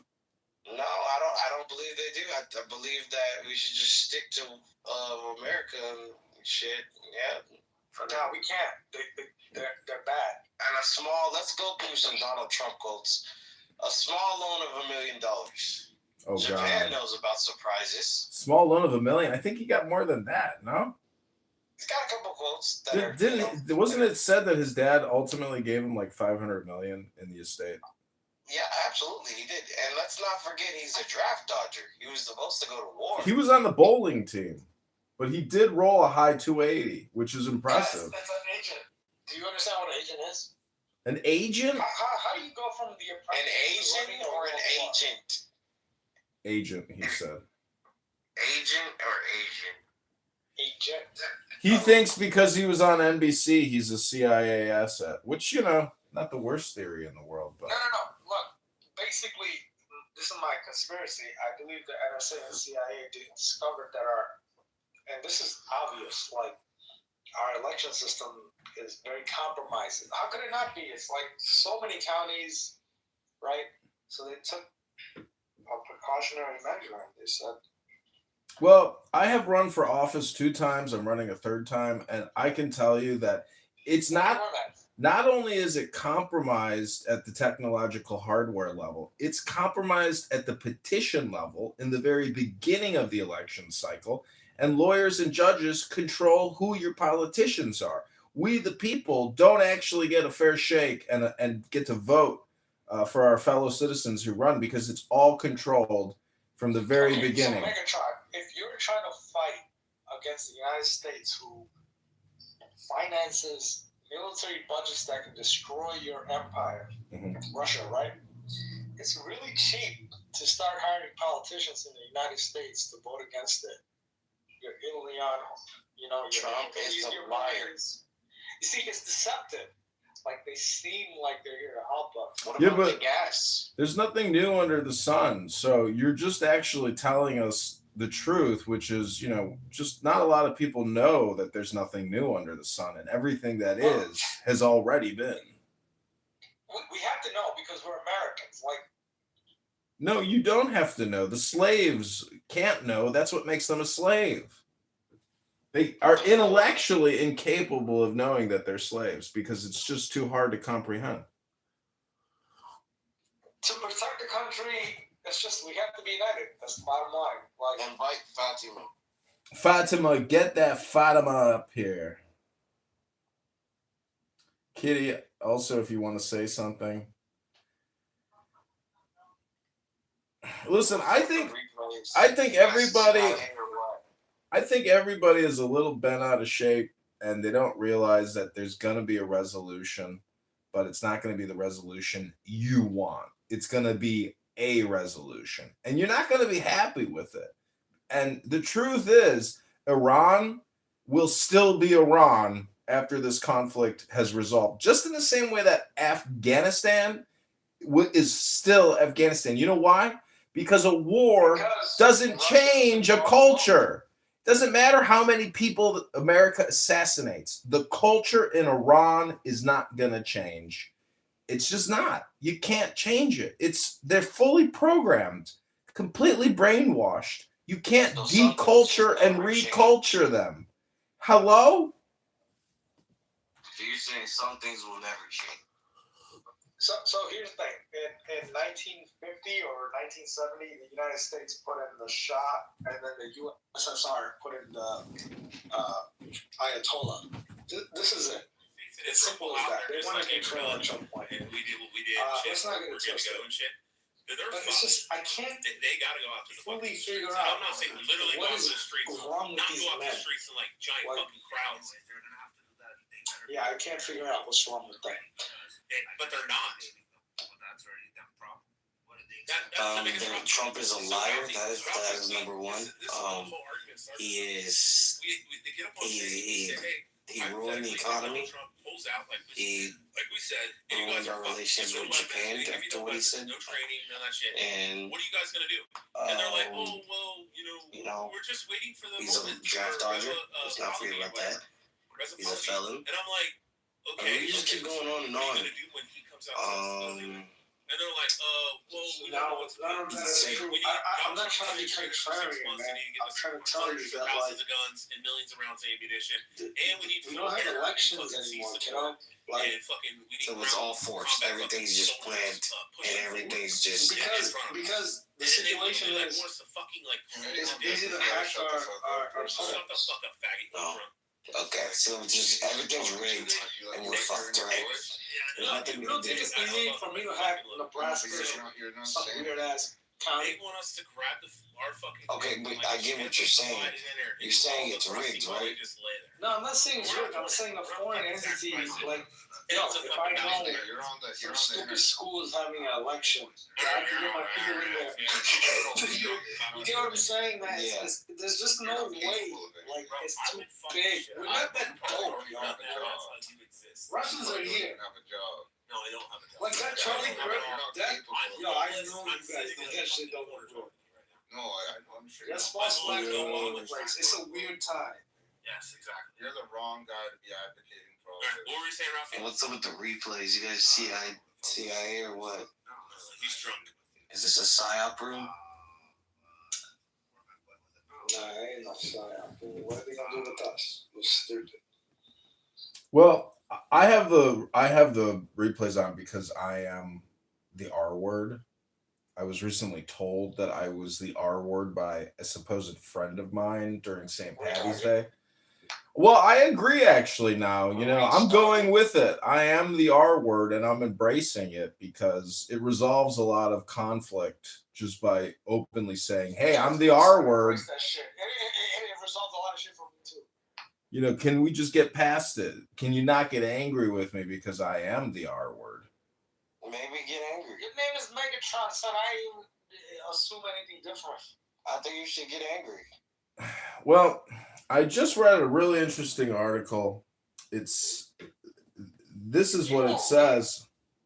Well, I am an R word, so I do read sometimes to try to decrease my R word magnitude. What's interesting is it's, you want to hear it?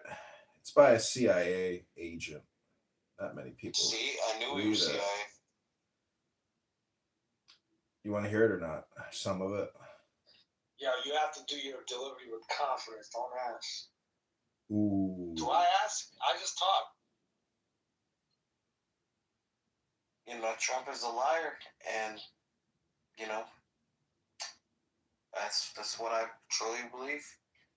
I don't want. Yeah, man. Look, it's we have to believe that there's just no way to do a popularity contest, man. It's corrupt. Kamala would have been better. No, man. Listen to what I'm saying. Cannot do a popularity contest. Get it? So it's gonna get hacked. We haven't had a real. We haven't voted for a president. All right. I'm genuinely angry at what I'm looking at right now with my country. I'm really angry, son. I'm enraged when I have to fill up my tank. At least buy me dinner before I get fucked. when I fill up my gas tank and it costs $100 to get 17 gallons. I'm fucking pissed. Damn, you complaining about inflation. Have you heard about walking or a bicycle? I heard those two modes of transportation don't require much. A bus? What about the bus? It's not an option. I don't live in a city. Have you thought about trying to do yogic flying? Not an option. You don't know about transcendental meditation. You don't have to use a car to do it. You're right. I'll just teleport. My bad. Yeah, there you go. It's problem solved. That's why you came to Clubhouse. Some people here think they came here to speak to adults. Actually, they're just speaking to R words.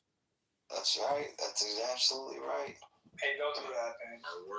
Most adults traumatize children. The R word by a supposed friend of mine. Yeah, you'll understand that soon, Megatron. You'll understand. Or maybe you already understand. You talk to an adult long enough, you find out the way their daddy is. My dad just text messaged me today and sent me an insult. Hold on one second. What was gas price in 2022 under Biden? I remember getting gas for like $2 a gallon. You were not probably on this planet then, but gas price underneath Biden was up to $5.22. So you must maybe where you were, but not for me. No, I'd say at most $3. That was you. You probably live in California.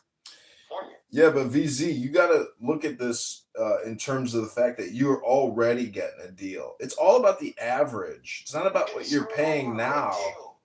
Look at it from a renter's perspective. If you're paying $1,200, I want a house. Well, why did I work so hard? Why did I serve this country for? Yeah, hold up, VZ, you a veteran? I'm still in. Hello? Well, that's great news. You got a job and you're getting a salary from Uncle Sam. You know, every dollar that they put out is just $1 borrowed now. VZ to war, just FYI. Anyways, VZ, if you go to the front line, just remember to stay. You might. If you do, I'm trying to give you some front line advice. If you do, try to stay in the back of the line and let the other people, do the hard work before you got to do your heavy lifting. That's how it works in the legions. I'll give you the real advice. Do you believe in Christ? Ooh. Look, I'm leaving now. It was a good conversation, but I just can't do this anymore. I'm upset. We broke him. We broke you, VZ. I didn't mean to break you. How are you going to survive in the military with this type of attitude? That's a quitter's attitude. My day is ruined. I'm just going to go fuck myself. That's what I'm going to do. It's on replay, so you can come back and listen to yourself self-defeating anytime. I will. Check your profile. It'll appear at the top of your profile. Just click it. Fast forward to this part of the recording, and you can say, fuck me. That was me. Fuck. I'm a loser. Everybody in the replay, I'm a loser. I'm a liar. I'm a loser, baby. I'm a loser. Sing it, VC. Sing it. Soy. Move at the door. Do people really? I'm a loser, baby. So why don't you kill me? Shut up. Listen. 12 gauge buckshot. Motherfuckers. Yo, you drunk and high. Listen. People listen to the replays, man. That's not good, man. I crash out. Yeah, I mean, you got this dude. He fucking puts the replays on because he's a fucking CIA agent, and he wants fucking everybody to hear him speak. So, yeah, man. I mean, I don't really give a fuck. I mean, I don't know, man. I cursed out a bunch of Hebrews. I got hella replays. That's all I do. That's all they're here for. I'm going to get cursed out. I'll curse you out. Soy. Un piatador. We're loser, baby. Yeah, alright. That's all I got. BZ, you sound like some fucking crackhead at Hakuna Matata. Oh, this is me on my VTR. Hakuna Matata. No, I drink. No, that's what he sound like. I drink Steel Reserve. No, look at me. Look at my PTR. Look at my profile picture. This is me. Hello? This is me in my profile picture. No, that's not good, yo. That's like 2 bottles of something. Yeah, that's me. You alcoholic? Yeah. Nah, deadass. No, yeah, deadass. Yo, me too, kiddo. Yeah. Congratulations, guys. No. It's called personal responsibility. You still doing daily drinking? Hello? Absolutely. you have a We try to run a family show here, guys. Keep it clean. Alcohol, drugs. What else is bad? Fucking. That's great news. Marijuana. Fuck, shit, ass. I don't think you're in the service right now if you're smoking weed. Fuck, motherfucker. Shit face. Ass. Fuck. Yeah, you saw how he came out. Fucker. I got everything. Hello? That messes you up. Motherfucker. All right, we've got some other speakers on the stage. I don't have time for the profanity. Fatima, is there something you'd like to say? Fatima, hello? Yes, hello, what's up, Joe? No. He can come back, but he's got to go sit at the little kids' table for 10-minute timeout to think about the profanity he's been using. Megatron, don't be so gay. I'm not being gay. You're projecting your homosexuality onto me. Dr. Fatima, how are you? What up, man? Shut the fuck up, bro. Shut your fucking damn mouth for 1 fucking minute, bro. Thank you. Why? I got the Holy Spirit. Oh, look at Fatima. Hi, Fatima. Fatima, you cute, son? I used to be Muslim, yo. I am not. Fatima, she's hot. She is hot. I'm not cute too, so I'm nearing 40, but I don't know how I stay young. Damn, you're unk. I know, but I'm gorgeous. Fatima, it's over, bro. I'm not gonna lie. Some of you guys are too old to be on Clubhouse. Huh? Who said that? All right, we got Goo in the room. Welcome to the room, Goo. Can you answer the question? Megatron sound like, yo, Megatron, yo. Megatron, I ain't gonna lie, dude. You're like 50 years old, dude. You're old. Hello? Yo, Fatima, shut up real quick. She's trying to find a nice picture for me. I mean, Fatima, she's a beautiful woman. She's really pretty. Yeah, but you've never been with a petite spinner? It's like heaven on earth. I mean, that's what you're into. Go ahead. Actually, I've never been to a gay clubhouse room. Wait, what the fuck? You never been in LGBTQ clubhouse? You didn't know that this was an LGBTQ? This is Log Cabin Republicans for Donald Trump. This is the Log Cabin Republicans room for Donald Trump. Stephen Bader is going to come here pretty soon, and we got Marshall Rankin coming in. We're going to bring in all the heavy hitter LGBTQ Republicans for you. Why is he even home? Hello? Oh my God, you threw him out, John. No, he didn't. He left.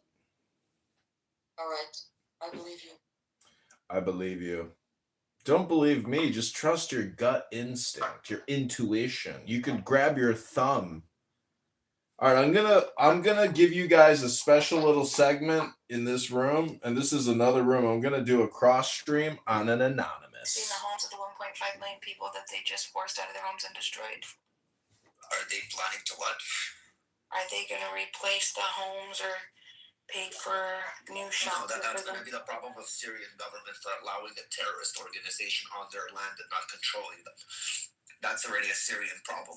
Oh, okay. Not Israel's problem. So you're blaming. So they allow the radicals onto their country, yes. Okay, so you're blaming innocent, peaceful people who admitted No, you can come in. I'm blaming the government and the innocent people elected to represent their countrymen that allow the terrorists to take over their country by not fighting back for it. They have no responsibility. If you find that there's terrorists, they have no responsibility to get terrorists. If you want to go in and get a terrorist, go in and get the terrorist. We did.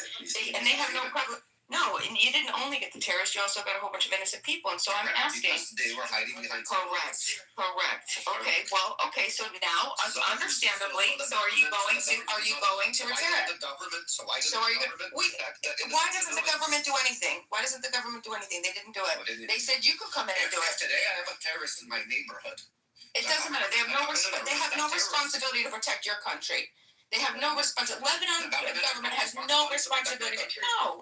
So then we have no responsibility to care for their countrymen or anything that they have. No. You do. You have a responsibility to human beings. You have a responsibility to peaceful human beings.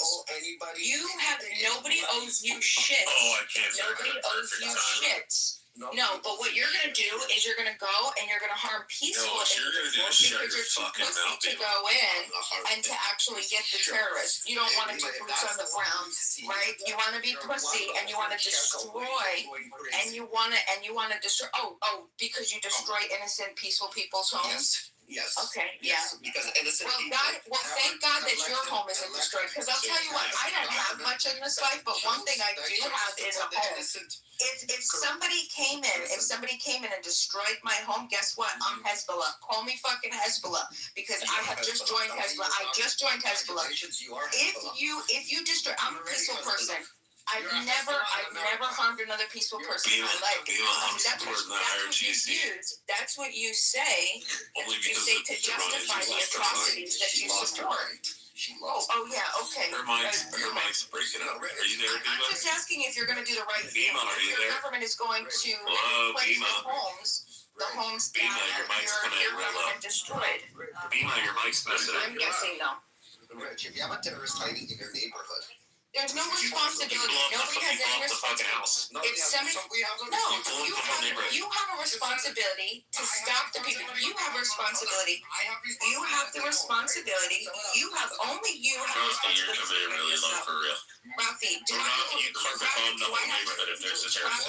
Rafi, do I have a responsibility? Rafi, do I have a responsibility to defend you?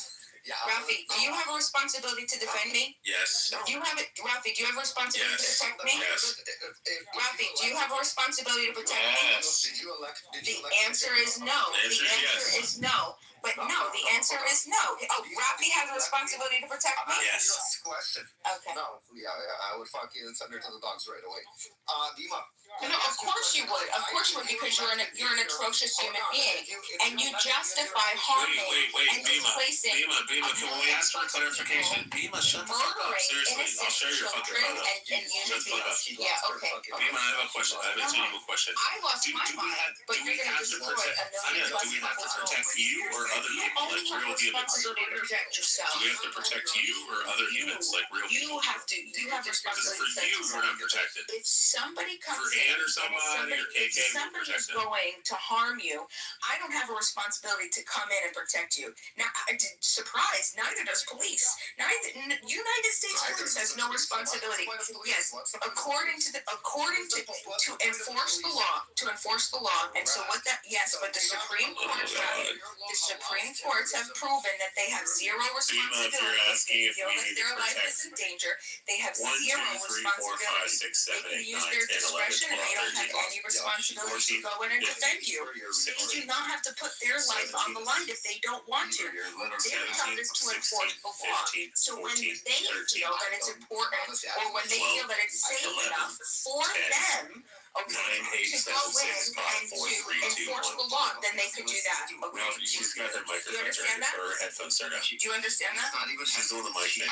No, I don't. I hear it. No, you're turning your phone down. You're doing the mic thing. Oh, okay. That's how I know what you're saying. Yes, that's exactly what you're doing. Because now you're putting the headphone back to your ear.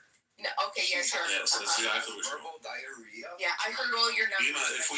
Bima, if we have to protect you, we're not protecting you. I'm not talking to you. I'm not talking to you, Rich. No, that's not the point. The point is that nobody has the responsibility to protect anybody, and that's just the truth. Not even police. According to the Supreme Court, they have no responsibility to protect you. Okay? Can you imagine marrying this woman? You can reference Supreme Court law. Well, imagine being married to this lady. When there was. Who was it? It was This is why she has a side They broke into somebody's home, and these women were calling the police, calling 911. She doesn't know this beaver. I do. They snuck outside on the roof. They were there for anyway. They ended up. I don't know if they got murdered, they got killed, or something like that. And they sued. Family sued the government. They lost. The police have no responsibility to come and defend you. Their job is law enforcement, to enforce the law. They do not have a responsibility to defend you. You have a responsibility to defend yourself. Okay, so if Hezbollah, if somebody's coming and harming the country, that's your responsibility. your responsibility, okay, or obligation. Thank you, Rich. It's your obligation. Yeah, because it's a job. It's an obligation. And stop the people who are initiating aggression upon you. But while you're in that process, you can't harm peaceful people, because now what you're doing is every peaceful person. Yeah, but we're a piece of shit. Hold on, Rich. Every peaceful person that has not harmed you, you're creating a victim. Yeah, obligation and responsibility are different. There's a perpetual cycle of victim, and then nothing's ever going to get solved. But there's nothing that you're going to say, Rafi, unless you're going to tell me that your government has a plan to replace the homes of the innocent people that you have displaced, of the innocent people. They already said they're going to rebuild it. So you have no. Well, then guess what? BB's already said that. Guess what? Then you haven't. That there is going to be a plan. Yeah, Netanyahu said that he's going to rebuild Gaza. No, I'm not talking about rebuilding Gaza. I'm talking about now southern Lebanon, that one from the blue line all the way to the left. They're going to rebuild southern Lebanon. It's going to be part of Israel. Well, no, exactly. They just annexed it. Okay, just stole it like they stole everything. We annexed the terrorist fucking empire expansion. I'm not surprised. But that's fine. I understand that they want to secure themselves. Okay, this is the issue. If you're going to do that, you have to at least replace and repair the homes and the harms that you've caused to innocent peaceful people. So that's what I'm. Honey, I listen. I've done enough. I'm zero. No, I own my own property. The land that I'm on, I bought when I was 19 years old. I bought this land when I was 19 years old from an apple farmer, an apple farmer. Yeah. I'll explain to you that those soft wall patterns, that's not your property. It's all the property of the state for the crazies. Right, exactly, because you don't own. You don't own private property, right? Didn't Rafi sit quietly while you were ranting? Yeah, I'm not listening to Rich. No. I'm gonna talk. Listen, he's not respectful. No, he actually was quiet. I was the one rudely interrupting. So I'm gonna come in and I'm just gonna do what I'm gonna do, because if he's gonna show respect to me and he's not gonna insult me, yes, exactly. I'm gonna crash out. That's exactly what I'm gonna do. Until you guys learn to be gentlemen and to actually just respect people and just talk about the topic. You don't have to insult human beings. You can actually talk about the topic. You don't have to cry like little babies. Bima, you're doing the Norman thing right now. Defend it because you know that it's shit. I know. Bima, you're doing the Norman thing right now. I know. And do you know why? Because I'm tired. I'm tired of you children. You children not knowing how to have a conversation. I love having civil discussions, but you guys don't have civil discussions. Okay, yeah, that's. You do. I'm sure. Okay. Right? Everything that you said tonight, Rich, is a lie. Everything. I don't respond to you. Okay. Everything I said is truthful and accurate. Nobody believes you. And it represents everything that it's true and You bear false witness. You call yourself a Christian. Everything that you say. You're gonna play this game now? False witness. No, I'm just saying. You think that you're a Christian? You're fake. You're fake. You're fake. You're not a Christian. You have no Jesus, no Christ, no principles in your body. You're gonna just bear false witness against your neighbor. Yes, you did, and you think that it's funny. You think it's a game. You don't, because this isn't real life to you. So you think you could come in and bear false witness. Well, you think we're not real people? You don't think that we're real people with your lives? This is all a construct of my subconscious mind. This is the delusion you tell yourself in your mind to justify the atrocities that you do. You're just my neurotic, crazy part of my brain subconscious mind. Okay, you're not real. All right, well, if you're not real, I guess Rich isn't real. I mean, he's a delusion. That feels better. So, Rafi, do you want to... because he said that this isn't real. So if this isn't real, he shouldn't mind. Well, it's not real. All right, so you want to go too? Sure, send it. Talk to yourself. No, send me. Come on, this is the most power you're going to ever have in your life, Bima, that little green mug. Remember that. That's the most power you're going to ever have. What's the matter, Rafi? I don't have to mod you. I don't have to mod abuse you. I can have I don't have to mod abuse you, Rafi, because you're a rude individual. All you do is you insult people and you don't have the discussion. You know why you don't have a discussion? Because you don't have any good argumentation. You have no good counter arguments because you know that what you're doing is wrong. You know that what you're supporting is wrong, and you know that it doesn't fit well in your soul. You know that it's fucked up. You know that it's fucked up, but you have to figure out a way to justify it, right? And so instead of actually coming up with an argument to justify, because you won't be able to, you just insult me. The extravagant courtesan's thin face was slimmer waisted in a ballroom wood, a floating robe in royal amplitude, paws and deep folds around a dry foot, shod, the bright flower-like shoe that gems the sod.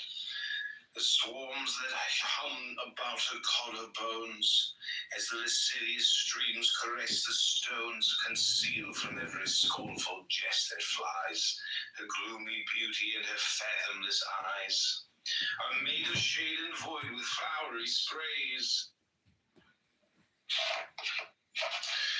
The swarms that hum about her collarbones, as the lascivious streams caress the stones, conceal from every scornful jest that flies her gloomy beauty and her fathomless eyes, are made of shade and void with flowery sprays. Her skull is wreathed artistically in sways, feeble and weak on her frail vertebrae. O charm of nothing, decked in folly, they who laugh and name you a caricature, they see not, they whom flesh and blood allure, the nameless grace of every bleached bare bone that is most dear to me, tall skeleton, who laugh and name you a caricature. Come you to trouble with your potent snare.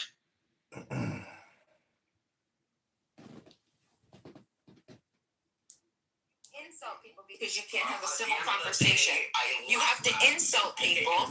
You have to insult and abuse people in discussion when people are talking about topics because you know that the bullshit that you justify isn't right. Right. Right. Right. Because you can't justify. So is Israel gonna pay and Why would Israel have to pay? Oh, why? Well, I mean, if I came in and started destroying fucking houses in Israel, would you think that I would be responsible for repairing those damages of innocent human beings? Would I? If I came in and started came in, don't talk about it as a collective. Don't talk about a collective. I don't want to hear it. I don't want to talk about it. What do you mean? We're not having a civil discussion. I don't speak civilly with people who insult people. No, what we're gonna do is we're just going to bulldoze the conversation. We're gonna bulldoze the conversation because this is what you like. There's no pain. There's no pain. There's no pain. There's no pain because you're not a civil human being. You're not a civil human being, and you justify atrocities against peaceful human beings. Abima, can I ask, what are you saying? Is Israel going to pay for what now? Is Israel going to pay for all of the homes that they've displaced 1.5 million people in southern Lebanon? Do they plan on repairing, building, or giving any type of shelter to the 1.5 million who are not Hezbollah? I think the only country that I'm aware of, and you could correct me if I'm wrong, that has ever paid for the enemy's housing or rebuilding the enemy's whatever when they are in the middle or after a war is the United States. With Iraq or Afghanistan. If your government allowed terrorism on your land to occur by not stopping it from a certain area where they said, you know what, we're not going to control this area anymore because these people are out of hands. We are too weak as a government to fight them. So they basically, the Lebanese government surrendered that area because they didn't want nothing to do with it. They didn't want to go against the terrorist organization. Bro, can we get a beat on this guy? This guy's rambling. I'm rambling. I'm speaking fucking facts, you dumb cunt. I'm gonna lick your brown starfish if you keep rambling. Sure. So, anyways, by allowing them, by not stopping it, so Israel says, okay, you don't want to take responsibility for these terrorists while they're shooting rockets into my country and my people, doing destruction to my infrastructure. Okay? If you guys are going to do nothing about it, I'm going to be Big Daddy and I'm going to do something about it because I'm not going to stand here because no fucking Hezbollah is paying reparations, or any destruction that they're doing in fucking Israel. Okay? Because Israel's not going to Lebanon and saying, oh, those buildings that you guys hit, are you guys going to pay us back? No, nobody ever paid back. When Gaza was shooting rockets into Israel and destroying buildings, did anybody go to Gaza and say, you guys going to pay for those buildings? No, nobody fucking does it. So why is Israel supposed to be held to a higher fucking standard? Because it's the right thing to do. It's the right thing to do. It is the right thing to do. If you want to destroy the homes of Hezbollah, people that are actually committing the atrocities, I mean, like, well, let me ask you: if a terrorist hid in your home, would it be? Would you justify me just rocket launching a bomb right into your home and taking you and your family out and your home? No, you wouldn't, because you know that it's wrong. Fucking government allowed this shit to happen, I would get the fuck out and move, because that puts my children in danger. If fucking rockets are flying out of my next door neighbor's backyard into fucking America, okay, I know that America's gonna retaliate. So what the fuck I do is that either my government's gonna protect and go arrest that person, or I have to fucking, because I know there's gonna be a rocket flying in my neighbor's house that's gonna impact my house. Why do you hold Israel to the standard of it's quote unquote the right thing to do, but nobody else in the region or the area that's also involved? Because she hates Israel, and that's why. She sees negatives after because I don't look at things as collectives. I look at things as individuals, right? One person, Hezbollah, that does a person, a human being, woke up, decided that they wanted. Hold on. I understand. Well, oh, really? Hezbollah isn't a person? No, Hezbollah is Hezbollah isn't one person that's been. Hezbollah isn't just one person. Oh, okay. That was Nasrallah. No, I'm joking. I'm sorry. I was okay. You just said one person is like it's not only is it a terrorist group, but it's also in the government, right? It's a party in the Lebanese government. In the Lebanese government, the president, the prime minister, the speaker of the house, they are allowing for this to happen. The head of the military, they're allowing for a function in their government to basically over the country and wage war against another country, another sovereign state. And they are interfering. And you know the repercussions of allowing that, right? Shai, what happens when you wage a war against another country? Can you get attacked back when you're attacking another country, Shai? Or no, we're going to have to higher standard. We're going to take those bombs, right? Because Bima hates Jews. Or the state of Israel, because all her life problems are because of Jews. Those Zionists. Let's blame the Zionists because Bima's life sucks. And she's miserable. But anyways, guys, I gotta go to work, make some money. Yeah, you do. You better go make that money, you moron. Yeah, I will. Liar, you're a piece of shit. You're a piece of shit, Rafi. You were born a piece of shit. Go make your piece of shit money. That's what you like to do. Go justify. Just go already. Goodbye. You don't have to announce your departure. Nobody cares. Nobody cares. Goodbye. Good morning.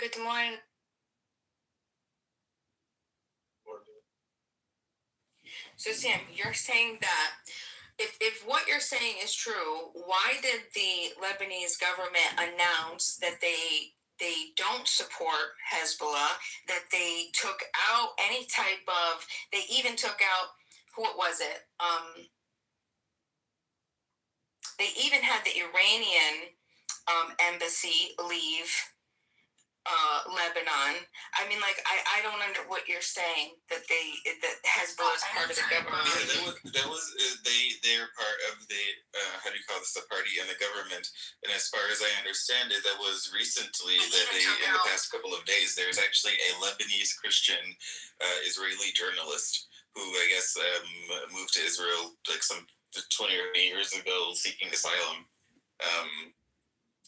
From Lebanon, and he wrote something on Twitter about it, about how the Lebanese government is making a claim that Hezbollah has been weakened because of the weakening of the IRGC, and therefore they have now the ability to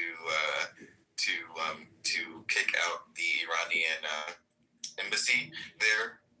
Leadership that was there and their offices, and also weaken Hezbollah or effectively try to oust them.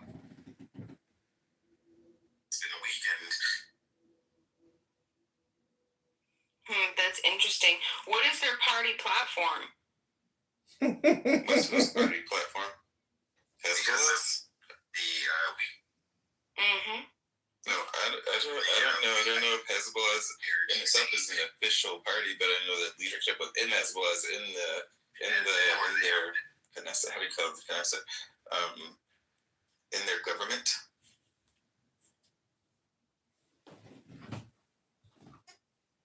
I think the government, they don't want Hezbollah to be part of it anymore. Yeah, I agree. I think they don't want them to be part of it anymore.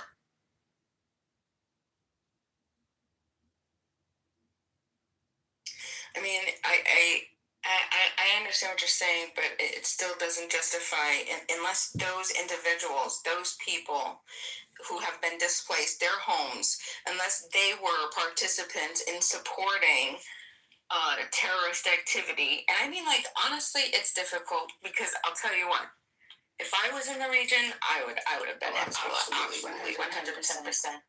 110%, no doubt in my mind. If I lived there, no problem. No way that I'm gonna sit by and, yeah.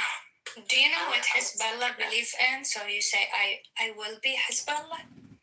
Hezbollah is like the Iranian regime exactly. People in Lebanon hate them. And the reason why they ask them to evacuate is because they're living among them. So they don't want the people to be hit as well.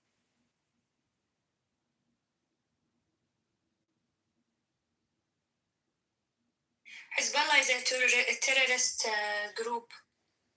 Yeah, she agrees. She said that she agrees with them to some extent. Like, do you agree with the Iranian government as well, Khamenei and stuff? Bima, I think she's asking you a question. I'm asking you, Bima, Habibti. No, like the IRGC, no. Then, but I'll tell you something. Hezbollah exactly believes the same thing. And Hezbollah are hitting the other countries around them. They're hitting Kuwait. They're hitting other countries around them. Not only Israel. If you're against Israel, like I'm saying, I'm not a big fan of them as well. But that's my point. They're not, like, they don't have specific goals. You see, unfortunately, I think that a lot of people in America believe that the politics sort of end and begin at the borders of some of these countries, and they don't realize that they're across many different countries. Right? A lot of these people, the Hezbollah, I don't even know if they believe in states. In nation states, if they believe like in borders. Hezbollah hate America, of course. They hate America. Like, they think America is the enemy. It's exactly the same mentality as the Khamenei, and they are hitting other countries around them. And even the Lebanese government are done with them. Like, the Lebanese government is good, but these are militias. I don't think they're hitting everybody. They love the Arab neighbors.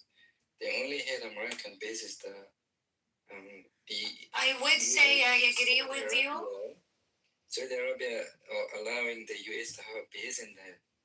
Okay, I'm with you, Abdul, but they're not hitting only the bases. They hit the airports. They hit the. Have a base in UAE. Why? I live in GCC. I'm telling you, they're not only hitting the bases. They hit the airport. They hit the oil. They hit a lot of places. That they hit houses in Kuwait. They hit a house. The government shouldn't allow the US base to be positioned. My government went out and said that they are not allowing it anyways. So they did say that. Currently, in Kuwait, the bases used to attack Iran and Hezbollah, and if they should be attacked back. The Americans should be bombed. And Nazar should be. Okay, no problem. Let's go with what you're saying. Let's go. Beam, are you there? Mm-hmm. You didn't really mean that about Hezbollah. You were just joking, right? To make a point. No, I don't know. You were joking. Retract it now, please. Oh, whether I support Hezbollah? Yeah. No, I'm not going to. I'll tell you why. Because. Yeah. No, she did. I heard earlier that she didn't support it. Go ahead, E. I'm sorry for interrupting. I'll tell you what. If I was an innocent person, in southern Lebanon, just living on my little farm, not harming any other person, not bothering anybody. The only thing No, we don't support terrorist groups, Bima. Thank you for your statement. Bima, if you live in South Lebanon, you will be terrorized by Hezbollah, by the way. You're not going to love them. Unless you believe in what they believe, which is war and terrorism and exactly as Khamenei way of thinking. That's it. That's Hezbollah. Don't let them lie to you. I live in the region. I know exactly what I'm talking about. What about Abdullah? You say... they're hitting the bases. Okay, I will agree with you if they are only hitting they're not hitting the bases. Don't you see the news? No, but they're hitting the electricity, they're hitting the oil, they're hitting the airports. They actually, there is a little girl who is 11 years old who died. American soldiers don't stay in their bases. They go and live in the hotels because they know the Iranian gonna attack them.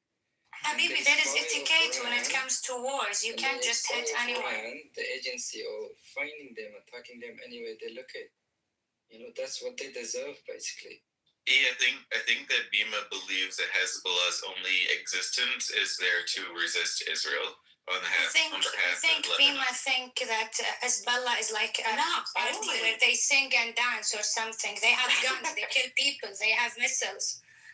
Yes, I understand that. But what I understood though is that Hezbollah originally was created to get U.S. and other occupying nations outside to get them out of the region. And they were created by Iran, by the way.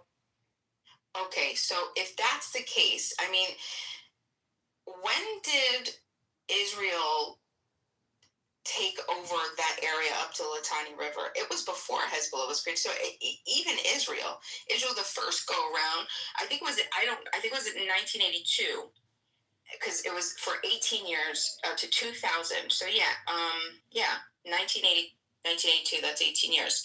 So from 1982, I mean, like, and they won, and they got them out in 2000. They made Israel. They were losing. Israelis realized, listen, we have to get out of here.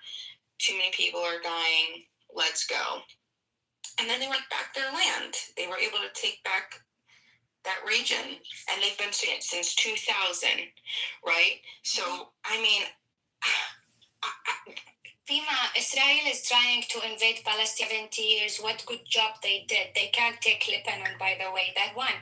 Number two, when you're talking about Hezbollah, imagine you're a Christian who lives in South Lebanon, which there are a lot, and you're being bombed just because there is an Iranian regime there, which is not an Iranian regime, but they are paid by Iran to fight, to fucking kill the country. Because if you're doing the missiles, you're putting other people in danger.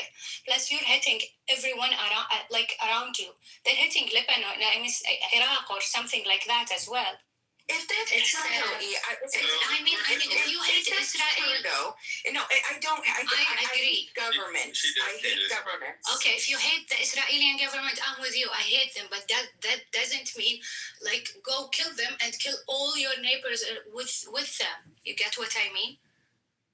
So according to what I'm reading here, because I was actually curious, I've been looking it up for the past few days, but according to this, Israel quote-unquote occupied southern Lebanon because of the PLO, right? They were using the PLO. The PLO was using that part of southern Lebanon as a staging ground, and then Hezbollah was developed to join them, and they've been fighting each other at that point basically ever since. And Israel tried to help to build the Maronite Christian militias, but apparently they didn't work out because of the Lebanese Civil War. Or something like that. Can I tell you an information? I'm sure nobody knows. In Kuwait, we caught what do you call Khalia? It's like 10 people who are benefited by Hezbollah in order to hit targets into where there is civilians. So when you say Hezbollah, I agree with them. You have to think 1 million times, because they are killing people who are in their neighbors, and definitely they're gonna hang them. But that's the point. There's 25 people in the quietly allow the American to have bases, hotels. This have nothing to do with bases. We're talking about Hezbollah now. Look. They want to listen, Habibi. They want to kill famous figures in Kuwait. Nothing to do with the American. Don't mix it. I live here. I'm telling. Actually, check it in the news because we put that in the news as well. Wallah, don't make me get angry in the morning. Good morning. Let me drink my coffee. Oh shit! You finna get angry. Wallah al-azim. Habibi, if I get angry, I'll come to you. Hey, I put some links in the chat. Bima should read up because Bima is an ignorant young person who doesn't realize she's saying that she wants to join the mafia. She's so ignorant. She doesn't realize when you join a terrorist organization, guess what you got to do? You got to go out and kill innocent people. And she's that stupid. She comes on here and says she wants to join Hezbollah. That's how ignorant she is. And that's how stupid she is. Read up, Bima. You're going to need to know what it takes to be a terrorist. You're going to have to go kill innocent people, you stupid fucking idiot. I mean, it's true. When you're having to kill, you have to either kill or continue to kill innocent people. Like, I'll ask a question if you don't mind. Like, who's the most profitable right now out of this war? Have anybody, like, already questioned this? China. No, the elites. Like, if you're actually Oh my god, there's always gonna be fucking elites. Why don't you go blow yourself up if you get tired of the elites? God damn it, there's always gonna be somebody who's an elite person. There's no way on earth that you're actually getting rid of the elites because they are the shareholders of literally almost 70% of everything in the world. So they are actually controlling almost half of the planet if you're actually going through all of that. The elites control 100% of the planet because every society, every society throughout all time has been controlled by an elite person. Okay, going through that, do you know already who's the owner of BlackRock, right? Did you say black cock?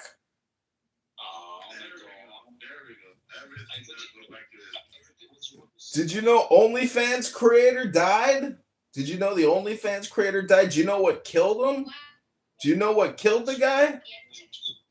It was a turbo cancer from the vaccine. You gotta whisper it though. Don't you fuck with me, wow. They say 3 million Americans died as a result of taking the Zav. Link is in the chat. I took the vaccine. When am I going to die? That all the elites is actually controlling almost all of the world, and you just don't see it. That's really sad. I do have a question though. So Hezbollah, okay, if Hezbollah is southern Hezbollah in southern Lebanon, okay, if they're as like crazy and bad as is being communicated, why were so many Christians living there like peacefully? They are Lebanese. This is their land. They have to live there. It's their land. It's their right to live there. Nobody can get them out of there. It doesn't matter what's your religion. Your loyalty is for the land at the end of the day. And Hezbollah can't get them out. They are Lebanese. It's not up to them. And plus, Christian mostly they live in peace anyways. Even Sunnah there, they live in peace. The issue is with Hezbollah, which is a part of Iran regime. You have to understand, they are Shia, but not any Shia. They are the Shia, the extreme Shia from Iran. Actually, also, what is not actually said out loud in many ways, Abdul, I would like to address Bima. What is also not said out loud is that that the Hezbollah have been doing dawah on people, and they've been converting a lot of the Christians to Islam, and actually a lot of Christians have left Lebanon. Like if you look at the percentages of Muslims versus Christians in Lebanon from like 1948 until now, you see like the Muslim population is growing. Only because Muslims have more kids, that's it. Not because they are converted. Not only because of this.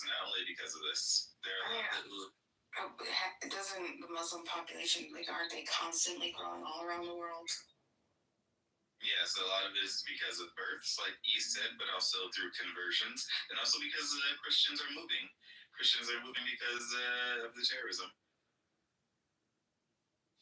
Yeah, the terrorism that Bima wants to join. Never forget that on this day, March 27, 2026. Bima declared her allegiance to Hezbollah. She's a traitor and a terrorist. Stop. Just stop. You're such a loser. What are you doing? You're bald. You're sitting in your fucking chair on TikTok with your fat gut.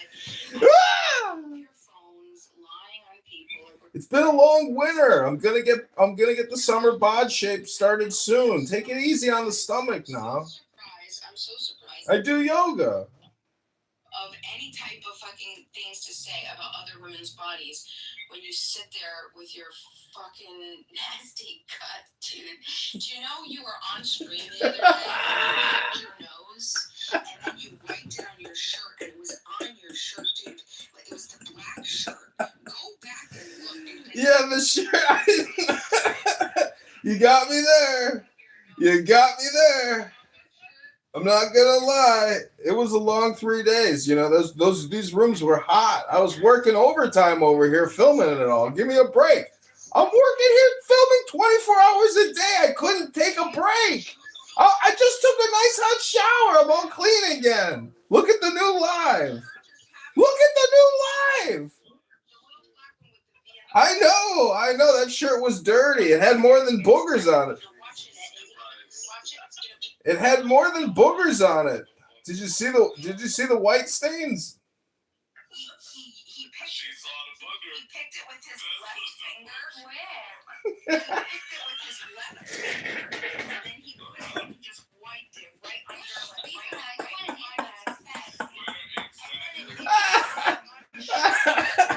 white juicy.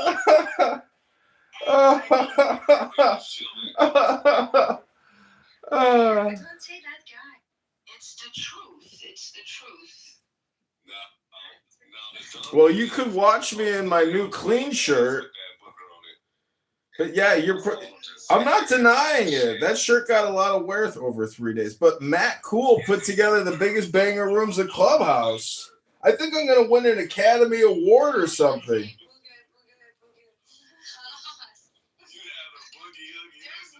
a lady on stage. Oh, two. There's two ladies on stage. No more bugger talk.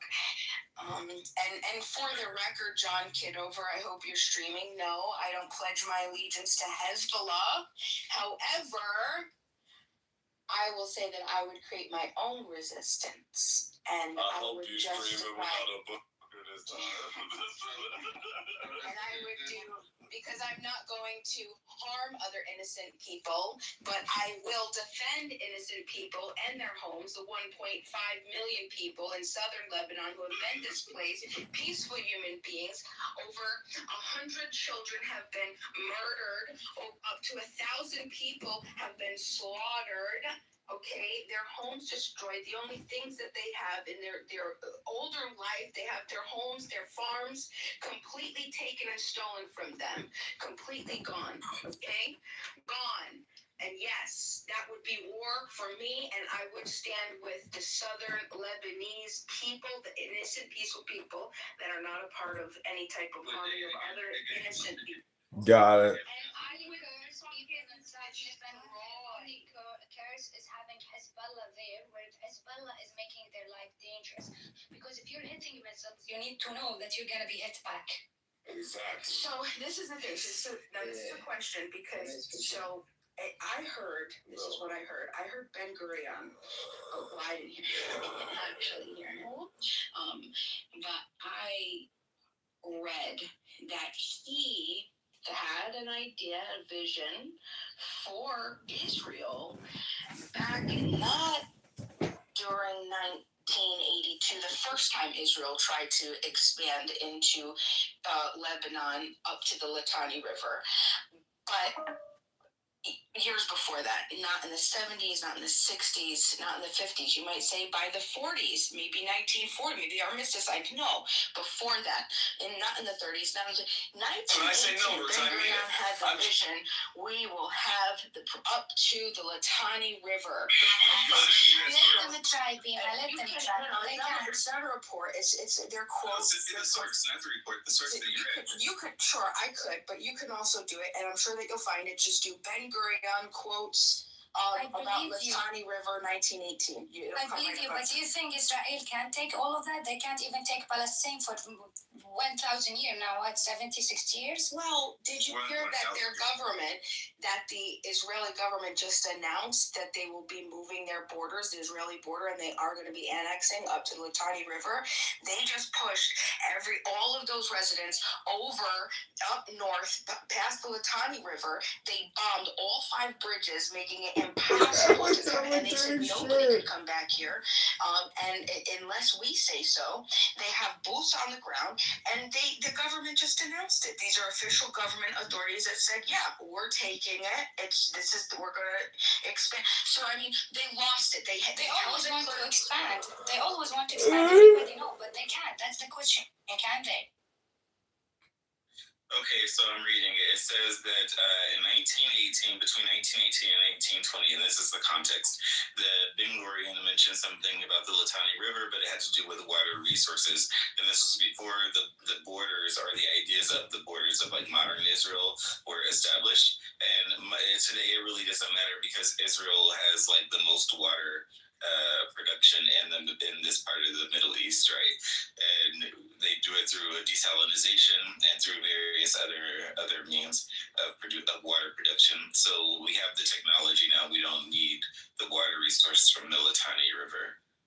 Well, I mean, the government already announced it. Your government. So when did they announce that? They announced it on the 24th. They said that. Can you send me that link? Because I didn't read that. You could just Google it. No, please send it to me so I can, because I want to see what source you're reading it from. It was from Reuters. Oh, okay. So will you please, if you don't mind, do me a favor and put a link in the chat? You want me to go find it for you? But you're gonna have to do the same thing. Why do you want me to do the work for you? I can't give you the source. This isn't the let me Google that for you show. I'll do it for you because you asked nicely. Oh my gosh! Wow, what a gracious moderator. Hey, you just get a napkin. Well, I want to say that about your nose. And keeping the borders clean. Well, anyways, Matt Beaver, you guys have put on some very intense rooms over the past 4 days, and it's hard to pull away as somebody, who's been enjoying it and recording it all and the chaos. And I'm just wondering, what's the magic? How do you get, how are you doing all of this? What's the magic recipe? They use tissues.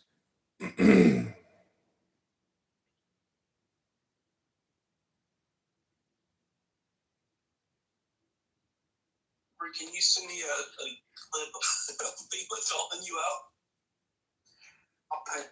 Wait, do you want the clip of me picking my nose and wiping the booger on my shirt, or do you want the past 10 minutes? I can imagine it. Don't need to show. And I want you to overrate the commentary over the clip so that she's narrating it with when she's calling you. And next time, on this clip, can you eat the booger? Can you do some fucked up shit?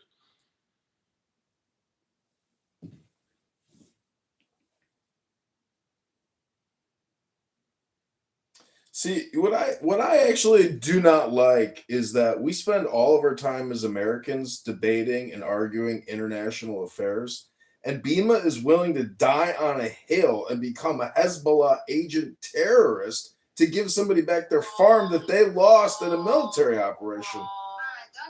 So what I'm trying to say is, I find it ridiculous that in America, if you don't pay your property taxes, they will take your house from you. But Bima's not willing to stand with her voters here in America and make America her priority. Instead, she's on here hypnotizing people about bullshit stuff overseas. It's got nothing to do with we Americans. I understand we all have an opinion and we like geostrategic political affairs. But the fact of the matter is, America is beyond broke. We're in debt tenfold over, and we're still doing international regime change and military policing overseas with no budgetary constraints whatsoever. So I'm just saying, as an American, vote as if your fucking life matters and vote for America. Vote for yourself. Stop voting for this international fucking drama show. I'm sick of it.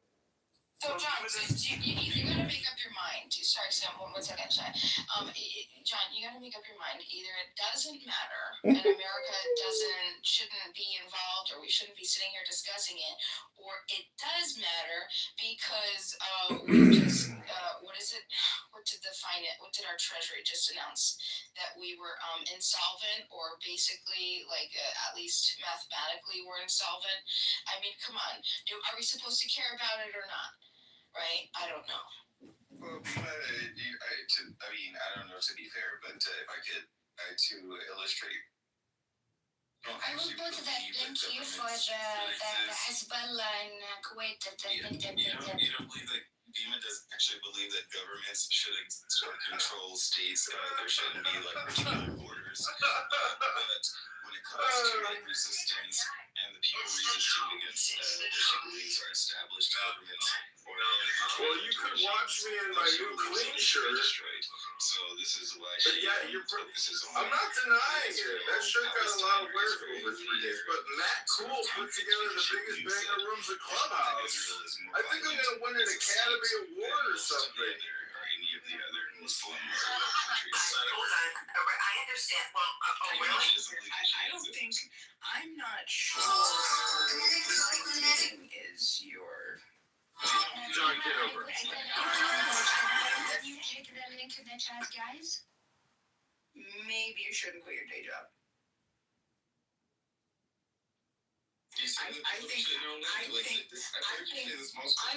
I'm not occupied by a government that's a Muslim government. I'm occupied by I believe the Israelis. That's what I believe. I see Israelis capturing our legislators, bringing them over in junkets en masse to campaign to them to pass legislation and lobby our own legislators. Okay, 50 states and one Israel happened. First time in history. Okay.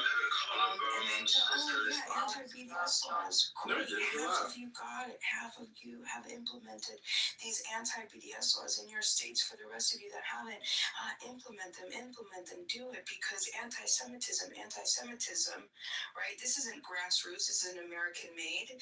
This is lobbying. This is ruling elites deciding what to do, putting bullshit, excuse me, but crap in states. Protecting, like what?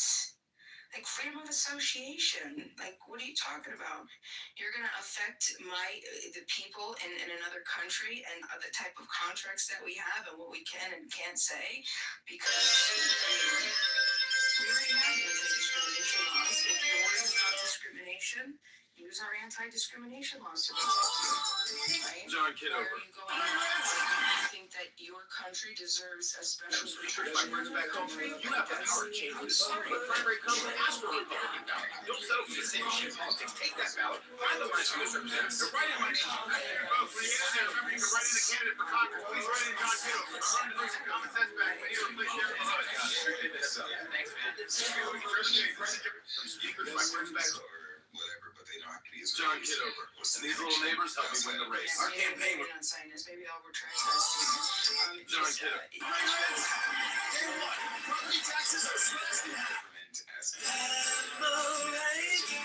Anti-discrimination in America for the state of Israel. I just explained it. I just went through the whole thing. Yeah, but like America doesn't have like any. Not in Israel, in America. They're asking, they're dictating what Americans can and can't do, and what type of funding American companies can get according to who they want to freely associate with or not. And if it just happens, like supporting terrorists or terrorist groups by the American government, like no, by not doing business with the Jewry. By if you protest, yes, the Jewry, JEWRY. It's a word. I learned it from reading the World Zionist Organization. Call things. Okay, they refer to the Elders of Zion. no, not the Elders of Zion or the Lovers of Zion, the World Zionist Organization. You know, that one organization that has been around since, I don't know, early 1900s, it used to meet every year, then every 2 years, now it meets every 4 What is your point, Bima? What is your point? Resolutions and thousands of members that they put over multiple, all different countries, over 40 different countries. They have thousands and thousands of acting agents, and then they control some of the biggest Zionist organizations. I forget the two that are the most prominent, but then they deploy them into the United States and the other 40 countries to then push Zionism, and they give it all its right. World Zionist Organization. I encourage everybody to go look it up. Sleeper cells? It sounds like you're saying the Zionists are sleeper cells. I mean, like, go look it up. They're extremely organized. They're very involved in their politics. Is that a sin? Isn't that just intelligence, Bima? Are you just criticizing the fact that they're well organized? What's your point? Hello? I'll tell you what. Yeah, no problem. So, in the United States, we have Republican and Democratic committees, right, in each of our local municipal jurisdictions. Don't forget the libertarians. Well, libertarians, they might be here or there, but they're not usually a party to the left and the right. Ron Paul was a presidential candidate. Yes, but I'm talking about in your city committee, I'm running for mayor of Chicago as a libertarian. I'm just saying libertarians are real and they're on the ballot. Yeah. I'm not saying that the Libertarian Party doesn't exist. That's not what I'm saying. I'm saying that every jurisdiction in the United States you have, because it's necessary, it's written into the structure of how we govern ourselves. Even when it comes down to elections, you notice that you don't have a Libertarian Party. Every election, when you have your elections inspector, you have to have 2 Republicans, 2 Democrats. Nothing to do with any type of libertarians. 2 Democrats, 2 Republicans. You have a Republican commissioner and a Democrat commissioner for elections in every jurisdiction in the country. Okay, you're talking about villages, hamlets, towns, cities, counties, all the state, okay, all the way up. This is what I mean by the 2 parties. So you have Democrats and you have Republicans. Now, what I'm saying is that I'm not doing business with the Jewry, and it's so organized that they have their own organized layer of hierarchy of deployment that come out that do the same thing that the Democrats and the Republicans do. They get people to vote. They order. I mean, like, it's crazy. Just go and look it up. It's the most powerful, I mean, like, they're just. There's no other organization that's as powerful as the Jewry. When they come together, they get shit done. APAC, that's it. It's powerful, but you know what? That's just a farce. It's really the connections. It's the power of the connections deep inside. That's why they voted APAC the most powerful PAC, not financially. It's through connections. It's through the power and the influence. Everything beginning to register and voting and organizing people to vote. Yeah, but Bima, you're making it sound as if there's something sinister here as opposed to just doing business and living life and wanting security and safety and health and prosperity. You're projecting perhaps your own delusion onto an organization dedicated to the security and preservation of a group. What the fuck do you think groups do? What do you think nonprofits and corporations do? They invest because they're self-interested. You're just describing reality, but you have no fucking point. Yeah, I'm sure somebody like you would come to that conclusion because you're just delusional and you have boogers in your nose. Well, listen, you got me there. You caught me picking my nose, but I still got at least a point when I put my finger up in the nostril to get the booger out. You still got no fucking point.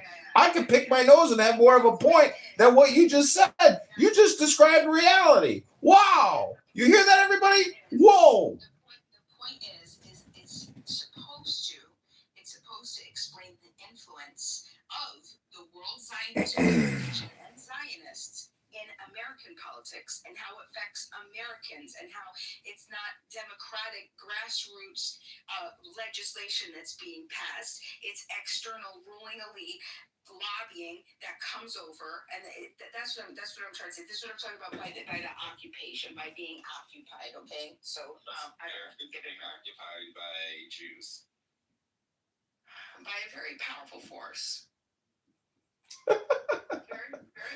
You know, Bima, I hate to break the bad news to you, but this country's $40 trillion in debt and $100 trillion in unfunded debt. Even if you're right, it still doesn't fix shit. Therefore, you still got no fucking point.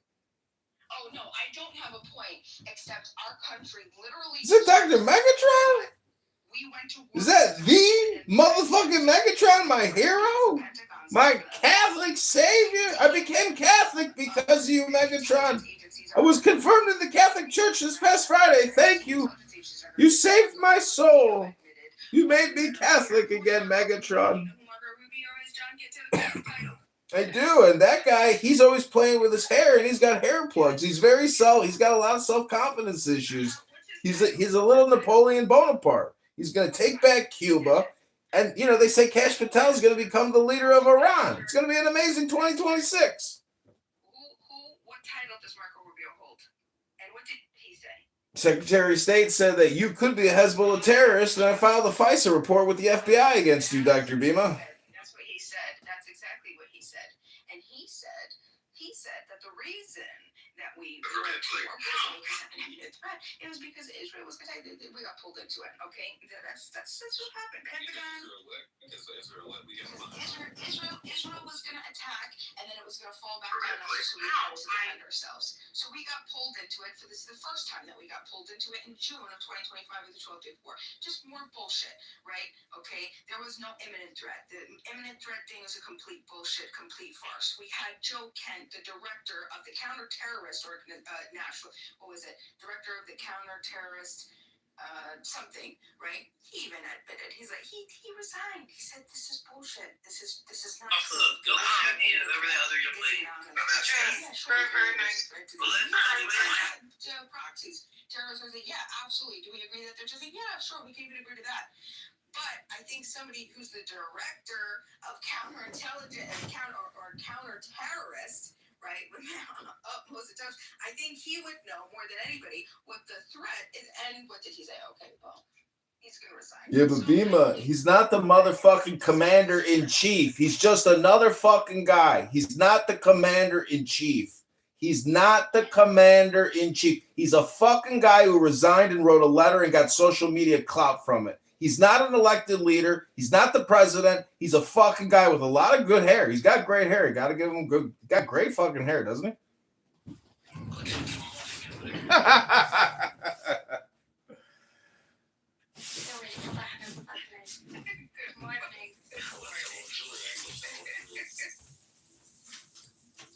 Thank you, my dear friend. Thank you. Dear friend بعينك يا حمار. يا حمار. No.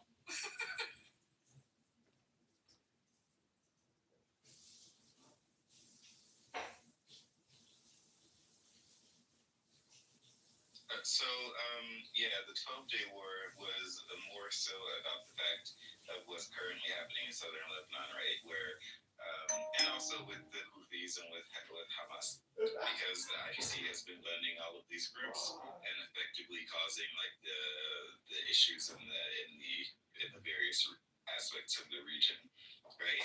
And this is part of the reason why who is not a Zionist and doesn't agree with the country or the government of Israel, supports taking down the IRGC to some extent, right? Why she says that Hezbollah is a terror group, and she probably would have a similar feeling about the Houthis and probably about Hamas also.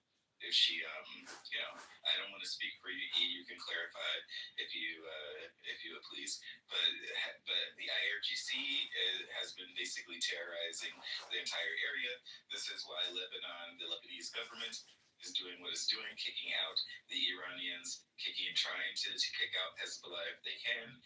They can get a hold of it, and this is why also many of the surrounding Arab countries are also, while quietly So seemingly to help America and Israel contain some Iran's rockets and warfare. Yeah, I don't disagree with any of that, right? Good morning. Good morning. I don't disagree with any of that. But what my contention is we were lied to. We were perceivably lied to. You know, the president, there was just a meeting, I think it was held yesterday. I have to figure out what it was, but it was like some directed this intelligence meeting. And the people that attended, the officials that attended were so disgusted by the lack of non-information that they were basically given like there is no plan here. Let me bring it up real quick. Well, as far as being lied to, you know, anybody who probably served in the military will tell you that the average individual on the street of America doesn't really deserve any information about going to war, because the people at the top have the intelligence, and while some people at the top may feel like they were lied to, the president of the United States and his cabinet have the most. They have access to basically all of the intelligence in the world. So even if somebody made such a claim, they would be able to use whatever information that they get from other sources to validate that claim if they want to, or they can just go to war if they choose to. The American people may not like that, and they can go against it, right? They can fight and protest and do whatever they can. But effectively, when it comes to matters of national security, you as a person on the internet don't necessarily need all the information or intelligence that is needed to make decisions to go to war. Right? It's like you're not sitting in a command center in a war room or anything like this. Like you're just on the internet with whatever sort of information that you can read from the news. You aren't making any decisions about who has to live and who has to die. And that is unfortunately what people have to do when they are either defending their country or defending their resources or making certain financial decisions for their population. Yeah, no, I don't disagree with you. But the president still has a responsibility to the people to at least tell other people who in the cabinet or whatever else what's going on. Like there has to be some sort of accountability, right? Because if the president just woke up today and said, "Okay, we're gonna go and bomb Israel," I think we would all be like, "Oh." Yeah, no, I said Israel. No, I said Israel for a reason, right? Because you would want to know, and you wouldn't be saying, "Well, you're just a person on the internet. You don't deserve." No, there's a responsibility. Like, sure, yeah, maybe there is some intelligence that he has. It's something's going on, and something's going to happen, and it's an Israel. With just trust him and close our eyes. No. There's layers to this. There is a responsibility. There is a duty. We're not asking for all the information, but we need to make sure that the criteria is met, and that's what I'm saying. Like, I don't need all of the details, but I do want to know if the details that you have met the criteria that is necessary for what would be. What criteria are you talking about? In war, there is no criteria. Who determines the criteria? The imminent threat. There's different doctrines. There's the Carolyn doctrine. There's the Bush doctrine. There was things that were expanded by Bush to there's a criteria of what would be considered an imminent threat versus a preemptive. Bima, how long does it take a socialist to become a fascist? How long does it take a communist to become a fascist? I don't know. I'm going to refer that to John Kitover. He should be able to answer that. Listen, you're dancing around communism and fascism, and you don't even know it. You've already admitted you're willing to join a terrorist organization dedicated to murder, and it's basically the mafia. I mean, you actually would fit in with a mafia organization well. You would be a great female captain of some, hierarchy. The point is, this room has no point. Even the title itself is ranking our presidents, and you got Buchanan at 45. He's at least in the top 10. No,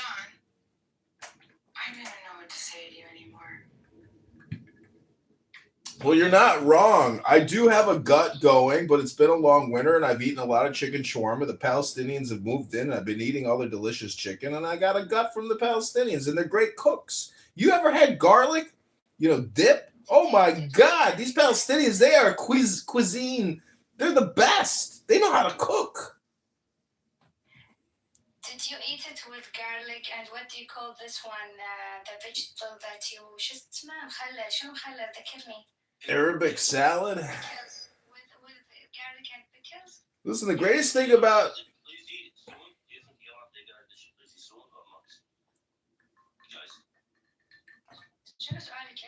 we're talking about garlic sauce and shawarma over here. We're not trying to talk about the decimation and obliteration of the IRGC. We've moved past that topic.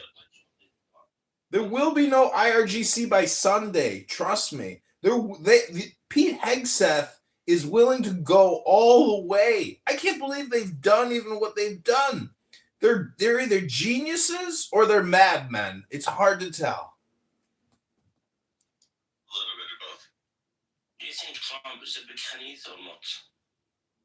Joker, Agil. I think he is. I think he is totally big Khanith. Oh, really? Joker, push. Joker, ya sharmuta.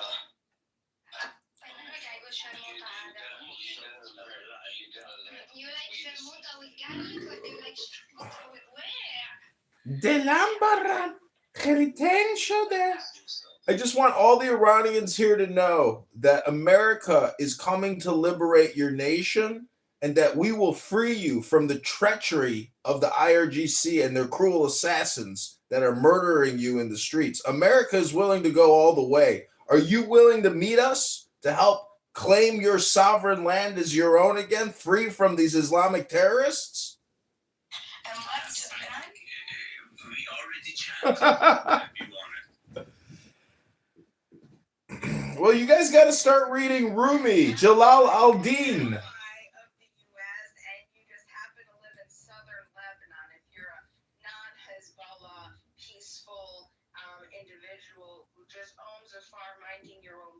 I'm sorry, America isn't going to do anything about that except continue to participate and fund the people who have pushed you out of your homes, destroyed your homes, killed children, your children, and Yeah, that's the terrorist organization known as Hezbollah, which you want to join. No. We're talking about Israel. Oh, gotta clarify. It's called subject object. You gotta make sure you're specific here.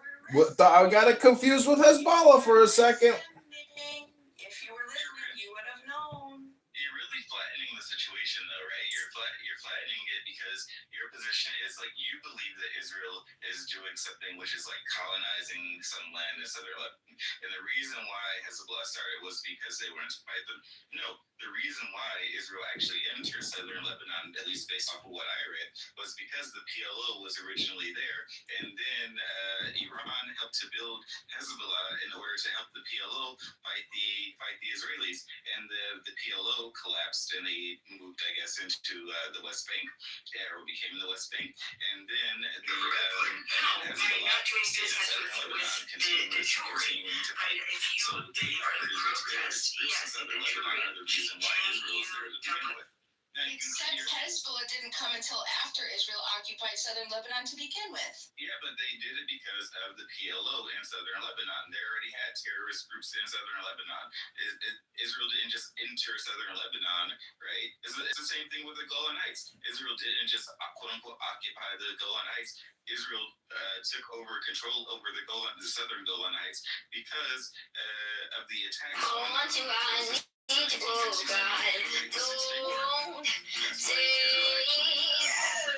beautiful things that I've done, please stay. I need you, guys. This was unexpected.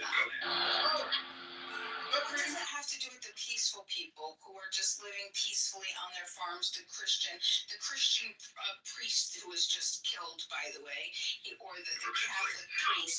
He said they told him, you have to get out because there's danger here. And he said, no, John this is Kitover. where I've lived my whole life.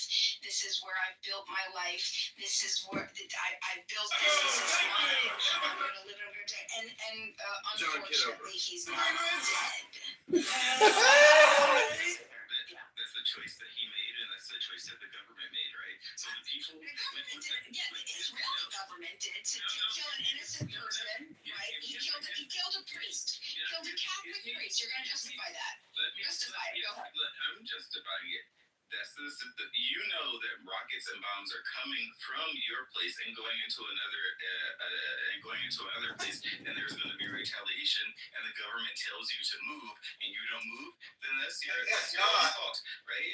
It's the same as in Israel. There are people in northern Israel. Hey, G, why the fuck is my son? With Hezbollah, right? And the government said, okay, people, you have to evacuate, and those people that chose not to evacuate and they died, that's their responsibility. They have the opportunity to leave. The government of Israel has evacuated a lot of people from the north of Israel. They said, okay, we will put you up in temporary housing or find you a place to go, but you have to get out of here because this is effectively a war zone. Lebanon did the exact same fucking thing. They said, okay, people, this is a war zone. Get the fuck out. Go somewhere else, and you can go back when it's over. But they chose not to go. Because why? Their personal pride, right? Individual pride. People are allowed to have their individual pride. That's fine. But Bima doesn't believe in personal responsibility, intelligence, or common sense. She just cares about the average farmer who's getting pushed around and abused. Right, Bima? I care about innocent, peaceful people who are minding their own business. Yeah. And sometimes in order to stay that way and stay alive, you have to run when you see bullets coming, right? You don't just stand there and say, "Oh, I'm justify bullets are going to go around me." Right? No, I understand that. I understand that, but that does not justify the atrocities that the other people are creating. If you want to get Hezbollah, go ahead, go in and get Hezbollah, but do it in a way that isn't going to be indiscriminate and creating. Check, my man. Check. Commander, 5-star General of the Southern Sudanese Liberation Army.